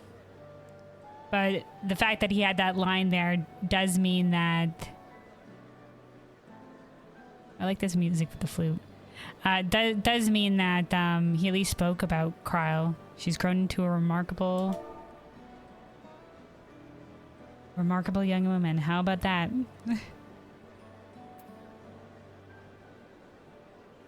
So he did know Galef. All right. Too late to change your mind now, I suppose. But are you sure you wish to be a part of this? Yeah, man, we're in. Mystery, exploration. You know, I like Wuklamat. We don't really know much about Klana or Zarul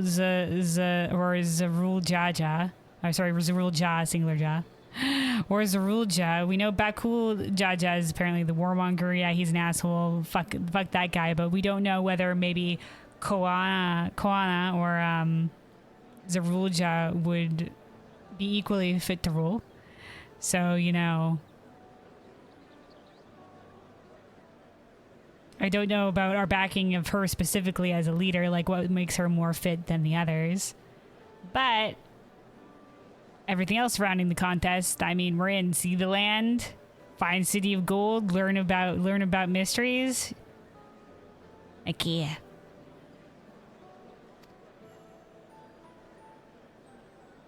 Oh, a little bit of a head tilt. Our promise is not wont to take no for an answer.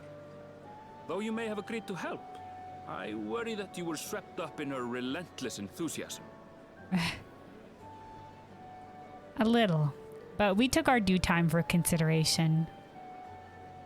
Graha did say when we had the line of like to say like, what are you thinking about the about supporting Wukelmat? We had the thing to be like, I don't say no to adventure, or I'm undecided, or I don't know, I don't really want to get into a political thing or whatever. And I said I'm undecided, and he said, well, maybe you can go out there and then decide and learn more or whatever have you. And you know, well, we're learning more, and I don't see a reason to decline just yet.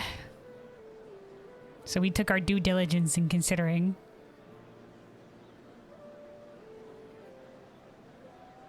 I haven't seen anything that's put me off yet. Or perhaps you've been lured by the glory of the Golden City. Either way, this contest for the throne will place you and yours at the heart of political turmoil. I've been in the heart of worse. I've been in the heart of political turmoil and all that shit ended frigged poorly. I've been in the heart of political turmoil in Ishgard. I got poisoned. I got poisoned once. That was a rough time. The heart of political turmoil in Garabania with a war or whatever. Listen, this ain't our first rodeo. If you are second-guessing your decision, tell me now. This may be my last chance to help you withdraw. Last chance to help us withdraw. Well, I greatly appreciated Aaronville for wanting to give us an out, but you know, we're in, man. It's exciting, is it not? Entering a new era for this nation. Ooh. We're recalling our talk with Raha. Journeys, my friend. And there's no telling what awaits us on the long road. I believe he said we can just be true to ourselves as we walk it. But what's important is to be true to yourself as you walk it. Boy! Only then can we hope to be content when we arrive at the end of one and step forward into another. From the end walker into the Dawntrail. Start of a new saga.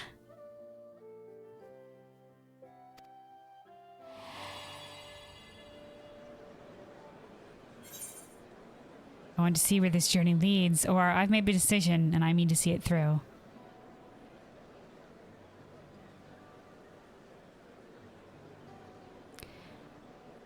I want to see where this journey leads.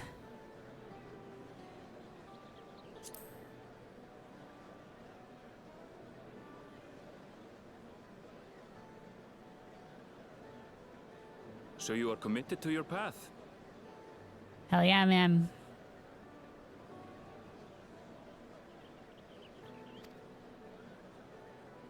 I will speak no more of it then.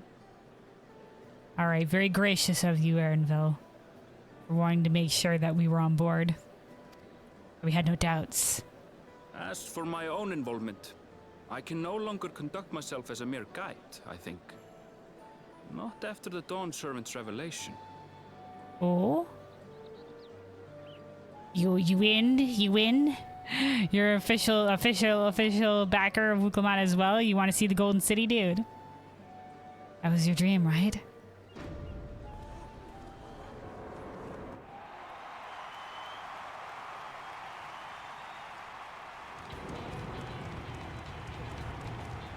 Here they come! It's Saralja! It's Saralja! Such a fearsome mien. Make no mistake, there goes Tuliola's mightiest warrior. Hell yeah. Whoa, whoa, whoa, you're running in the street, lass. Our village needs aid. The cold weather stunts our crops, and the children of our village go hungry.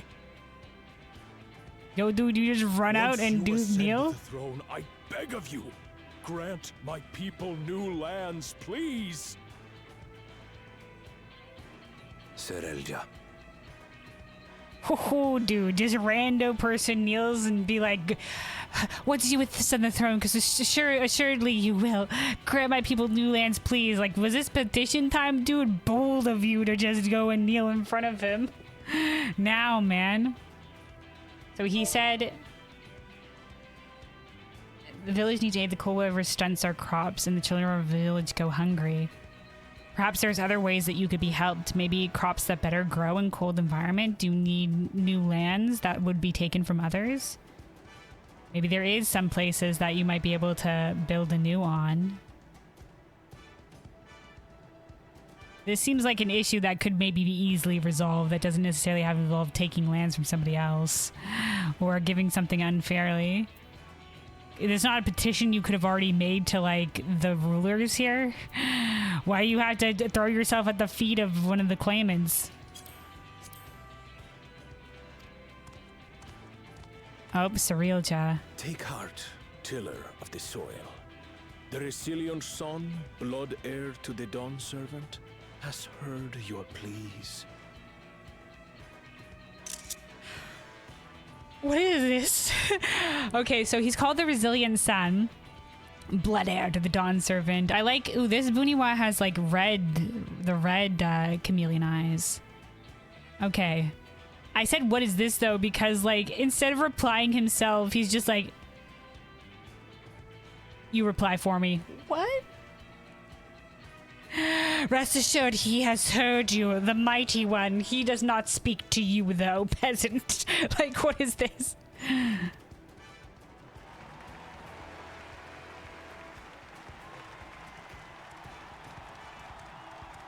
Wow. Soralja, the first promise and commander of the Landsguard.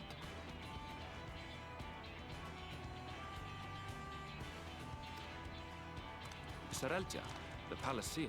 Oh, he's a seer. As he was so careful to remind the crowd, Soralja is indeed the natural child of Gulul Jaja. And Resilient Son, is that another title, like the first promise? So many titles? After a fashion, common knowledge has it that two-headed Mamulja cannot sire children. Oh, all right, okay. Yet Soralja was born all the same, with the head of Resolve's features and the head of Reason's scales. Okay, so it was the head of Reason's scales. Example of life's unyielding resilience. Okay. So that's why he has the scales, like the blue color of the Buniwa, and also like the Dapro, but he's got the horn of the Hubigo. Okay, alright, okay. Hell yeah. Life finds a way. And a warrior's reticence. He says little, but the way he moves... I know a hardened soldier when I see one. Warrior's reticence.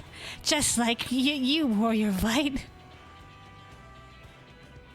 I'd know that kind of silent but powerful swagger anywhere. He's a natural swordsman. A gift he inherited from his father. Some even say that the son has already surpassed the sire. Well, if he was claimed that he was equal in martial strength, and that's why he leads the Landguard. Should he come to power, the first promise means to employ that martial prowess in the conquest of foreign lands. Oh. For this, he and his supporters have been labeled expansionists. Okay. See, everybody thought it was going to be Bukul Jajai because he was an asshole, but I wasn't like... I remember thinking that it was the son, but then I looked back over the eldest son, but then I looked back over the dialogue, and she never mentioned who the war expansionist claimant was. And then everybody's just like, no, it's probably Bukul Jaja. So I was just like, okay. And there was no mention of it being the eldest son when I looked back at the dialogue. But no, it turns out it was. It is the eldest son. This is the one who seeks to conquest, to bring war to the shores of the three great continents. Okay. So he looks cool, but he seeks to bring war, man, okay? And then Bakul Jaja is just an asshole. So the only person that we don't know a lot about much, besides like he brought a whole bunch of stuff over from Charlayan, is Kona.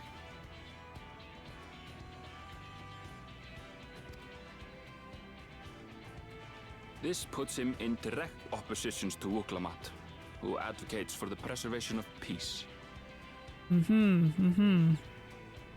Unfortunate. He seemed like such a cool guy. He seemed like, I liked his look. Whatever have you. I'm like, oh, leader of the Landsguard? Hell yeah. But no, and then he was just like, no, I don't speak to you, peasant. And now there's this on top of that. Interesting. You may recall that she spoke of a claimant who cannot be allowed to rule. That is Soralja, the warmonger. Okay, got it. So not like many suspected Bakul Jaja. Bakul Jaja is just an egotistical asshat who thinks himself better than all others because of his two heads, and probably doesn't even see the rest of the people as equal here. Would also probably make a poor ruler.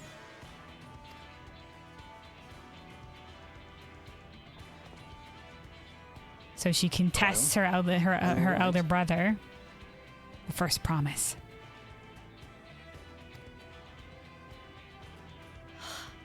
The echo.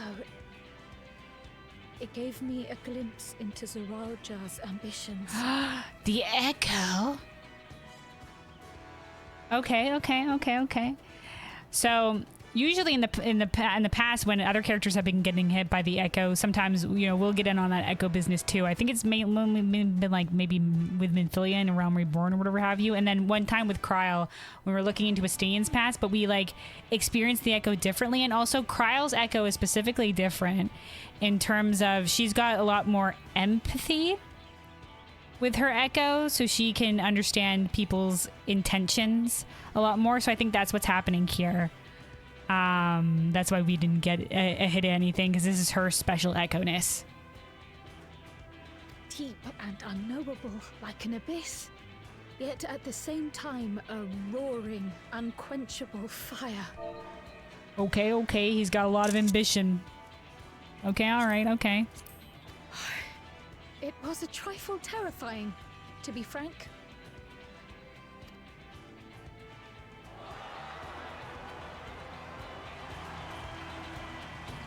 Oh, there's Kona.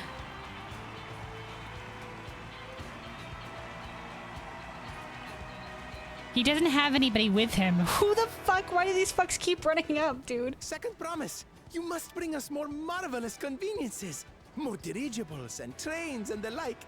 We need you in charge to make trading easier. The elders, they complain about abandoning tradition. But we're not like them, afraid of everything foreign and new. You have our wholehearted support. With your ingenuity and knowledge, you're sure to win the contest. Okay, so the idea here is gonna... Forgive me, but the right of succession is barely begun.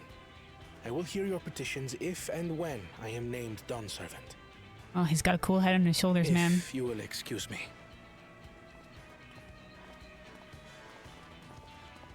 I like that about him. Plain spoken, as always. That's Arcona. Practical to a That's fault. Arcona. I like him. I don't think practical to a fault.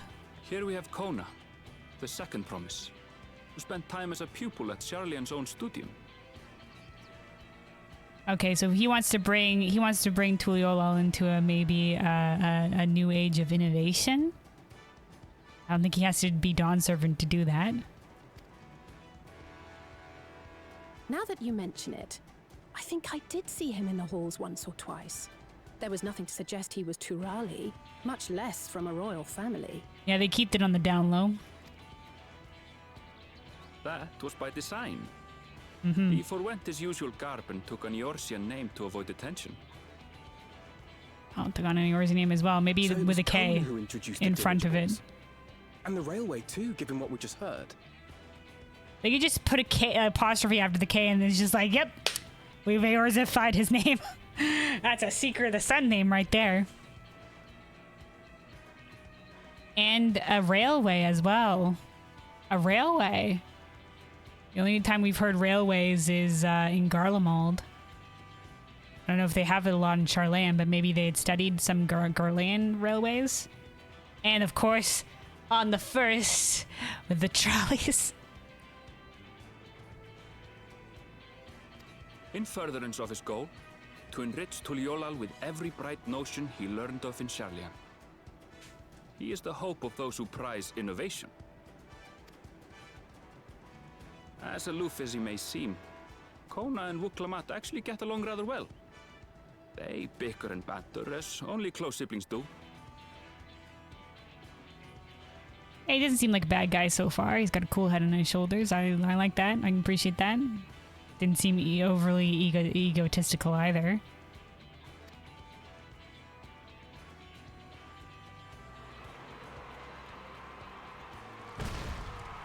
Oh, a big cheer for this guy, man. How gracious of you all to cheer the lesser Glavans. Well, these guys like him? Okay, no, half of them are just like, oh no. Very split.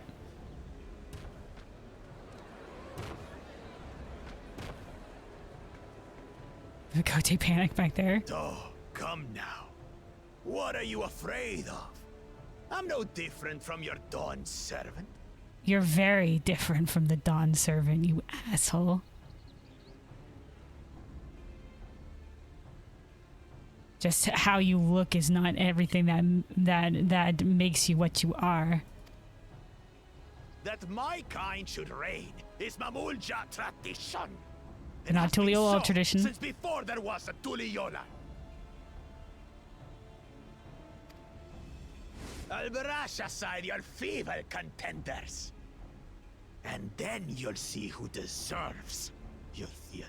Dude, we got people cowering back here. Don't worry, guys. This guy ain't gonna take the fucking throne, dude. Over my dead body.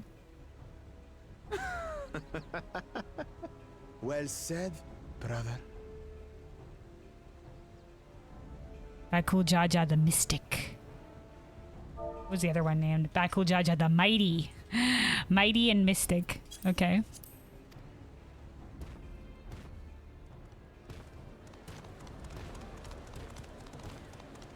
The Mamulja have finally found peace in Tuliolal. I pity those fanatics are intent on keeping that tradition alive. Yeah, tell it like it is less.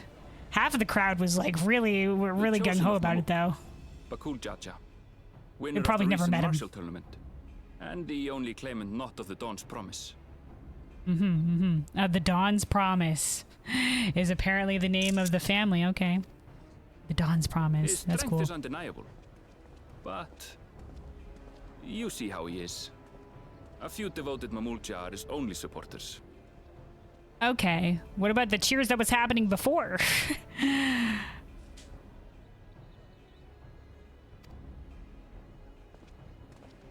What would he do with the throne should he win it? His policies and so forth. A shrug. I doubt he's thought much beyond winning the contest itself. Yeah, it's gonna be bad times. Okay, so from what I'm hearing, Wuklamat seems more and more like the best candidate. Because, like, Koana can do his, like, innovation shit. He didn't need to be the Dawn Servant for that. But one thing seems certain. If he does become Dawn Servant, he will see the Mamulja exalted as the ruling class. Yeah. And all others forced into subservience. Yeah, it's bullshit. Sounds like another that cannot be allowed to rule. I agree. We got two. We got two. Okay, I thought they were gonna peg all the bad things onto Bakul Jaja, but no, it seems Zeralja is indeed the warmonger. On top of this other asset. Oh wow, everybody leaves before Wuklamat comes out, you fuckers?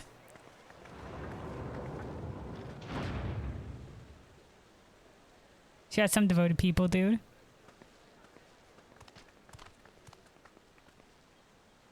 These two at least approach her.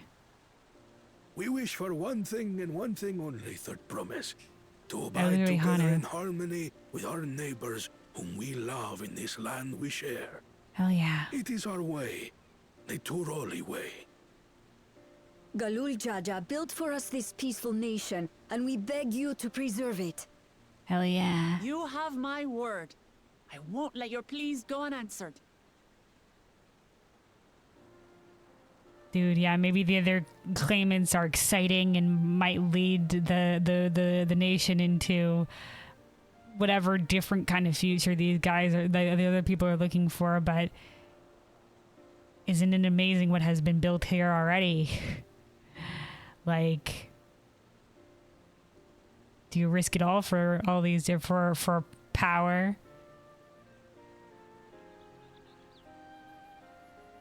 And whatever have you. I can't believe everybody left before fucking Wuklamad showed up. Those fucking assholes.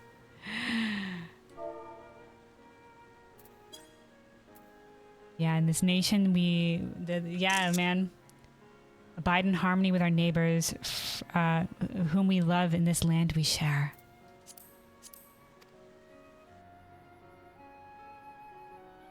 Until Tuliolal was founded some 80 years ago, this continent was ravaged by war. The eldest among us remember that dark era, and they are Wuklamat's most ardent supporters. I see. So that's why it was the elder Hanu. Dude, the elder Hanu. Dude, listen to you know, sometimes you gotta listen to the wisdom of your elders, man. Been through some shit, man. Even the people on the boat, though, as well, were like not a lot of people think Wuklamat. Wuklamat is not a lot of people are betting on Wuklamat, but maybe with our backing that will change. All right, I'm even more committed now, guys. My whole like, I'm not sure if she's the best leader amongst the candidates. That doubt's out the window. She's the one. I like her. Apologies. It's hard to get away. This is Namika, my childhood nursemaid. She's been like a mother to me my whole life. Oh, the one that was gonna make her, that she wanted to make her the food. Hell yeah. A pleasure to meet you. I told her it wasn't necessary, but she insisted on seeing us off. If she's been like a mother to her, then, you know, like, good job on raising this one.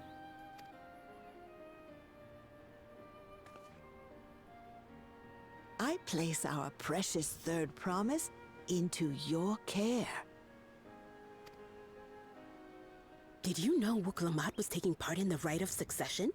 Hey, you fucking sons of bitches. Oh, these are the guys that support Kona. I thought it was only Zoralja and Kona. If she has any accomplishments to her name, I've yet to hear them. Compared to the two Mamulja, she pales in martial prowess. And then there's Kona, who's far and away the most educated of the bunch. I hate to say it, but it's hardly a competition. Is that why a lot of people left? Like, dude, we can hear you. Is that why a lot of people left? They didn't even know? More than anyone. I understand how much better my brothers are than me. Yeah, I guess, like, Zoralja, he's, like, the leader of the Landsguard, and he's been on... He just came back from a campaign to, like, quell a auspice. I forget the trolley word for it in the north or whatever have you. So, you know, he's got a lot of accomplishments to his name, and then Koana comes back with a whole bunch of innovations that have helped Tuliolal and Thrall in general. And yeah, Wuklamat doesn't currently have something yet. She doesn't have a claim to fame yet.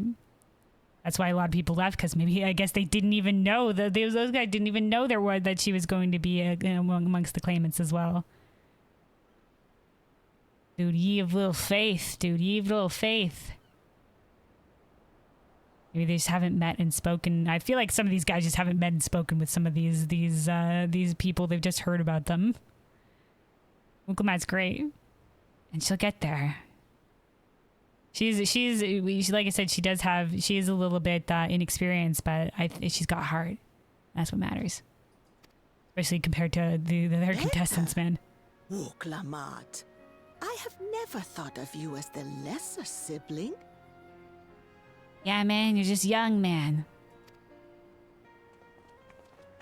Your time will be nigh. Your brothers may excel in their respective ways, But you boast qualities that both lack. Hell yeah. Strength that is yours alone. Hell yeah. Having cared for you for so long, I should know. Yeah, man. They said the people said that all the other promises were very hard to approach or whatever, but not you. I think you got a charisma, lass. A strength of heart as well. Thank you, Namika.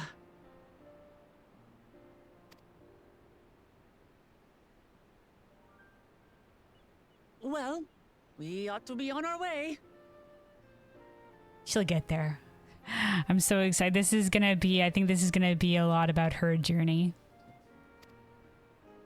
Yes, hurry along. I await word of your victory with bated breath.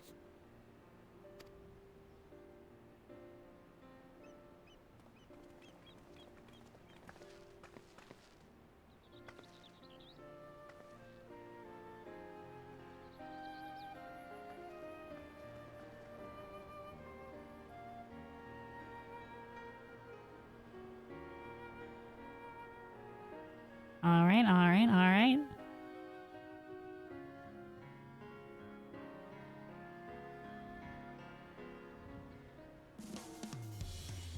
All right, back into the jazz music. All right, squad. Let me hold on. Jazz music a bit loud. Turned down by Una. All right, Alpha now. So, Kuwana, the second promise, is intent on developing his country by means of Charlene innovations. And given his background, I suppose it should come as no surprise. I'll say. That two-headed claimant, Bakul Jaja, treats everyone around him as lesser beings.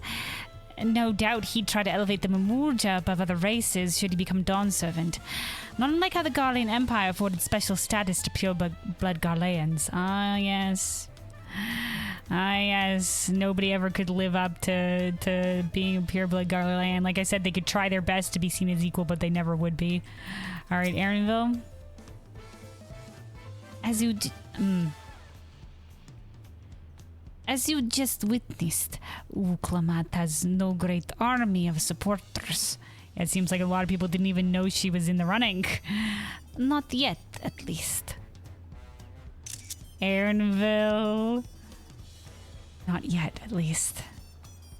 But you know that she can gain the following. All right, Kryle. I know not what drives the Roja, but it engulfs him like an inferno.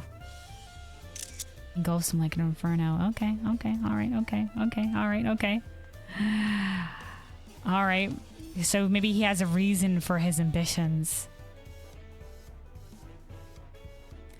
Alright, I like this. We're kind of the underdogs in this tale. We're a little bit of the underdogs here.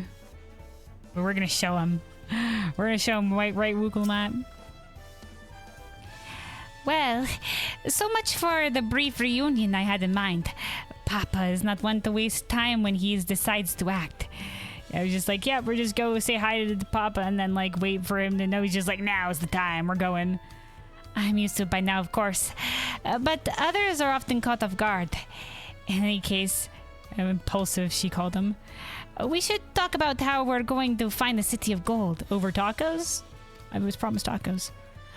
All we have to work with are several tablets and their connection to the Tuliolal saga. Well, he said there would be specific people to judge us or whatever, so let's start by retracing his footsteps. Let's visit the nearest hub town of... The nearest zone. Are we going to get a choice between zones now? That's what usually happens in the early zones. Might I suggest first comparing the tablets against the pillars? We could check for any discrepancies between them.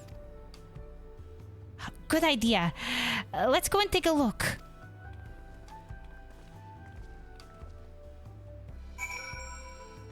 The studium has been added to the unending codex, apparently. Didn't have that in there before.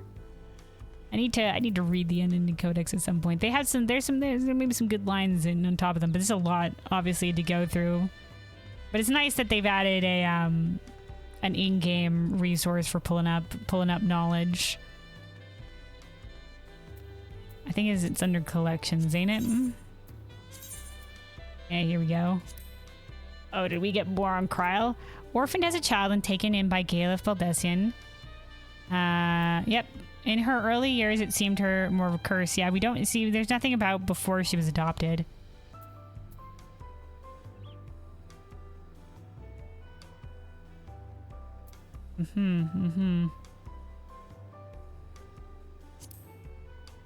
Azim's Crystal. In the Age of Ancients, when the Convocation made a decision to summon Zodiark, the 14th seat in the Council, the seat of Azem, lay empty, for the holder had relinquished her office when her dear friend and former Azim, Vana, labored to summon Hydaelyn, she did not take part in her plan, though the circumstances and her reasons were unclear. To the end, Azim walked a path all her own. After the world was divided into 10 and 3, the Sundered Ascians sought to reconvene their council to facilitate the rejoining of reflections. Yet while they succeeded in locating the fragmented souls of their erstwhile colleagues, these reincarnations had no recollection of their ancient lives. Thus did the Unsundered find it necessary to prepare crystals replete with knowledge and memories tied to each office. As a defector, Azim and her legacy were deemed unworthy of preservation. Moved perhaps by lingering affection, however, Emet-Selch crafted a crystal in secret which contained his dear friend's signature incantation, a magic with which she summoned allies to her side in times of great need. The selfsame crystal was inherited by the Warrior of Light, whose path has ever been paved with trial and tribulation. Whenever she is required to call upon the depths of her conviction, Azim's crystal is sure to answer. I love that. There's also, did more she could add with Emet-Selch? A man whose true name was Hades, mighty sorcerer Veld, who became Solus Oscalvus, founding father of the Garl Empire, who threatened the world as the most dangerous of foes, who stood at your side as the most dependable of friends. An ancient who clove to his ideals to the bitter end, a man who rendered up his all for the people he loved, a man who once lived. Dude, yep. Yep, why is there no scroll on that? Do we not get no scroll? That's all we get on that. Alright, and then there's the studium. There's a lot to read. It's a lot to read. But it's nice to have that in-game resource. Like I said, there's good lines in there, man. Very succinctly summarized. All right, we have 30 minutes before the emergency maintenance. Less than. Let's see if we can get the part where we're ready to go to a next location. I started walking in a direction. Hold on. Parkour. Parkour. All right. Here we are.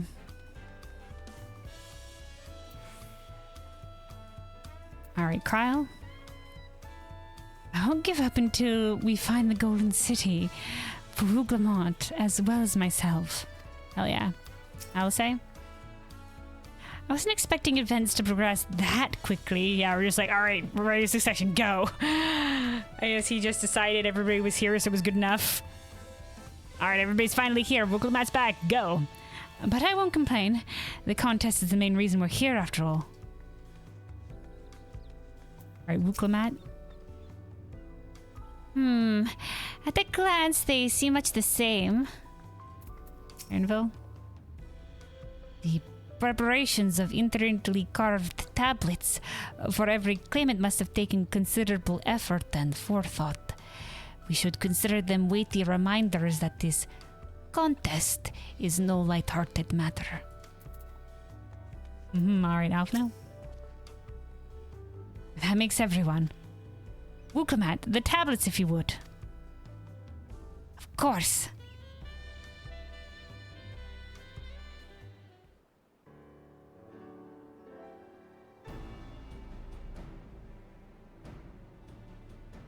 Everyone has a tablet. Then let's compare them to their respective pillars. Keep an eye out for even the smallest differences.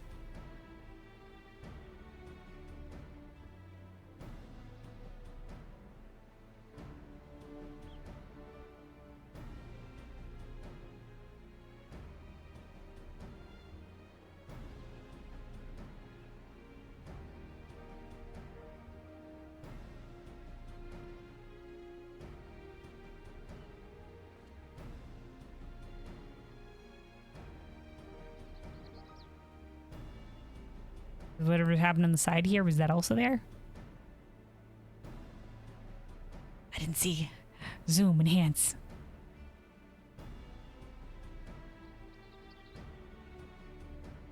Unless I'm missing something, the glyphs appear to be identical.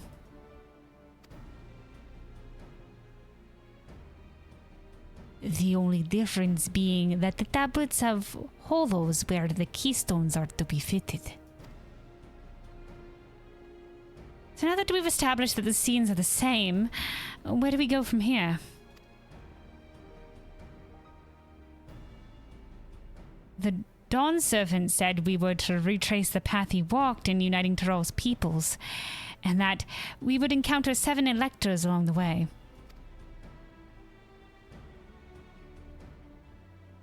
Then we have the answer here in front of us. Papa's path is all laid out in the Tuliolal saga.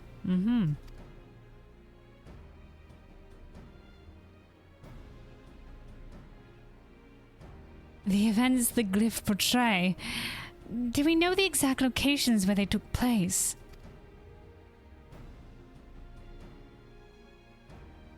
If one is close, we could go there and search for an elector. That would confirm we're on the right track. Let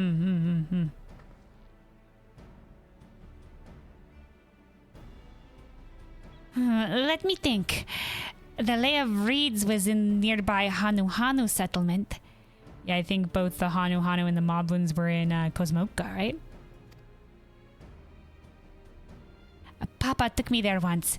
It was during festival season. The whole village was alive with good cheer. Yeah, I think she said that the Hanu Hanu hold like a yearly festival. There's also the Lay of Gold. That one involved the Pelu Pelu village, which is about the same distance from here. In Rukupacha. Oh, this is our divergence here. Before going anywhere, we should ask around about the road ahead. I heard a lot of talk as we toured the city about the storm we passed through.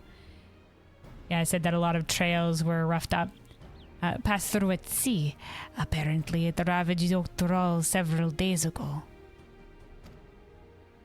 Since our roads are not as well paved as Eorzea's, they are more susceptible to damage from natural disasters. Well, that's something that some innovation could help with. From if Kwan is bringing a lot of ideas over from across the seas, that could be an improvement to be made that would help everybody. I think perhaps Kwana's journey is going to be like, like always the best way forward is like preserve what is good about tradition and history, and then move forward with innovations that will lead to benefits for all. That, that are helpful. Because you don't do one at the sacrifice of the other.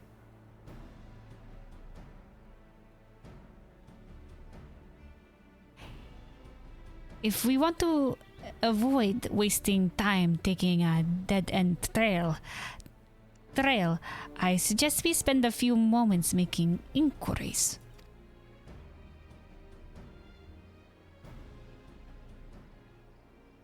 If it's information we need,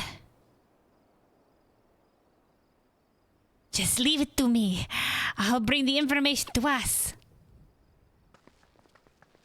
Oh, there she goes, sprinting. Ah, no. There she goes. It would be prudent to ensure we're prepared for the journey. I'll guide you to the accommodations I've arranged. All right. She's okay. Oh, it's going to be out on this pier. We're just like, wow, there's a lot of nothing out here.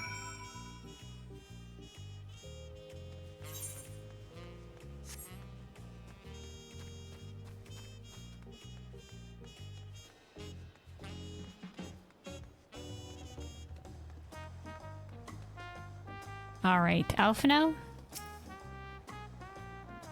What a comfort to have our lodging sorted in advance.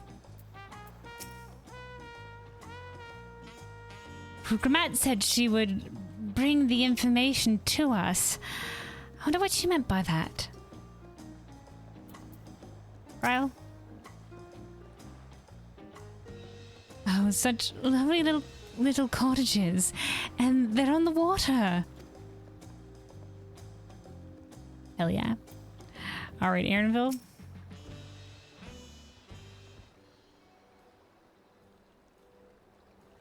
That's right. The reservation is under Wuklamat's name. If you don't mind, I'll leave my companions to you.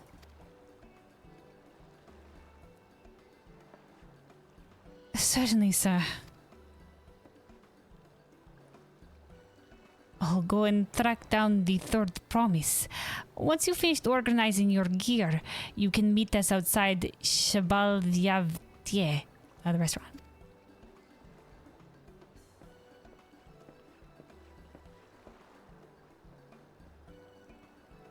Greetings, visitors to Tuliolol, and welcome to Ford Cabins. Whenever you're ready, I'll show you to your rooms. Alright, smile and nod, smile and nod, smile and nod. So we're staying here on the water. Alright, hell yeah.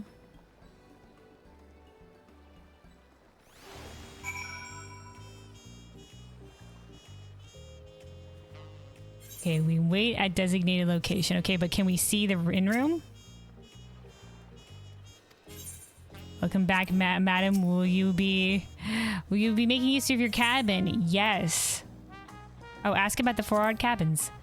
The forward cabins were built some years ago to better accommodate our visitors from across the salt. In the early days of Tuliolol, the guest rooms were little more than rickety boats moored at the pier. I see.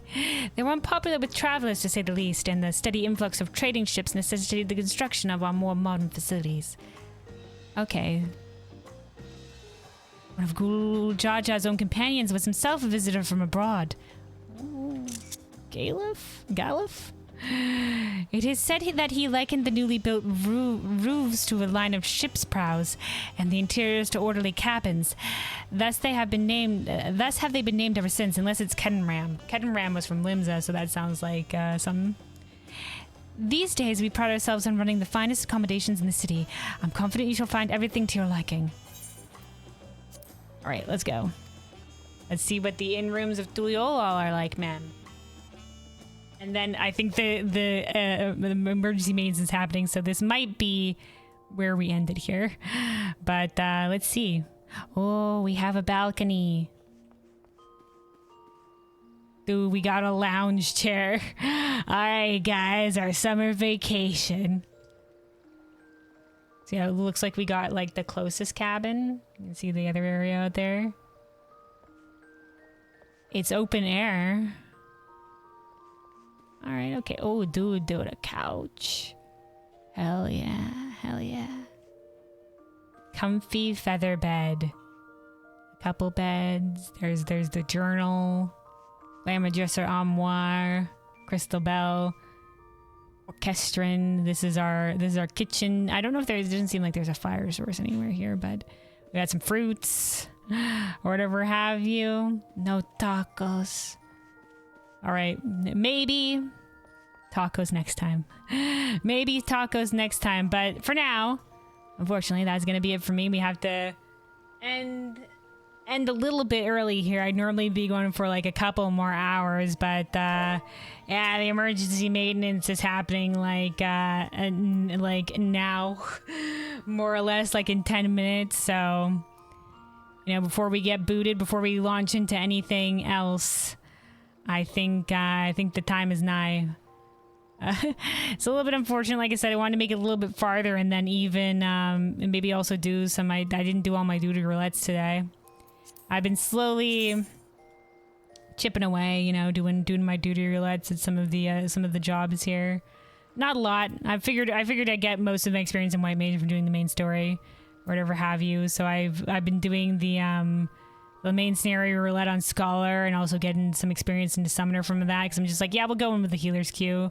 And if it's like low-level Scholar, I can do low-level Scholar. Not a higher-level Scholar, because I don't know Scholar that well. But low-level Scholar, easy enough. it's the main scenario roulette. You can't go wrong. And then I've done some like trials and stuff on Sage, and then I've been doing the dungeons on Tank and getting some experience on these, and then the Alliance roulette on Machinist. To start getting that up there so that we can start heading towards, you know, eventually doing the role quest and whatever have you. But yeah, it looks like that's not happening. That's not happening, and unfortunately we're gonna cut off a bit early here, so shame, but what can do. So yeah, that was our first step here into Dawntrail. So far, I really like it.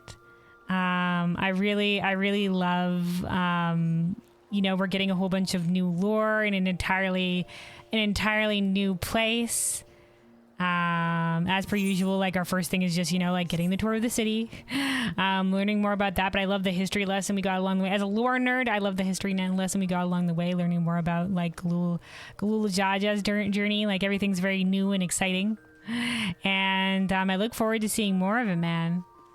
And seeing where this story goes. Particularly, I think like this is definitely going to be a journey involving Muklamat's growth into being, you know, someone that people start recognizing as a true contender for the throne. Because right now they're underestimating her, man. They don't know her strength.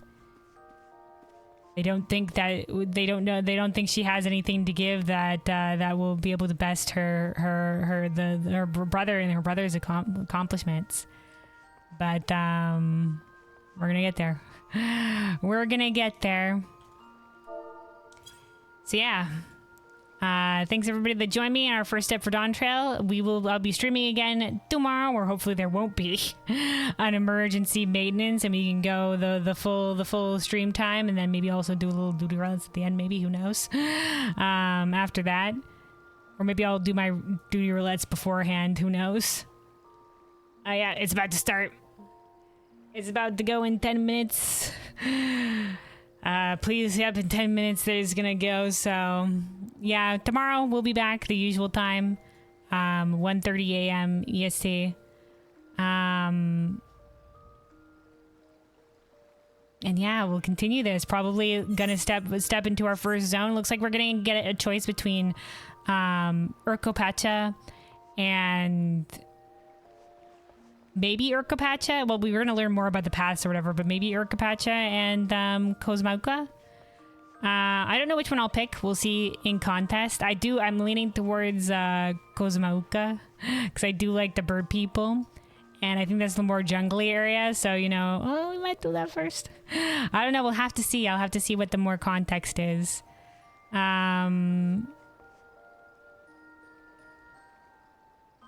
yeah.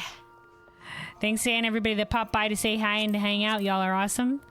I greatly look forward to continuing this tomorrow. And yeah, I hope everybody has a good rest of their day, night, whatever time zone. Be safe out there and take care of yourselves. Let me pull up a song here to end out on. Let's see, also hold on. Also make sure to log out, park my character, log out before the emergency maintenance. Hold on. Might as well log out in the bed. Why not?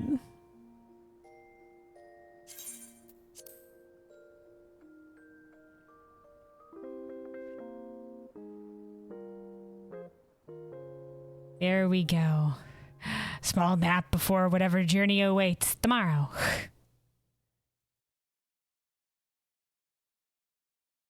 Yeah, let's see. Let's pull up a little bit of a jam here to end out on. Let's go with...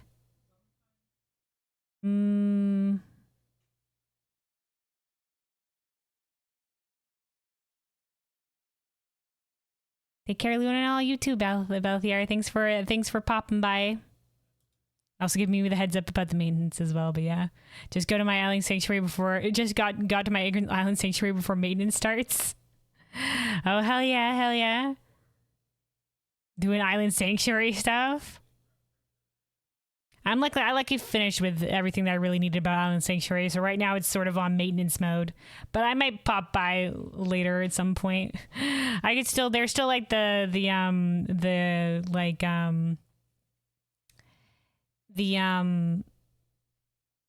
like loot chests or whatever that you can buy that might have some minions or whatever that I'd like, so I could probably still do that a little bit and earn the felicitous tokens, but otherwise I have everything else that I want from there. I got everything else that I want, so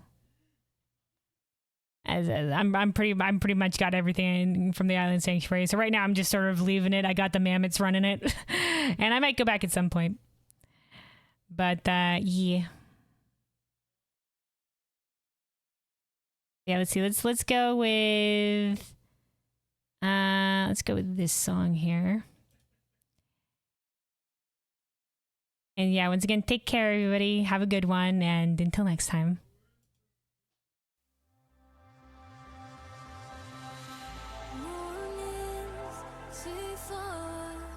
Too far away for my heart to be.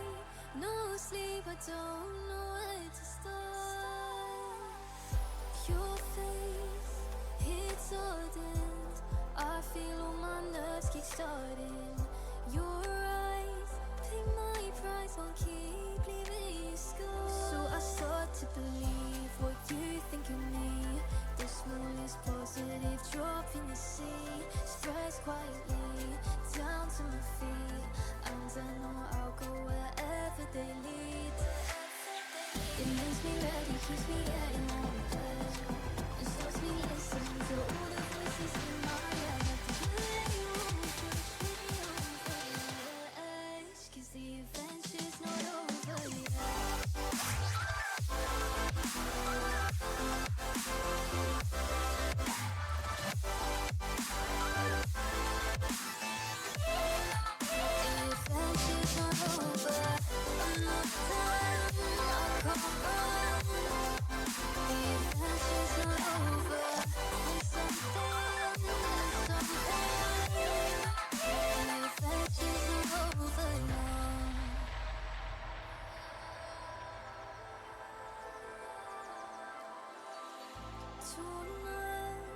Inside, I've cried all that I can cry. Close down, I want now, can't keep faking this sad. But your words won't die, and all I can do is live by them. Every day I'll replay them. Hear you say them to me. So I start to believe what you think of me. The smallest positive drop in the sea spreads quietly down to my feet, and I know I'll go wherever they lead. It makes me ready, keeps me getting out of bed, and stops me listening to all the voices in my head. Cause the adventure's not over yet.